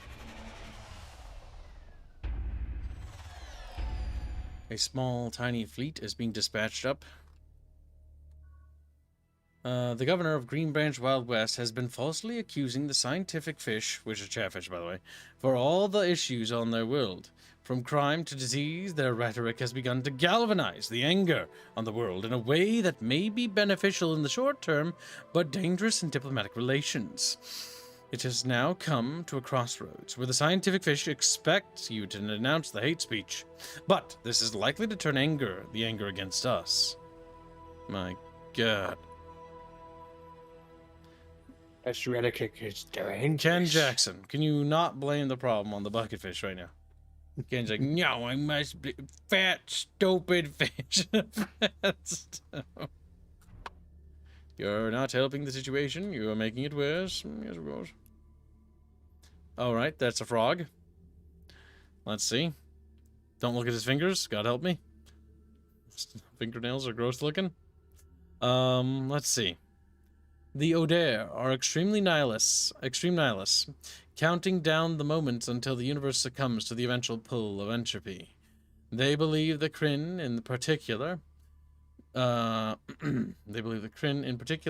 the most foolish for their faith, but are hard pressed to be enthused by about any race. There is a black hole at the edge of their galaxy, the yawning mouth of God, that they delight in sending elaborate constructions into. Okay. This minor civilization is in our sphere of influence and is trading its resources outputs with us. It's just a frog. That's good, because that's going to help the ship production over here increase dramatically.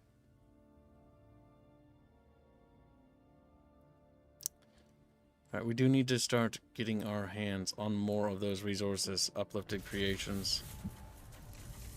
Oh, it's expensive. That took all our credits. But honestly, rushing it out in the wartime is not bad, because we need to grab like the 2 or so remaining resources that have been unclaimed beneath us. We need to grab them. Grab them quick.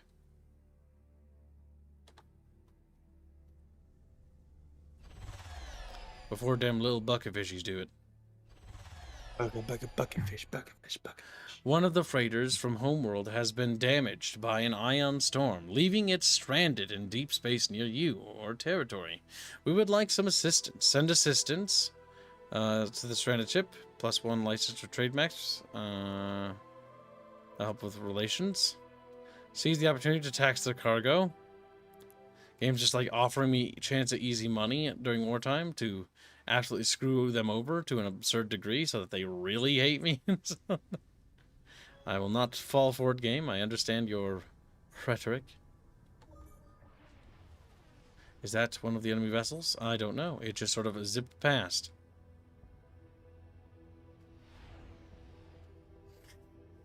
We'll be launching our attack soon, chat, and our siege ships need to be ready for war.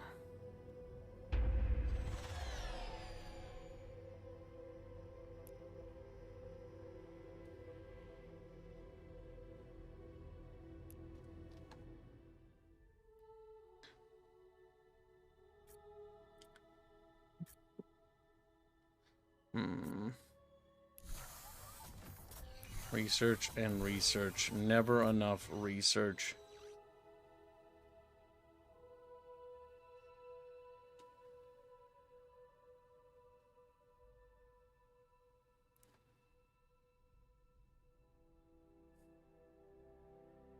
Must become more technologically powerful, chat.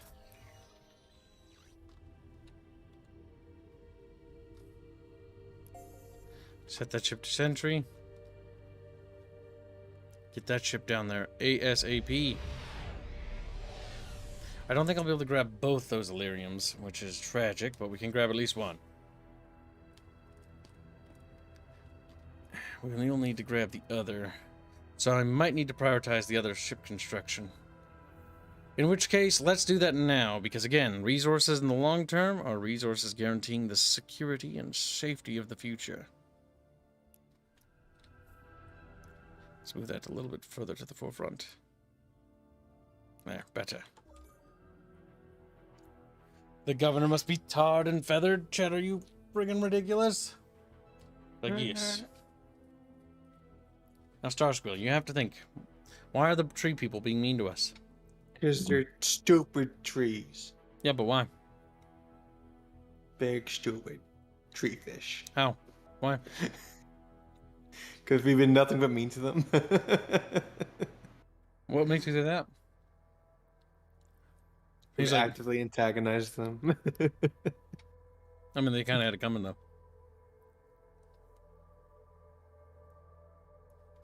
Kind of their fault. Kind of should get good, scrub.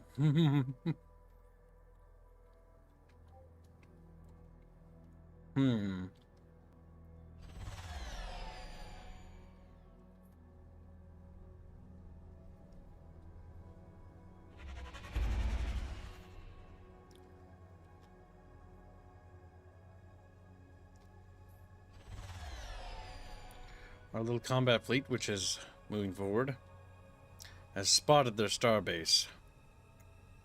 I do not think they have the strength with which to take it on.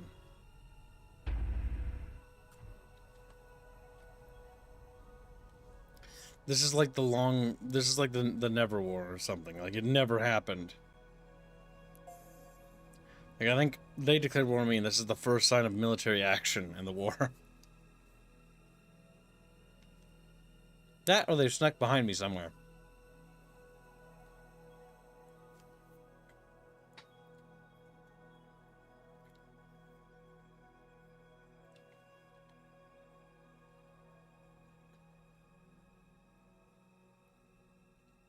I think the game's doing that weird thing where I can't tell if it's doing something. Whatever. I'm gonna save just because I'm paranoid.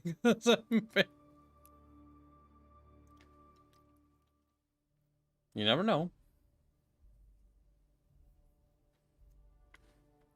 Creating a simulated universe within simulated universe. It's simulated temperature. He's like, Star Squeal. Yes.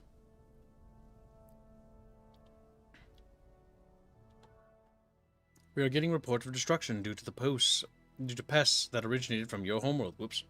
That are now on our world. Probably some chatfish that slipped into the water supply or something. From my imports. We demand you pay 500 credits. That's not our problem. That's not our problem. Sounds like you should control the stuff coming into your borders. Immerse yourself in the vibrant tapestry of the galaxy as we reveal the top 5 civilizations boasting the most diverse and captivating cultural traits, offering a fascinating exploration of unique customs and traditions that enrich our interstellar society. Telluritas in the lead as the most culturally advanced. Our culture is limitless.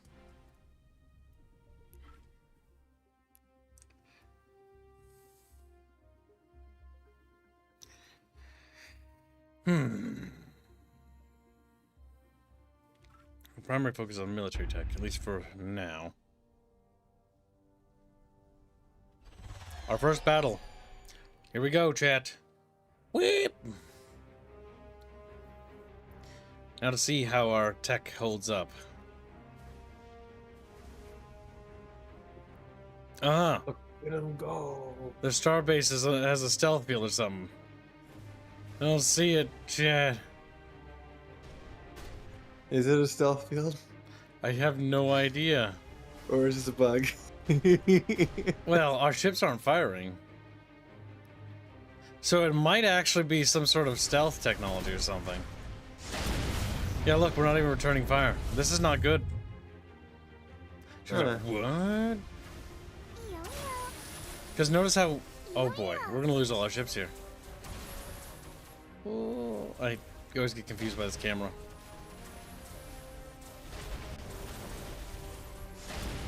Yeah, look at that. That's their entire fleet wiped. My god, chat. They have some sort of stealth or something. It was damaged, though. What? I'm so confused. Oh, calculations. I'm not entirely sure. Let's send another ship. See what happens. Let's send another ship. That's the best way to figure out what happened, Squealstrom. Games calculating is $2. Please name a planet. He didn't say. Oh, I guess he named a planet. The face he made. No, I don't even know how to type that. I like shopping. What? I'm just reading his hashtags. It's like shopping. It's like fight like shopping. Fight like Joblin. She has no idea about that meme, by the way.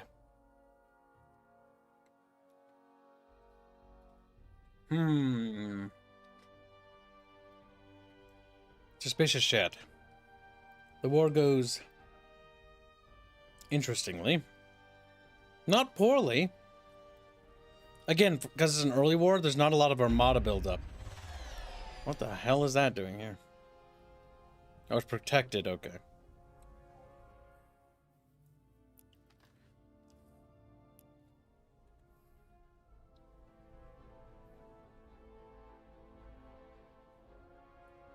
Because it's in ship's range.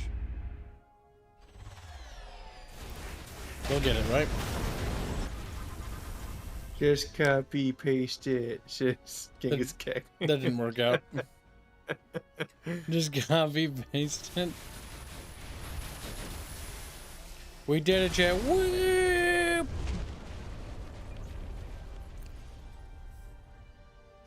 Our ship is a little banged up after that, but not too bad. Gonna enact some repairs. Not too shabby.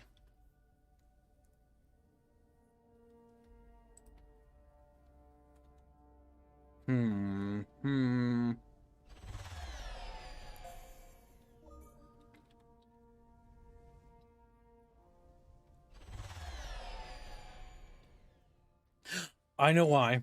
They went to war with me before they had the technology to really actually do any sort of invasions. So the dummies are just like, crap, how do we take them over? Oh, hey, look! Star Squeal, we found it.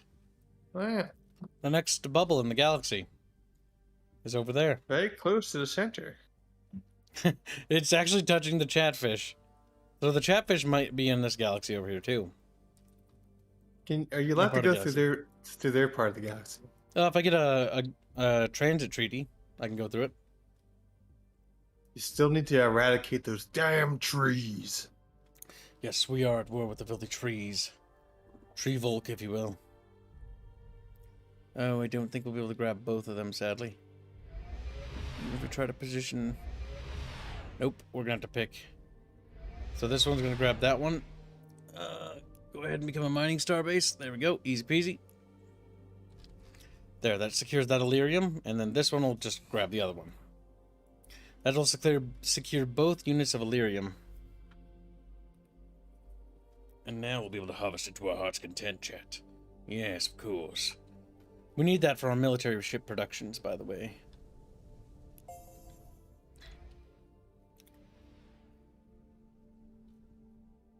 Because of what we did there, that actually caused the influence of this, the tree people to fall here. And so our little green friends are a little bit stronger. But our goal here is to actually take over the Tree Empire. Because if we can take over this territory, then we can hem these guys in.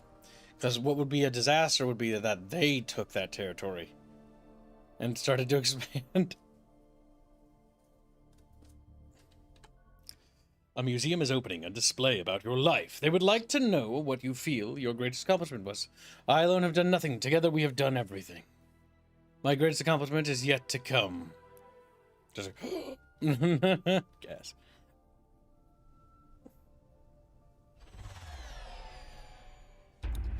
Alright, another 2 warships. Send them up in pairs of 2.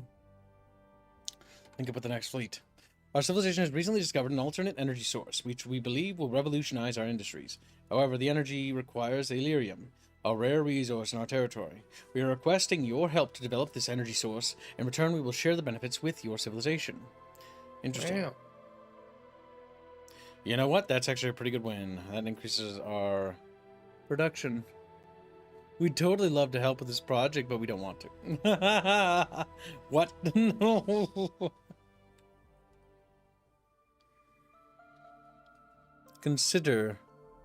We're considering trade. They want to offer cultural treaty and a non-aggression pact.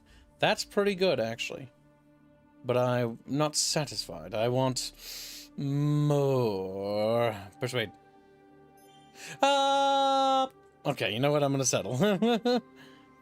Okay, that's not bad. Mostly because it means that they won't stab us in the back anytime soon.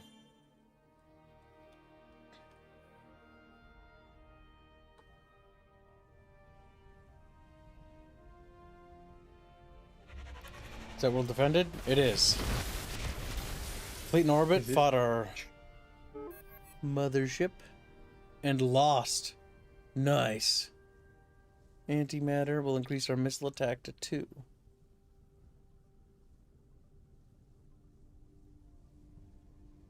My God, Starsqueal. Ah.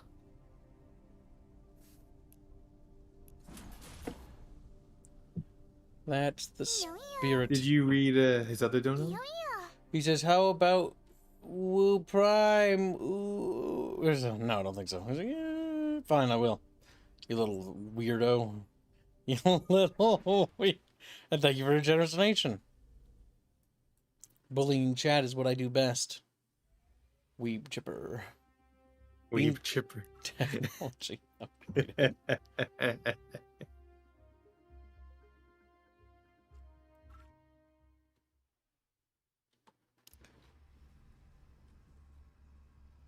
Our first siege ship is complete. For a fleet construction of 2. Frigate.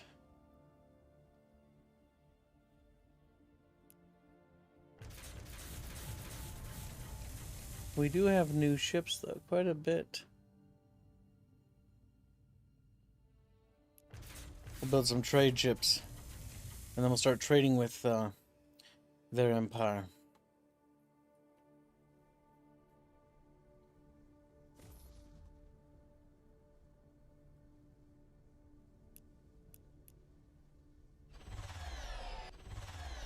Oh my god, why can't I set it to sentry?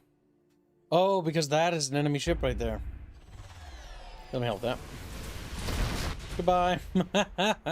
And then they died. There, I can set sentry. And you guys can return back up north. So far this war has gone pretty poorly for them. Now granted, they did wipe out one of my early crappy fleets, but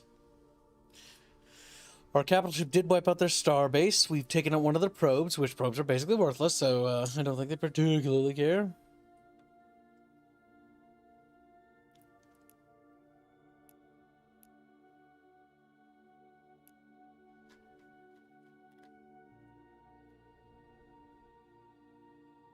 I feel like if we get that Durantium and Delirium, we'll become as gods. Love the idea of becoming a god, chat. Pretty cool. Being a god's pretty cool and stuff. Or something. And don't forget the faces at each end. The ears are made of shift 6. Says Genghis Khan. You have to type the instructions in my DMs, dude. Like, I don't know how to do that. Copy and paste, yeah. Offer Techopod hives. Those are actually pretty I almost said worthless. Those are pretty worthwhile. They want 6 Illyrium, though. What the hell? Greedy little chatfish. Illyrium fever. Open borders. Like, I really don't want that.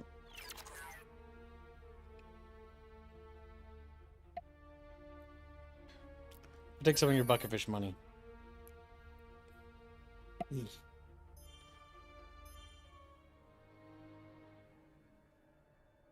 The Techopods will allow us to upgrade our little stations. Oh, I don't have modules. I have the Techopods. Crap. I need to build starbase modules, but I don't want to do that while there's a war ongoing. What kind of chatfish is that, Sister Kittenjaeger? It's a mutant fish. It's like, oh my... oh my fucking... Do you have anything that can detect stealthcraft? I don't think so. I don't know if it was stealth. It could have been that their model for their station just didn't load. Okay. Entirely possible. I've never seen that happen before, so I have no idea. Alright, we have more technology. Ooh, good, good. Our shields are better squeal style. Or star squeal.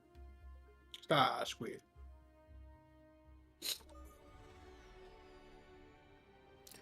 We're going to work our way to battle cruisers, which will give us cruiser tech, so we can move up from frigates to cruisers. Even bigger, chunkier spawn ships.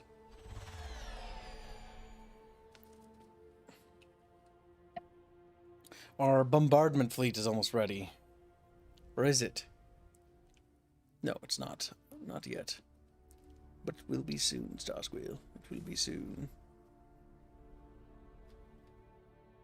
Actually, let's move the bombardment ships up here now. Alright, look at all the technology we're getting. Whoa, technology, chat. Alright, so, like, how happy are the bucketfish here? They're sort of happy. Like, they're not really happy. Like, they could be better. So let's, improve their happiness a little bit, putting those randomly.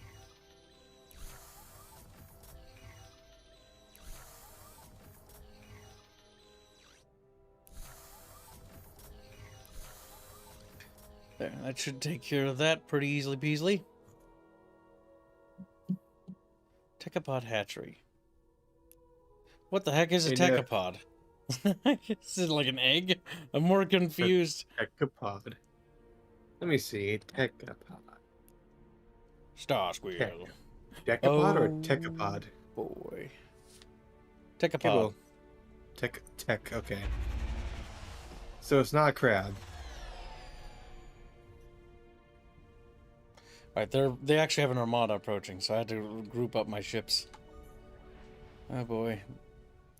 We might be able to take it's made up for this game because decapod means crab.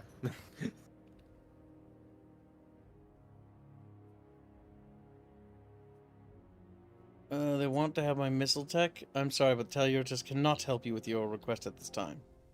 I'm a little bit busy. For you see, I'm waging war on an interstellar level. Yes, what? We have more health overall. We have more attack overall by 1.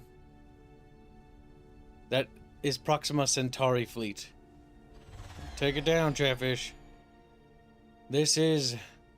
What the hell is that? It's a freighter. Okay, good. Alright, this is our first fleet-on-fleet battle. It's not very big, because it's an early game battle, but... Let's get to it. My god. Wait, my ship isn't finished healing? Oh god, I'm a little worried. That's a friggin' flagship over there. Genghis Khan has DM'd you the instructions to make the face. Very good. Ooh, there goes one of ours.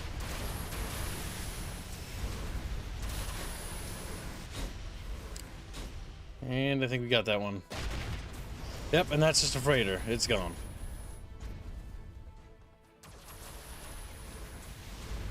Once he, hits it.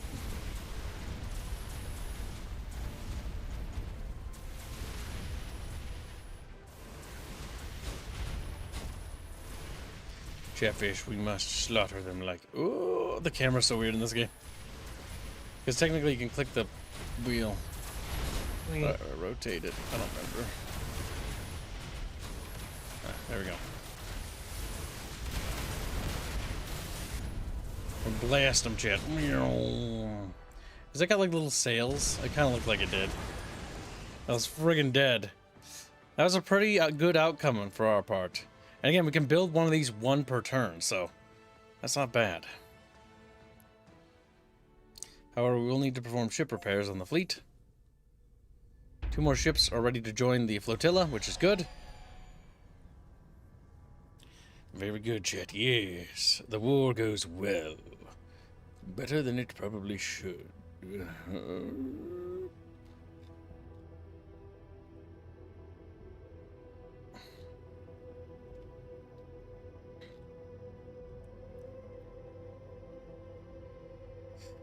We must have that Durantium and Delirium, chat, before the enemy thinks twice. Yes, what? Chatfish. Oh, Chatfish worthy of my bucket. Set rally point? Oh, that's right. There's rally point, chat. Yes, decapod means 10 lemons, but it also refers just to crabs. What about Techapod? Techapod. I don't know. I couldn't find anything for Techapod.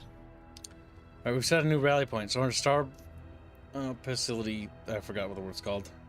Shipyard. We'll now put ships over there. Good.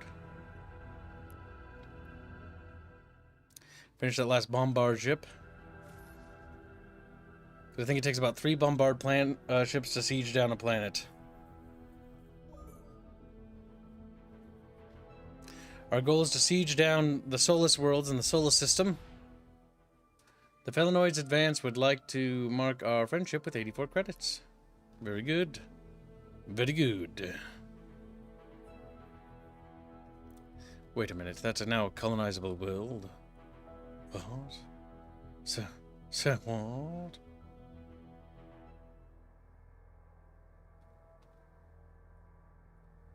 We might want to colonize those sooner than later, chat, for I feel like the AI will grab those as soon as it friggin' can. So So I've queued 2 colony ships because I see 2 worlds that are now colonizable. That are what we call free real estate. Oh my god, there's more over there. No, I hate it. We must have all of them. 1, 2. Okay, so like 1, 2, 1, 2. Kibbs can count. Shut up, chat. 1, 2, No, he can't. Don't let him 3, lie to you. 4. Okay, so 4 colony ships.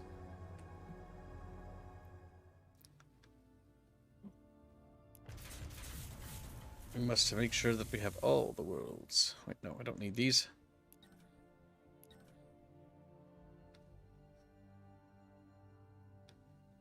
Okay, not bad. We have come across some sort of device left behind by the Dreadlords. We are not quite certain what it is and wanted to see if one of your researchers would be willing to review it. Take the artifact and activate it. Will give us that'll help us up. Create a joint force to study the artifact. Yes, I like how you can just dick them over.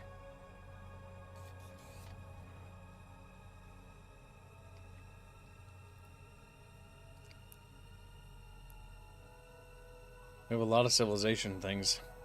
Ah, yes. We probably don't want that anymore. Ban descent? Yes!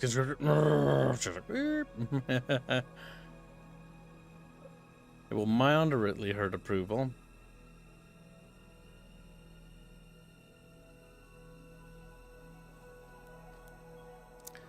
There's a lot of stuff. Free media. Research bonuses. Anything useful for wartime? Shipyard stimulus. Minus 5% gross income, 20% to military. We must subsidize the shipyards with more military manufacturing help. Shipyard specifications. Yes, we'll put a shipyard stimulus in as we fund the war effort.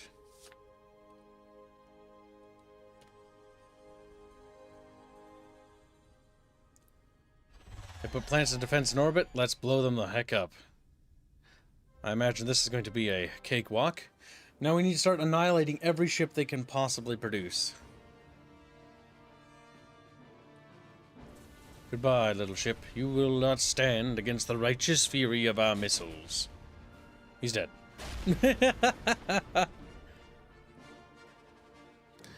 He died so quickly, I don't think we even took damage. No, we did not. Let's neutralize the defenders on the Solus 4.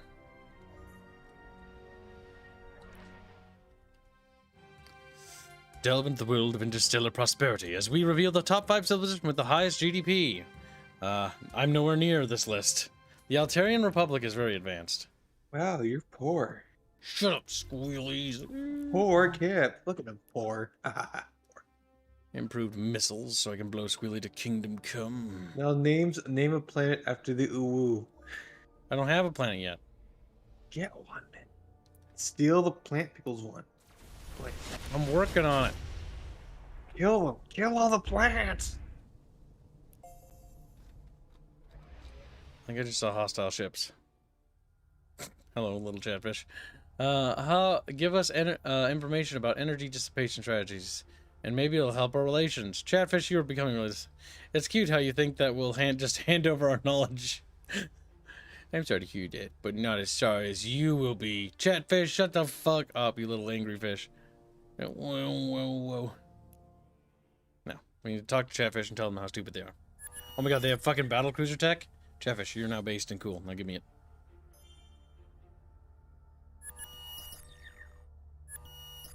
But you wanted energy dissipation. Now you can have it. Now I really don't like the idea of giving you... but you want it though, don't you? I really dislike the fact that all you're getting out of this is a lot of military technology. This is not good. Chatfish is becoming very smart. I think Chatfish will give me all the credits they have in exchange. A little bit.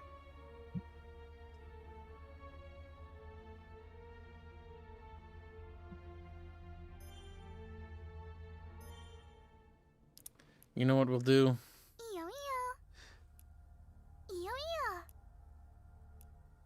There, that might help relations a little bit. Chatfish are... You have treaties with infidels? Damn. We have shared borders. You have refused to give us technology. Cranky little bucketfish. There's nothing to say for the poor kibs. Chatfish knows your plight. Do they? The round, tubular bucketfish? It's true, you're poor. Shut up. Now. Poor Well, kid. Poor. oh, there we go. Look at that. These are cruiser class ships now. Oh, ho, ho, ho, ho, ho. Now we're cooking with gas. They have kinetic weapons, which are borderline worthless for me. But they do have more weapons, which means more avenues of attack. They take about 5 turns to produce these damn things, though. All of them have energy and missile weapons. I don't really know the difference between them, to be honest with you.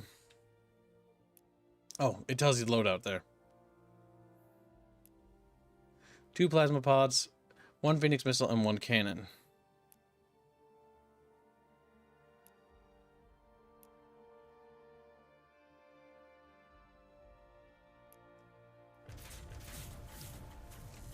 All right. We're queuing cruisers into the production queue.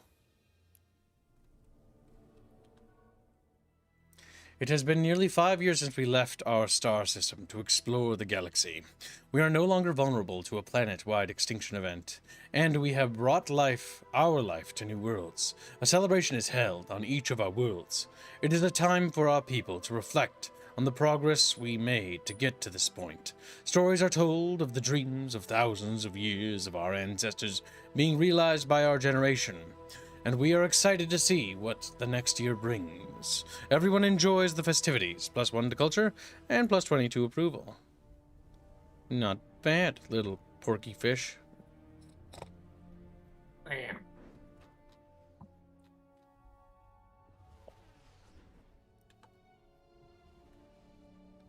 My god, they put another military ship in over that?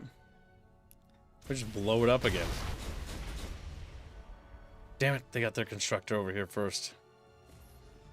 I'll just have to get my constructors more prepared when I take out their Promethean, Durantium, and other Promethean node. That will cripple their resource production.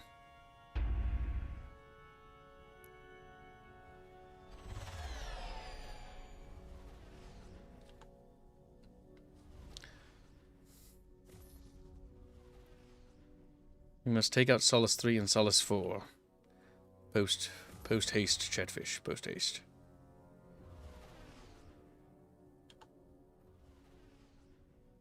Stand sentry at the moment.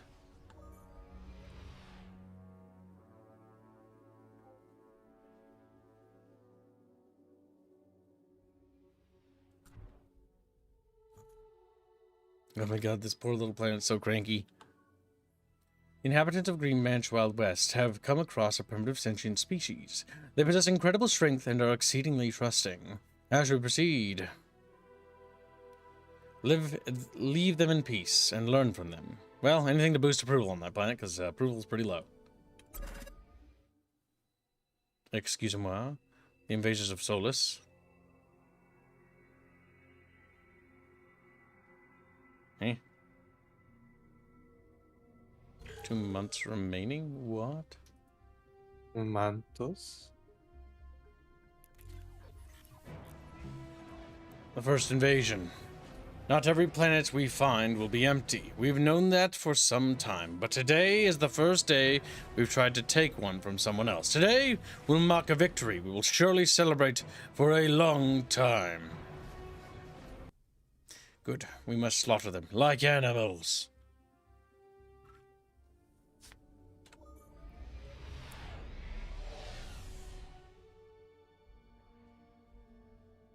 You know, you guys are... Oh, hello, Aerith. On the side of you, at least. The AE look forward to learning more about the builders, as we look forward to learning more about you. I wanted to talk to her, but I guess not. We are finding our treasury stretched. Fucking economic problems. Dennis, your financial... I will not be drawn into another one of your financial debates. I do not blame people for their mistakes. But I do expect them to pay for them. Ugh, I can't remember the quote from Jurassic Park.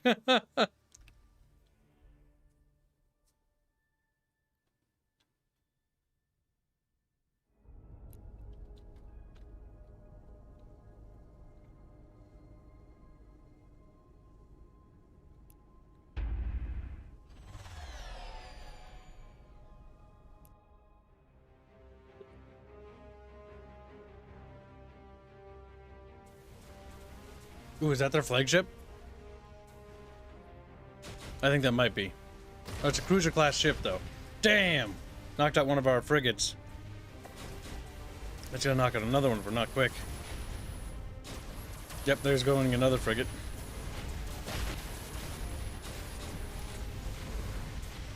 Oh boy.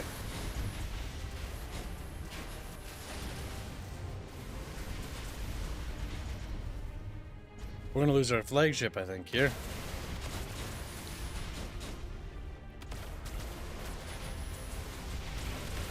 It is funny how they just sit there and shoot at each other.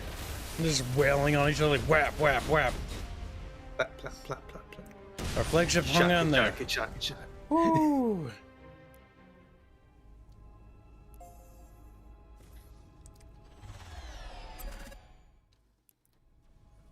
Alright, so they're laying siege to the next planet. Again, the more planets we nab, the more their economy will begin to falter, the slower the production gets, and everything's going to go downhill from here. For them.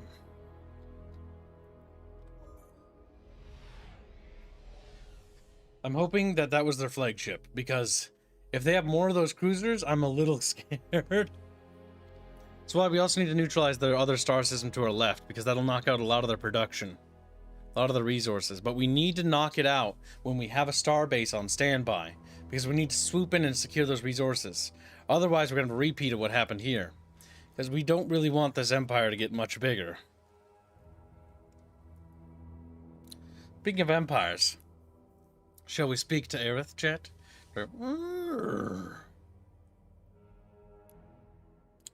We found the little cat girl. Let's see what she has. We actually out-tech her significantly, so... No, not significantly. But she's so far away. And so distant.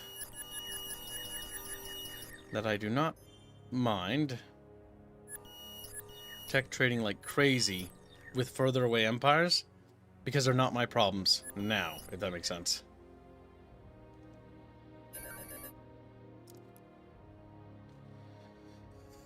Oh my god, I'm gonna tech trade for all of her techs. Oh, becoming a tech god. Ah! Tech guy. Okay, we've come to an agreement with Ertilius. Very good. And your chat. large breasts.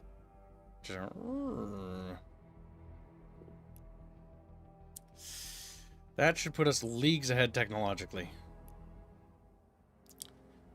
You don't have a lot of techs that I want. But now I've become such a tech lord. A tech god. And you're far away from me. I'm not getting closer. I do not like the idea of giving you all those credits. At all, actually. At all.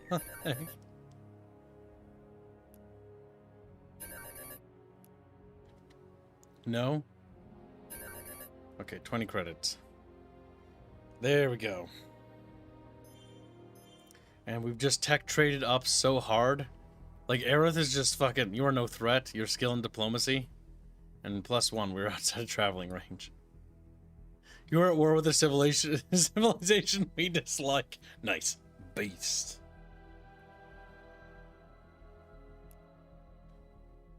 I think we recently traded. No, we didn't. You have railgun techs, resupply fleet doctrines, and that. That'll give us 8 logistics, which will help improve fleet sizes. Because logistics is the stat we want to pump up to big battle fleets.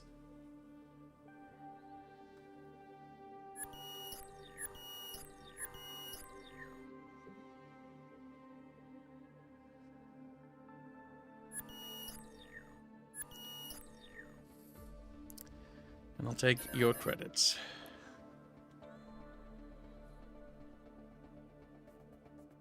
Cover's quite dull. Well, you're fucking dull. Like how Okay. What? Really?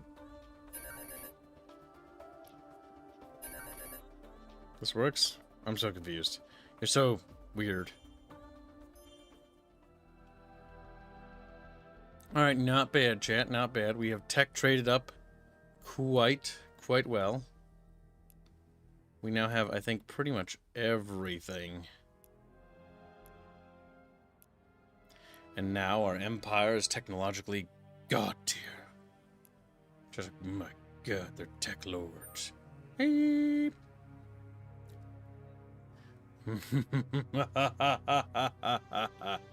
Good, chat, good. Our military power is just not really gaining. Oh my god, the Aerith and that other faction, like Christ, the AE. they are so titanically above us militarily. Was Aerith what did you gear that faction for, Kibbo? She's a bit more aggressive, if I remember right. I don't remember 100% though.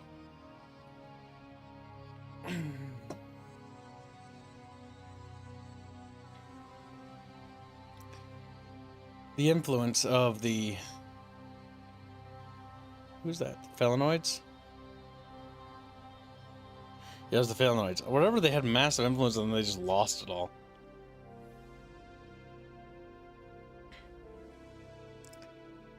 Our manufacturing power is just not really gaining what it used to gain, sadly. Our influence is growing, though. That's good.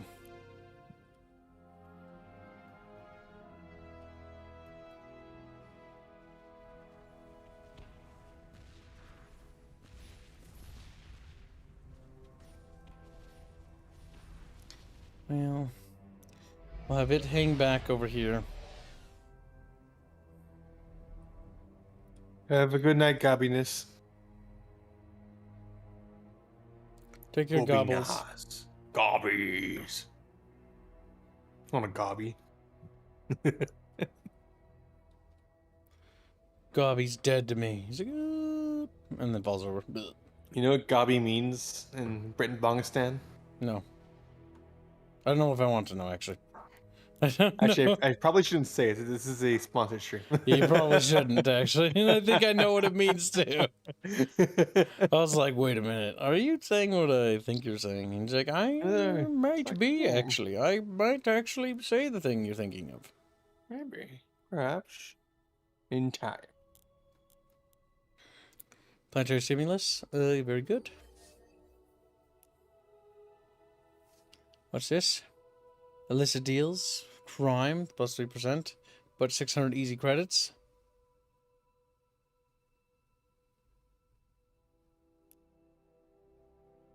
Alright, we'll do that. We'll look for some talented leaders. And now let's look. Ooh, we've got 10s.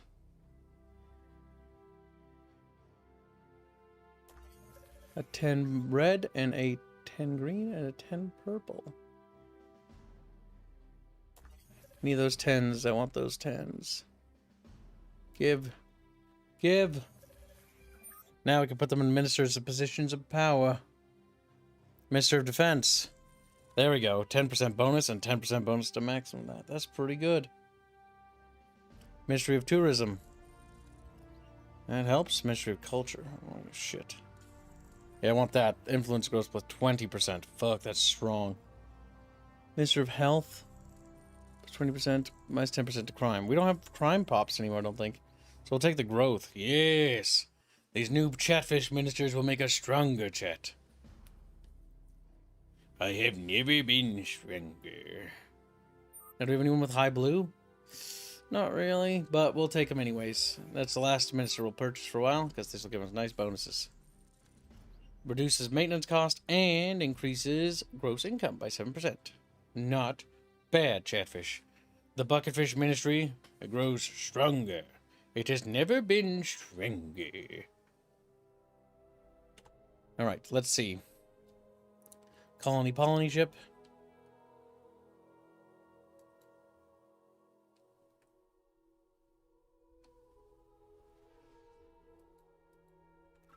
Technology increases our beam weapon technology. Yup.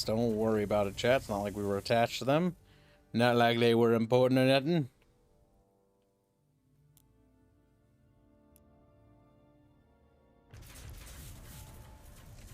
Oh no, that's a much bigger ship. That'll take forever to build. The Cosmic Shield Mark V, that's what we're looking for. We'll build about 3 of them and they'll act as a escort group.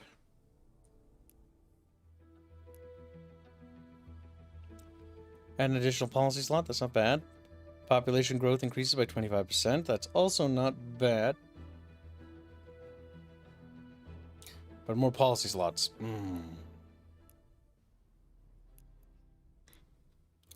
Where is it? There it is. Nice. Now I get another one. Another policy chat. There are many little bucketfish policies. A bonus to our diplomacy? Not a bad idea.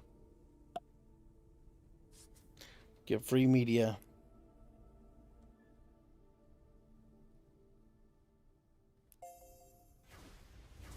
That is true. Oh chat. shit. Everything that's not Eldar is better than Eldar. That is true. That is a big fucking problem. For subspace stream flight. With a flash and a tick of physics, the ship is gone, having traveled farther and faster than any of our kind has traveled before. Today, the galaxy has gotten much smaller. My God. The containment look forward to learning more about the builders. I don't know about that. What kind of tech do you have? Can we tech trade with you and become tech gods? God damn it. Of course, I'm looking at technology, which interrupts my technological insanity. Now, where did they go? Where did they go? Come here, you little gits. You little beaked fish. Look, they're modeled after the same thing. Isn't that great? Oh, yeah. Maybe the bucketfish and them can be friends.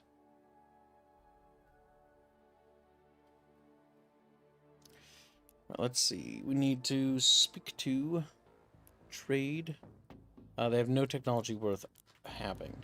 They have so many mother friggin' ships.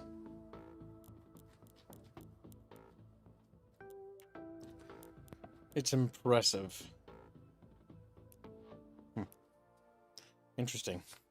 We've discovered another race, Chatfish. In Le Galaxy.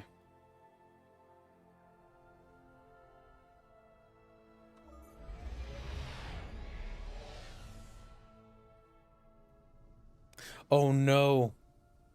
We lost our colony or our flagship. Alright, it might be prudent.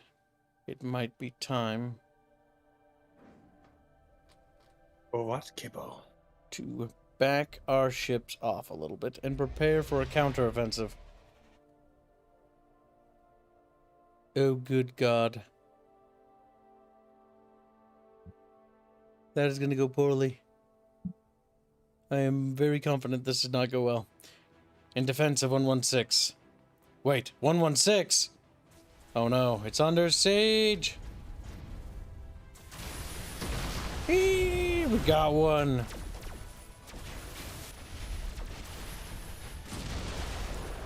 Despite our technological fucking edge, there's just too many of them.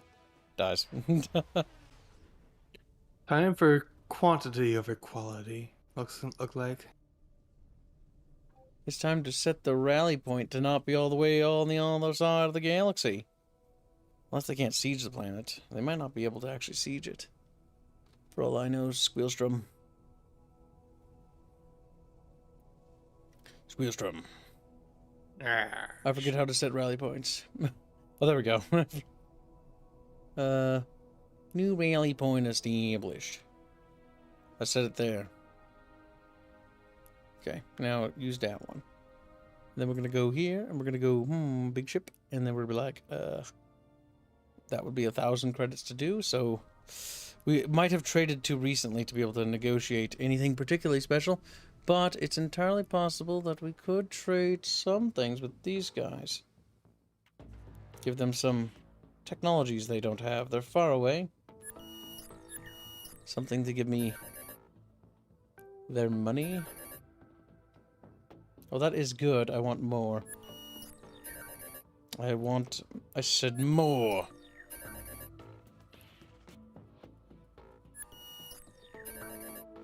I demand from you everything. There we go. 950 credits isn't bad. The mute alien waves happily at the screen. Okay.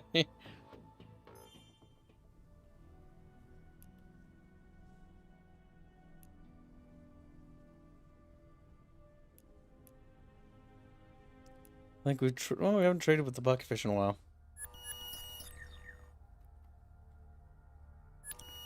Oh my god, giving bucketfish technology seems like a really bad idea.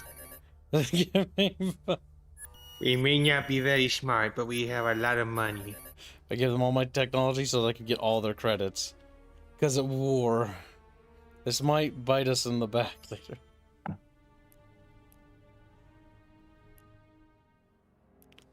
Alright, I think we've traded pretty much with everyone else. Yep. Actually, no, we can just tell because it's grayed out.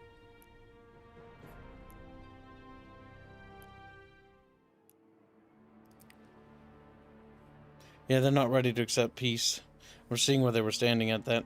We're not ready to accept peace either. We want to have more favorable terms. Gosh darn it, Chatfish, I pressed the wrong button. Bye.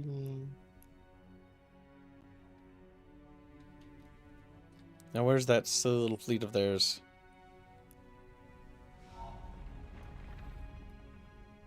Now, precursor weapon, bang them up a bit. They didn't have that much health to begin with.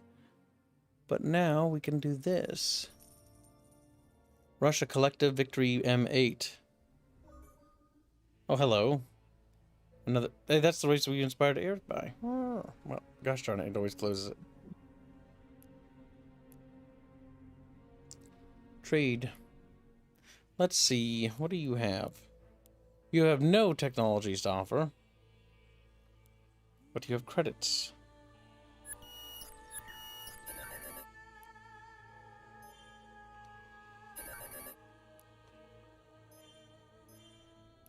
I'm just weaseling credits out of everyone, dude. It's like squeak, squeak, squeak, squeak. It's going.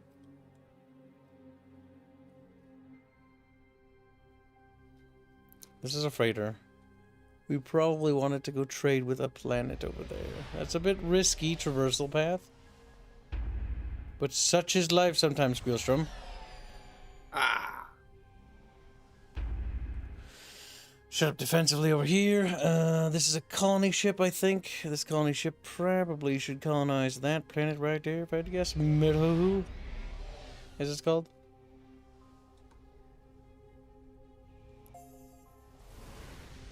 Can you Damn it. somehow rope? Freighter found. What's that? Can you somehow rope the other races in to help me out? I think I could probably negotiate them into going to war. I don't know how. I don't remember how that works. I think there's a way to ask them, but it normally costs like a lot. Oh my god, you little parasite. They want it alone. Again. Always with them.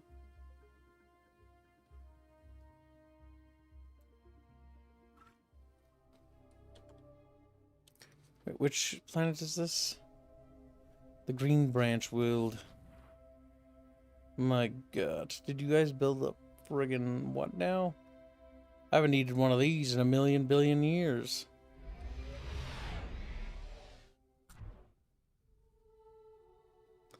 The Chatfish here are fucking horribly upset.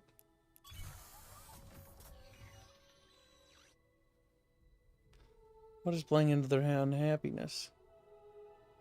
Coerced colonization. We are at population capacity. There's too much crime. Our governor is not loyal.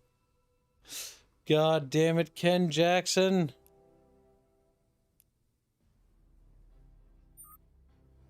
Ken Jackson may need to be fired. Where is he? Ah, he'd be under governor's tab.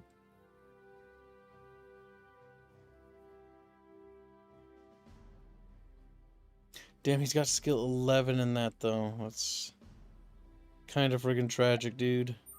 Kind of friggin' tragic. This guy's loyal. He's got decent skill, but he's not going to be nearly as good.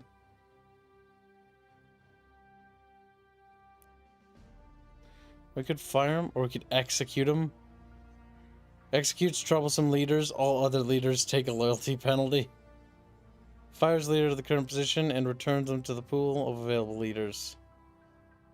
We don't have harmony crystals to give him. Or precursor nanites. Well, executing him seems like a bit extreme, honestly. Putting a more competent governor in charge and then making him a minister of tourism. Which is like a demotion, but it means he's not gonna fuck with things. Actually, wait, no. Putting him in charge of crime, even though he's, not a good governor. Because he'll reduce crime by 10% throughout our empire, which isn't bad, Chatfish. That might assist with the population unhappiness. It is, but it's not amazing.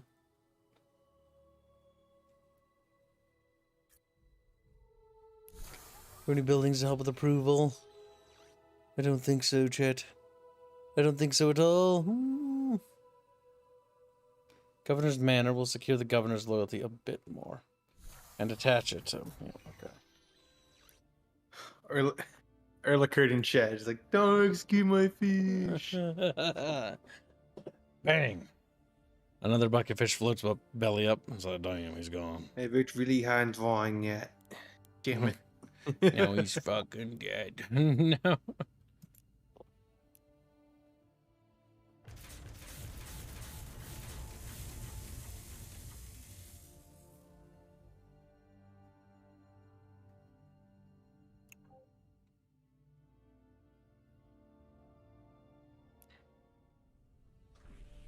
Where'd that little fleet go? Come here. Can this one ship take them on? I'm a little worried, by the way. This ship cost me a lot of money to expedite its production.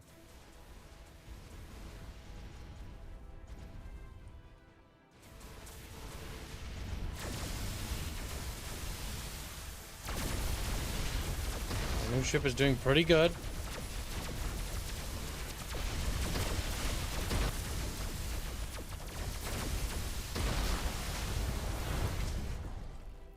Yes. Glorious jet. Our cruisers will be the new front line of our armadas. However, he did take a little bit of damage, so he's got to repair it. So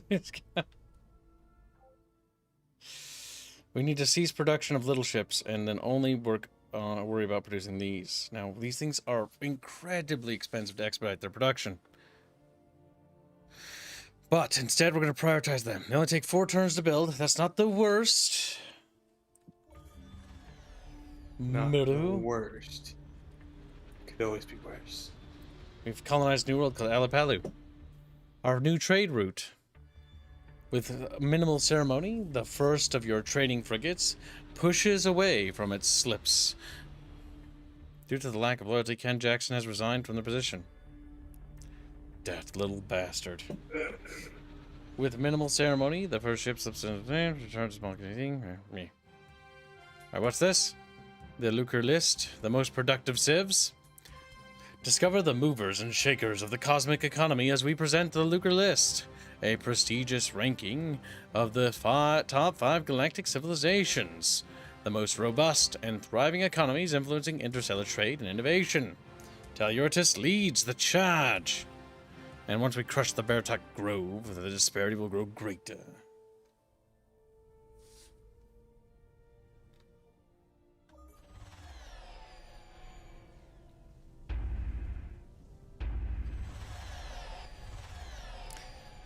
God have mercy, can we bring it down? We have to try, Jet. Oh, run of movements.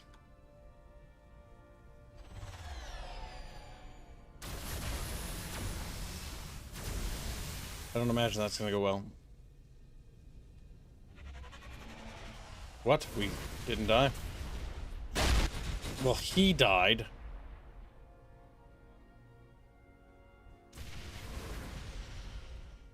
Oh my god, the cruisers are flooding out of them. Eep! They're everywhere, You're Chip. losing a war, Kip. You're so cringe. You're taking casualties, this is true, Starsqueal. I would make a better leader, yes. Our ships are outmatched health-wise, but damage output is pretty good.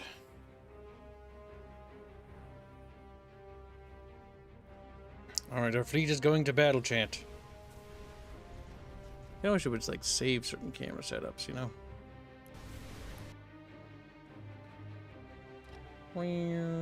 Pew, pew, pew.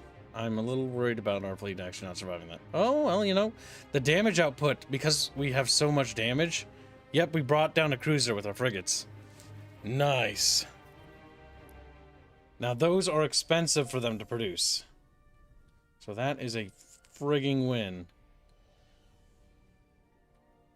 We don't have the damage output to deal with that starbase, though. Now, one of their ships slipped past and is heading down here, which is not good.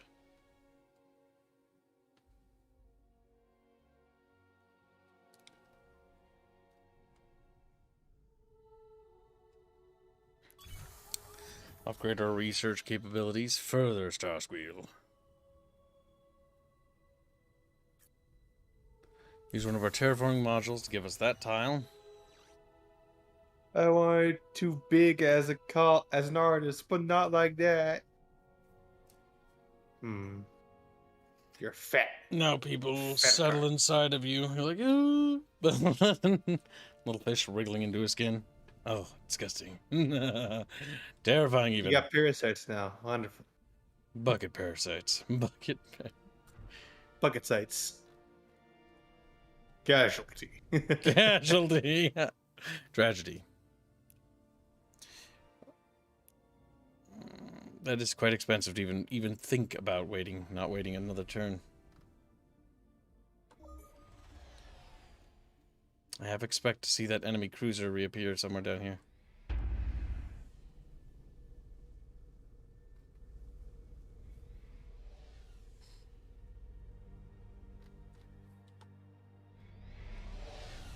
I'm a little worried. But only a little. Oh. You kind of know a little bit about what's going on over here. Sorta. There's stuff over there. Look, chat. Wow. Can you imagine if it actually filled up this entire thing? Dude, that'd take forever. I think it can be, like, as big as, like, that. And I think the rest is, like, decoration or something. But it's still ridiculous. It's still... I told you, chat. Like, this game takes forever to play, even, like, on the small ones. That's why you can really sink some time into it. It's a campaign. You can just sort of play. And, you know, every once in a while when you're just a little lonely, a little hungry. Maybe want a little sandwich. So can you actually coexist with the other civilizations, or is it entirely? You can. Alliance Okay. victory is enabled. Oh, okay. Alliance victory means bringing all civilization under an alliance. What I know I've got a lot of things that I personally kind of want to see them add, like in future, either a future Galciv or maybe even in this one as like an expansion. It'd be kind of cool to see like a Senate thing, because they kind of had that. Did they have that Galciv too? I feel like they did. I can't remember. Galactic Senate. I mean, go check. Yeah, I thought there was like a Senate thing where you could like vote on issues and stuff, and like it would do things to the galaxy. It was kind of cool. That's why when Stellaris did that, I was like, what? They must have got that idea from Galactic Civ, because Galactic Civ had that. I'm pretty sure.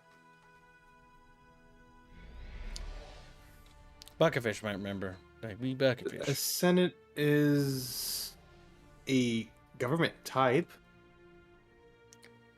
It was like some sort of forum or something. I'm not sure.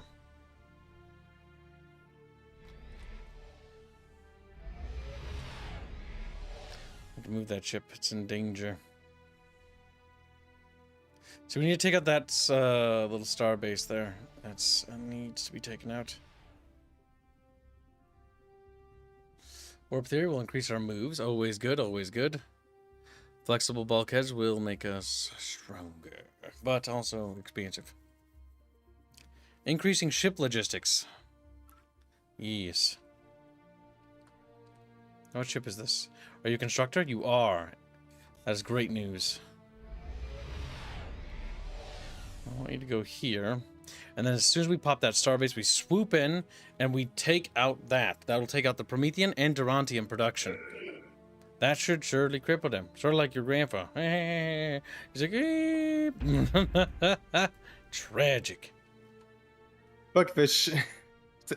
Casminus says, Buckfish, we are the Senate. They wriggle. I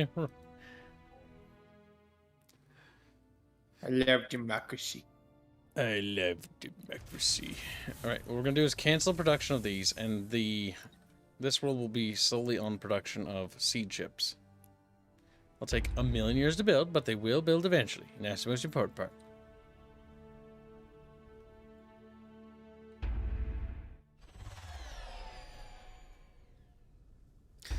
Remember, group up before the enemy ships get here. Some of our people, hello Aerith, have decided to try to colonize worlds without our sanction. The ship failed to the passenger, and the passengers are dead, and the ship drifted near your space. We ask you to recover the ship for us. You can keep what you find on the ship. Find and return the ship, keeping a vast supply of goodies and stuff like that. I think we'll just take the ship and the items on board.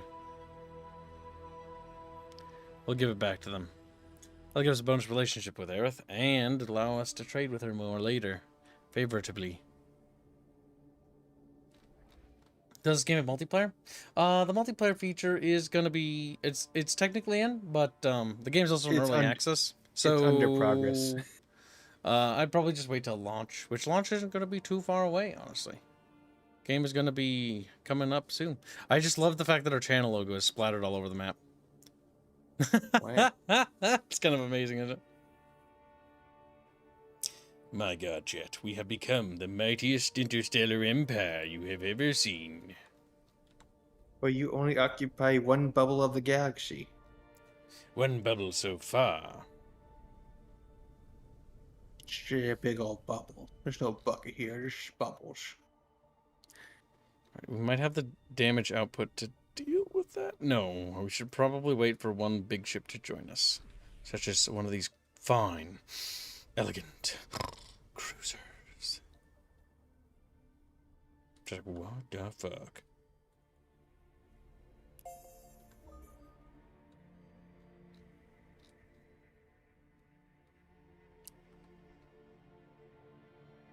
We're gonna get our cruisers going up there. Those seed ships should be ready to rack and roll pretty quick. We are great admirers of your technological capabilities. Would you be willing to share the beam technology? No. No.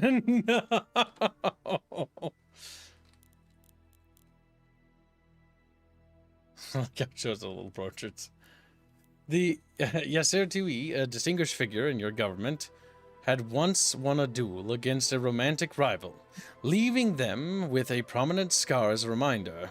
Recently, the defeated rival has re-emerged, now a prominent figure in a competing empire, and has challenged Yasser 2E to a rematch.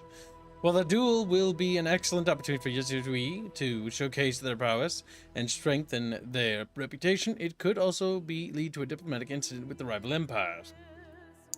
Our advisors are torn. Some believe the duel could boost morale, others fear that the potential consequences.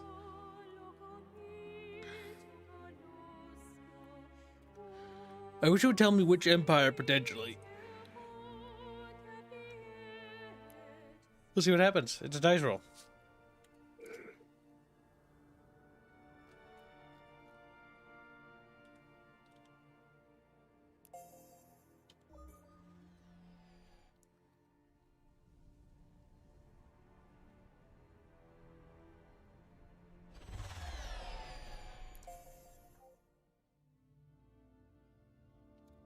Oh, the Beartech Grove is annexed to Uwu Prime. Uwu Prime has fallen, Jet. Hashtag Uwu Prime has fallen. To be fair, that was bound to happen due to the fact the planet had no protection. We're waiting for our military to even get over here so we can deal with the problem. There we go. Siege fleet is ready, so now we can start sieging back the worlds. I want one of these military ships to be ready to escort this group next time so we don't die again.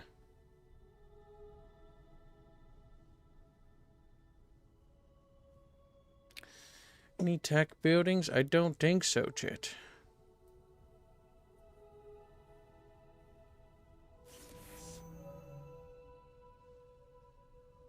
Provide a charge that will create a warship. Interesting. Let's try that.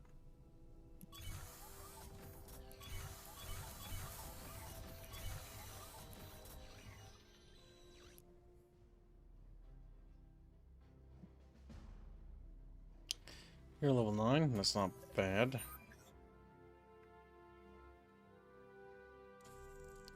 Now that'll get 9% of crime to go down, which is good. And you're a loyal little bucketfish.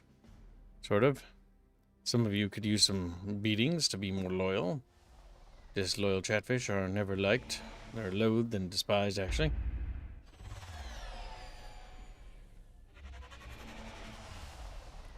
There we go. Now we've got a fleet that's gonna beat the crap out of their starbase.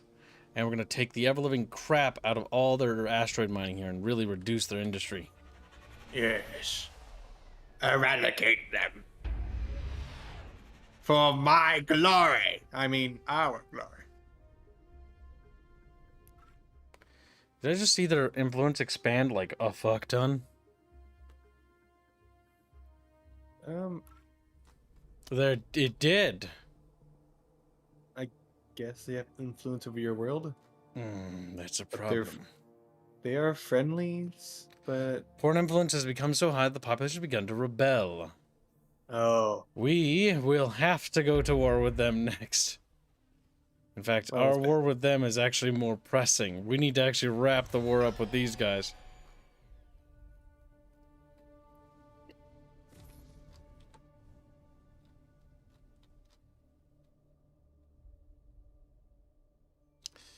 Interesting. Very, very interesting. That, I have no idea how they did that. That's a problem. Our rogue explorers have come across the thing. We were too busy for this. That exploded.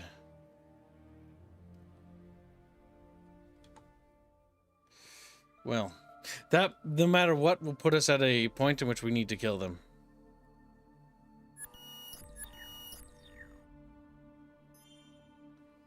I mean, I can't give you any technologies or agreements.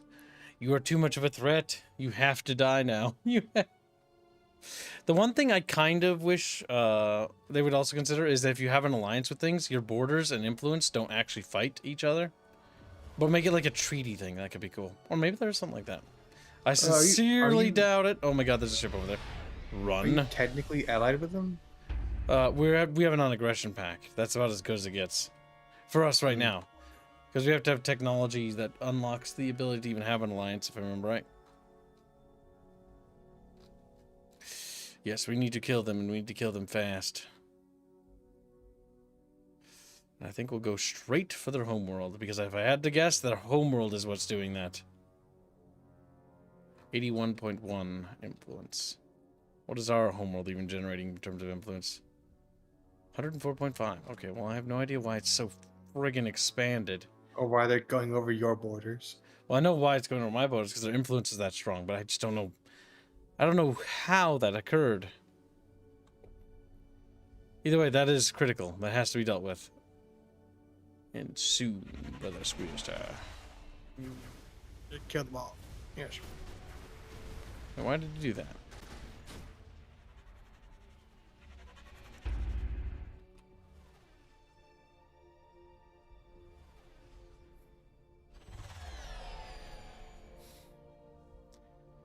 Oh boy.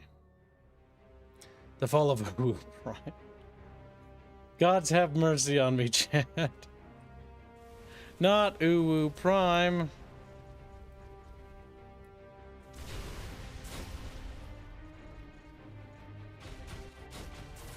Ooh, that's nasty.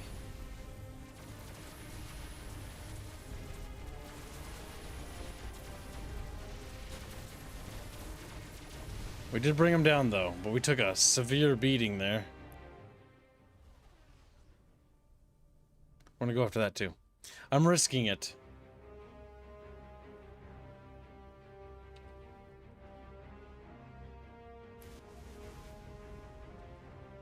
Yeah, I think that for whatever reason, the station model doesn't load. I'll have to let little Stardock me know. That's the first time I've ever seen that. Must be recent. This might be one of the new races, though. I assume we're shooting it. I'm not entirely sure. Yeah, we got it. Okie dokie. That takes care of the starbase. Take care of their mining operations.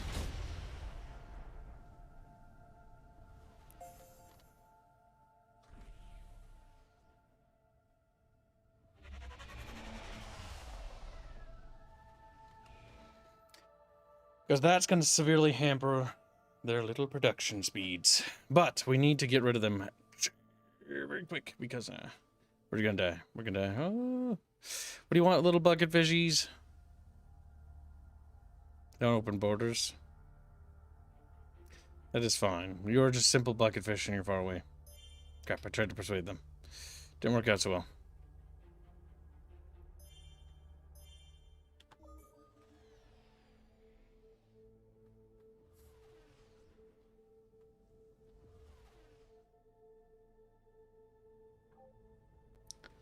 So we can't launch our invasion yet until that ship is complete. But we can build our star base and suck those resources dry. Oh shit. Oh, it's just a bucket ship, thank God. Got scared. Alright, so let's see.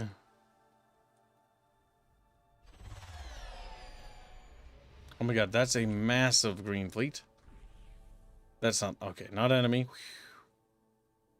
Dodge the bullet.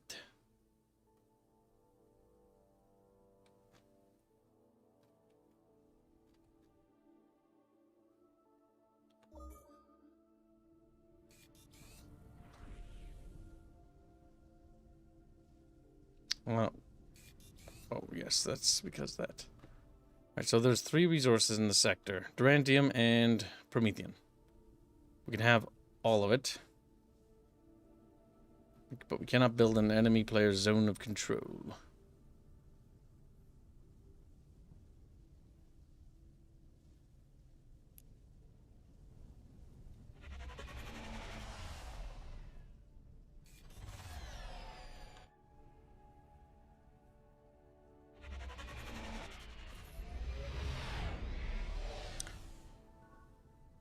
We've heard rumors that the Altarian Republic have built an Office of Control Galactic achievement.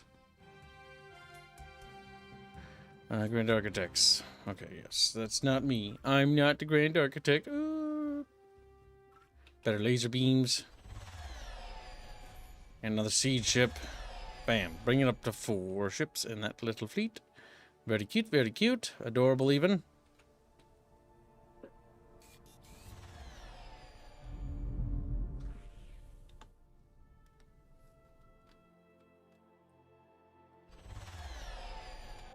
Now, the real question is Starsqueal. What can we build? 2 colonized ships.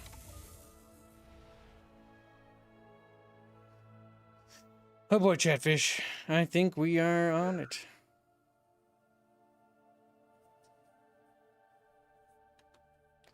Oh, yes. Took care of that. Asteroid base. That was not an asteroid, that was just a bomber. Okay, works for me.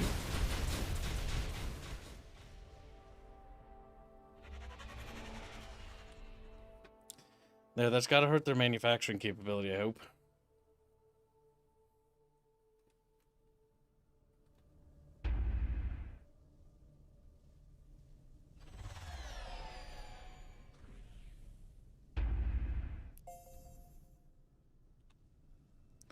Alright, so risk leaving that ship there, because it's a good chance it's going to die.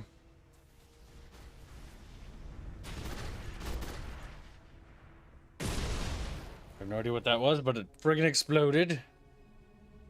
Miners. Oh, they're going to replenish that. When you go take out their shipyard, that should cripple their ship production.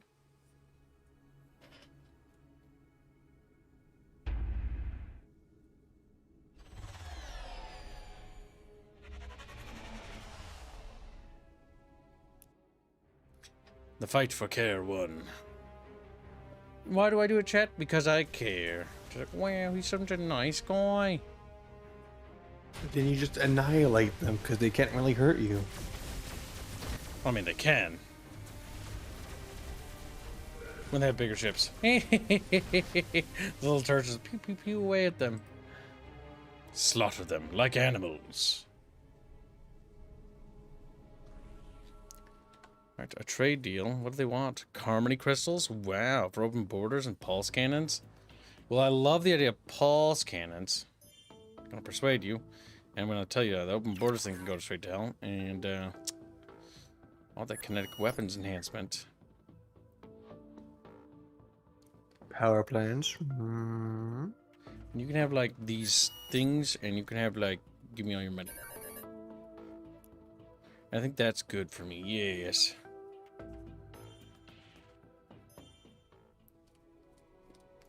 Now our weapons hit harder, Squealstar. Oh. Your biggest income is just taking from the AI. Take from them everything. Leave them nothing. Their starbase? Or no, wait. That's their shipyard. Knocking that out will cripple and set back their production. Good, good, Star Squeeze, good.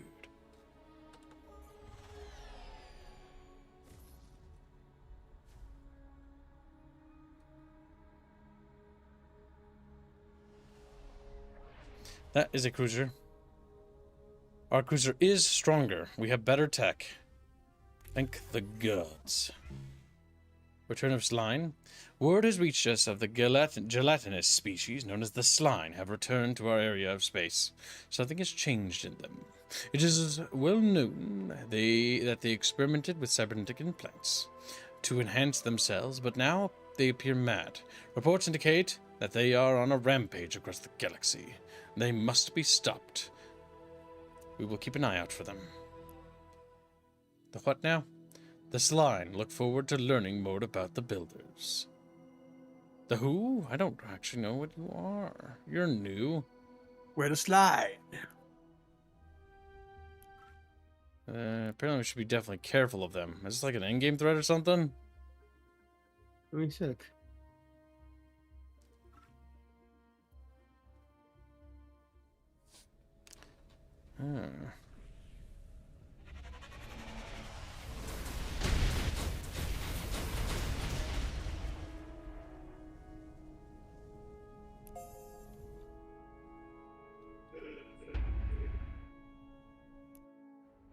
Alright, now we're going to destroy their Star Garden.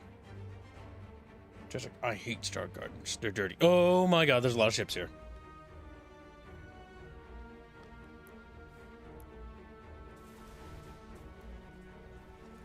We shall see, little bucketfish. We shall see.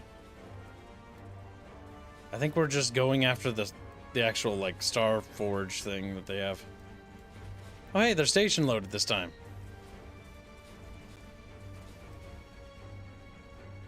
They just seem to be another faction. Okay. There we go. They were added in. They seem to be added in Galaxy 3, an expansion. Some sort of cyborg people. Wherever those ships are, we're going to take them out. I actually really like the look of our ships. They're derpy looking. These are one of the pre-made sets. They should be Chatfish in space. We need to destroy all their star bases, taking out all their interstellar assets, crippling their little space empire, till nothing yet remains. You are nothing but firewood. Now this is a problem, because this starbase has a lot of weapons. Those are torpedoes, and I think we have PD, so I think they didn't hit, maybe? I just like how many friggin' missiles we have.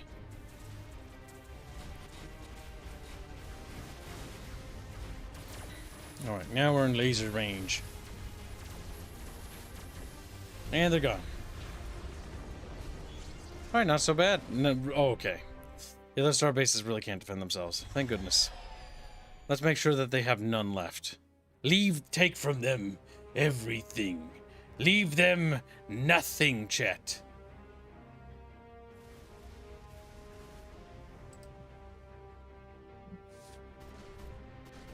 Ooh, that hurt. I do like the space battle. I just wish the camera was a little bit more free flowy. But you can use it. It's just weird to get used to. Like, you have to drag down to pull up. So drag down the mouse and up. That's what always throws me off. It's like inverted.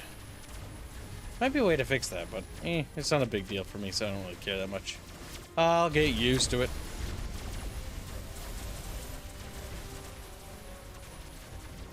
Holy shit. Damn!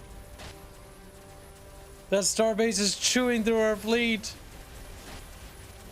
Come on, at least bring it down. No! It's so close. No. That base ripped our fleet to shreds, by the way. That fleet did a ton of damage, mind you. But that fleet is also gone. We got a little too greedy there.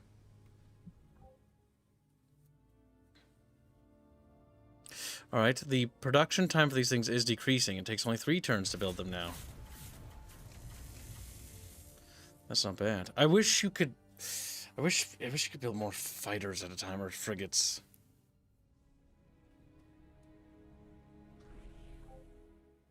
All right, the next fleet we'll build up is going to be a big one.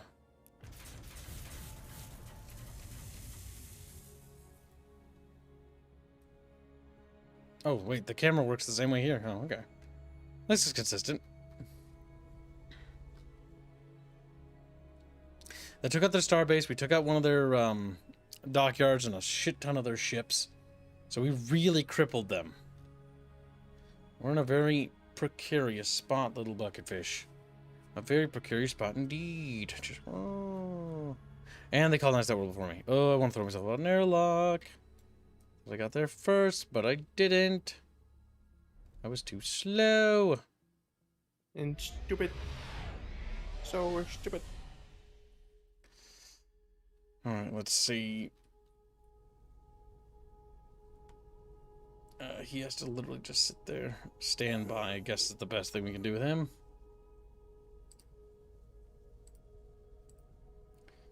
Come on, Chatfish. Come on, Chatfish. We're not doing too shabby. Chippy, chippy, chippy. Wow, Squilly. Good dialogue. Hope you die. Chippy, chippy, chippy. Hope you commit suicide. He's like, Chippy, chippy, chippy, chippy, chippy, chippy. You feel sad? You should. Chippy, chippy, chippy, chippy, chippy, chippy. Squilly. It's annoying. Okay, I'll stop. It makes me want Kill myself. My soul has been annexed by the Phalanoids. Oh god, I hate the Phalanoids. I hate the Phalanoids. So, advance have struggled. How about you go kill yourself? Oh, that's what I want to be able to say to him. 2 of my plants just seceded because of him, I will point out. Yeah, no, the Phalanoids are cancer. Honestly, I'm borderline ready to peace out with these guys and just be like, you know what? Keep your worlds. Let me turn my anger and hatred on you. I don't think they're ready for peace yet, though. Despite being absolutely crippled. Even if I gave them... Oh, if I give them text, they'll do it. Oh, you're such a little greedy git. You know that?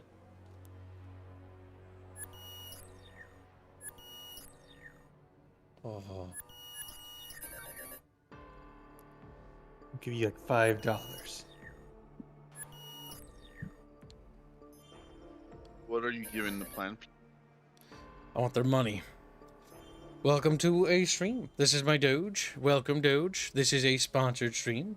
So, we have been sponsored by Le Stardock. Stardock man has gone to sleep. He is tired. He has done what we call too much working.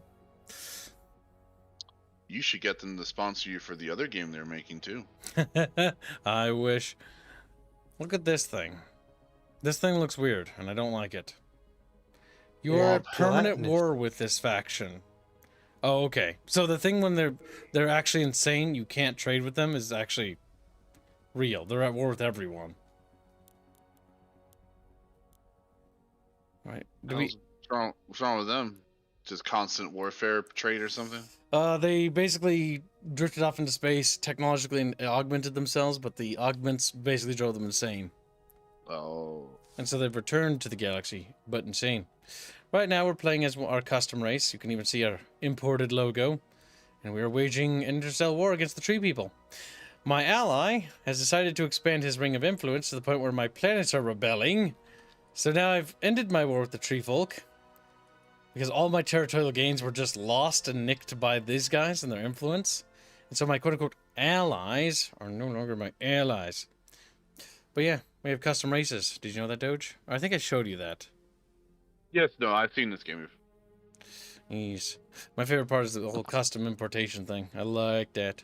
I like that more than even the AI generation thing, which is also kind of neat. I just like being able to put in whatever I want. Be like, if I want to have my own custom race of gerbils, I can do it. Being able to mod things are good. or import assets or pictures. Collective Victory M9s. These are our... Oh, ooh, no, this place can't produce them fast enough. Oh, this place is picking up in production speed, though. It can produce shields within a couple turns. Alright, so our war with them is over, right? Right? We're at peace now? See you later, Creed. Take care, buddy. Our colony ship is ready to take that world over there. Right, now that we temporarily have peace again, what we should do is return to building expansion ships. And we should have them set to take all the worlds we still can. Let's move our fleet back to our space, but we need to prepare for war immediately.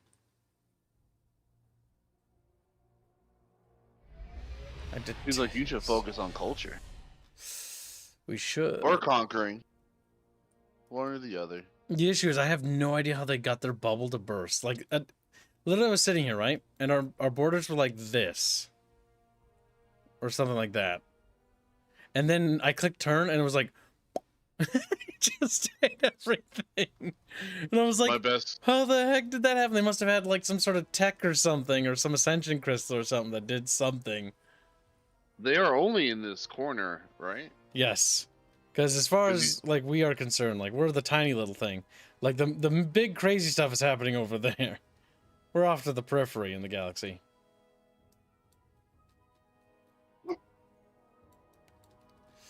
So it's interesting to see what's going on here. The balance of power looked balanced. Sir, come here. I'm gonna beat you with your silly little silliness. Let's see. Telescope takeover. Invite leaders. The invitation of leaders is good.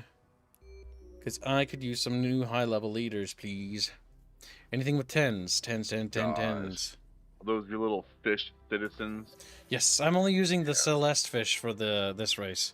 Aerith has access to all the other chatfish. This one. Yes, you can... Oh, yeah. You can upload the custom pop logo, your leader portrait, your race portrait, as well as your faction logo. And then you can custom build every ship if you want.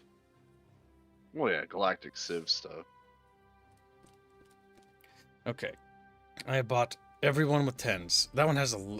But their loyalty is shit. In cooldown for 30 more turns. I might be able to purchase their loyalty to make them stable again. Because that level 11 social skill is so good. But they're just so disloyal. I hate them. I hate them! Anything high? Anything else high? No. Alright, so.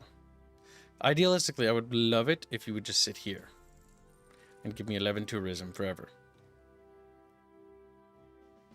Alright, you have better purple. You can reduce the crime better. Bet you're purple. Purple, purple, purple. You have a better military stat? No, we don't have any other military stats we need. Oh, well, we could put a commander in charge of one of these ships, the Curiosity or something. Dog is a pork. Squealy's gotta learn what a noise gate is one day. One day. One day. Yeah, you said you were gonna help me with the noise gate. No, I never we will, because did I it. hate you, Squealy. Stop complaining about it. Actually, I have every right to complain about it. Don't have much intelligence. What do you have? You have 4. You're both stupid. It does generate a lot more crime. But this is how production contributes to the local shipyards. Now that's good. The Warforged party has some candidates.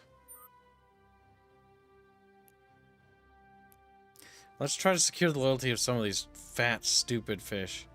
Okay, we don't have any more... Well, no, we can't boost Ken Jackson's loyalty. I would like them to all be out of the red and at least into the orange.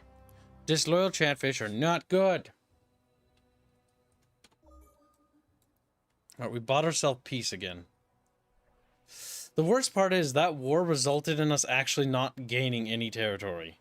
Now, granted, the bear attack have been thoroughly crippled because the solar system fell, because we enabled that to collapse. But our holdings there immediately fell after we took those worlds because they immediately rebelled because of the influence.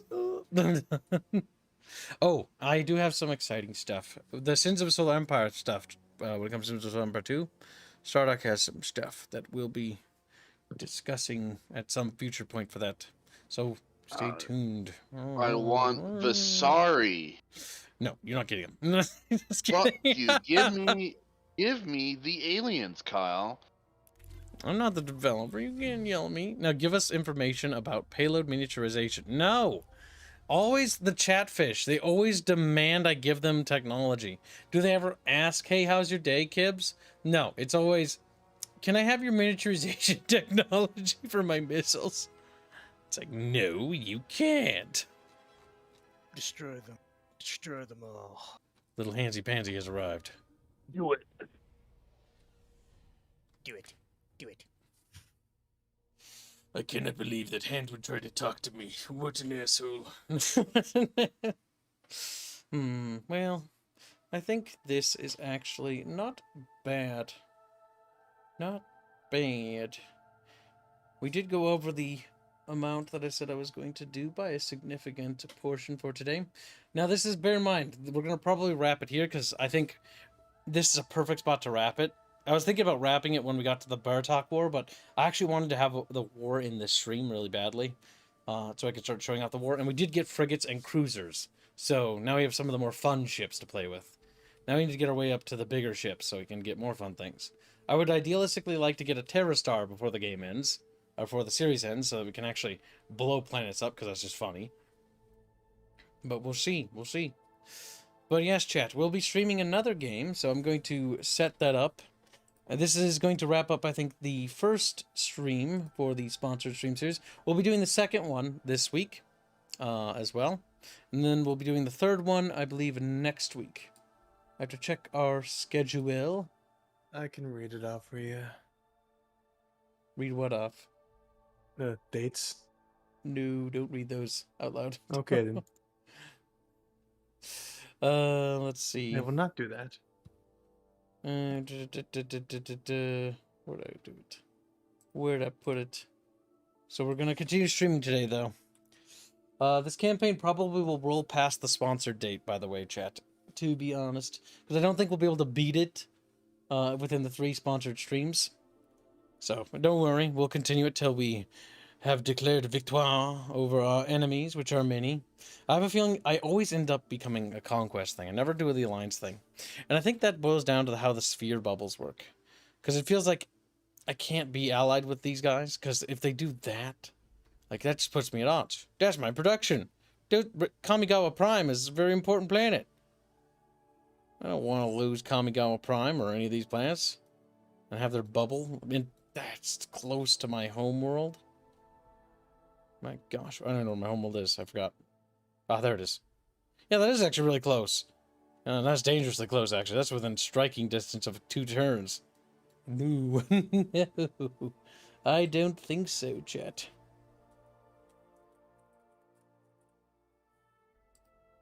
Alright, let's see.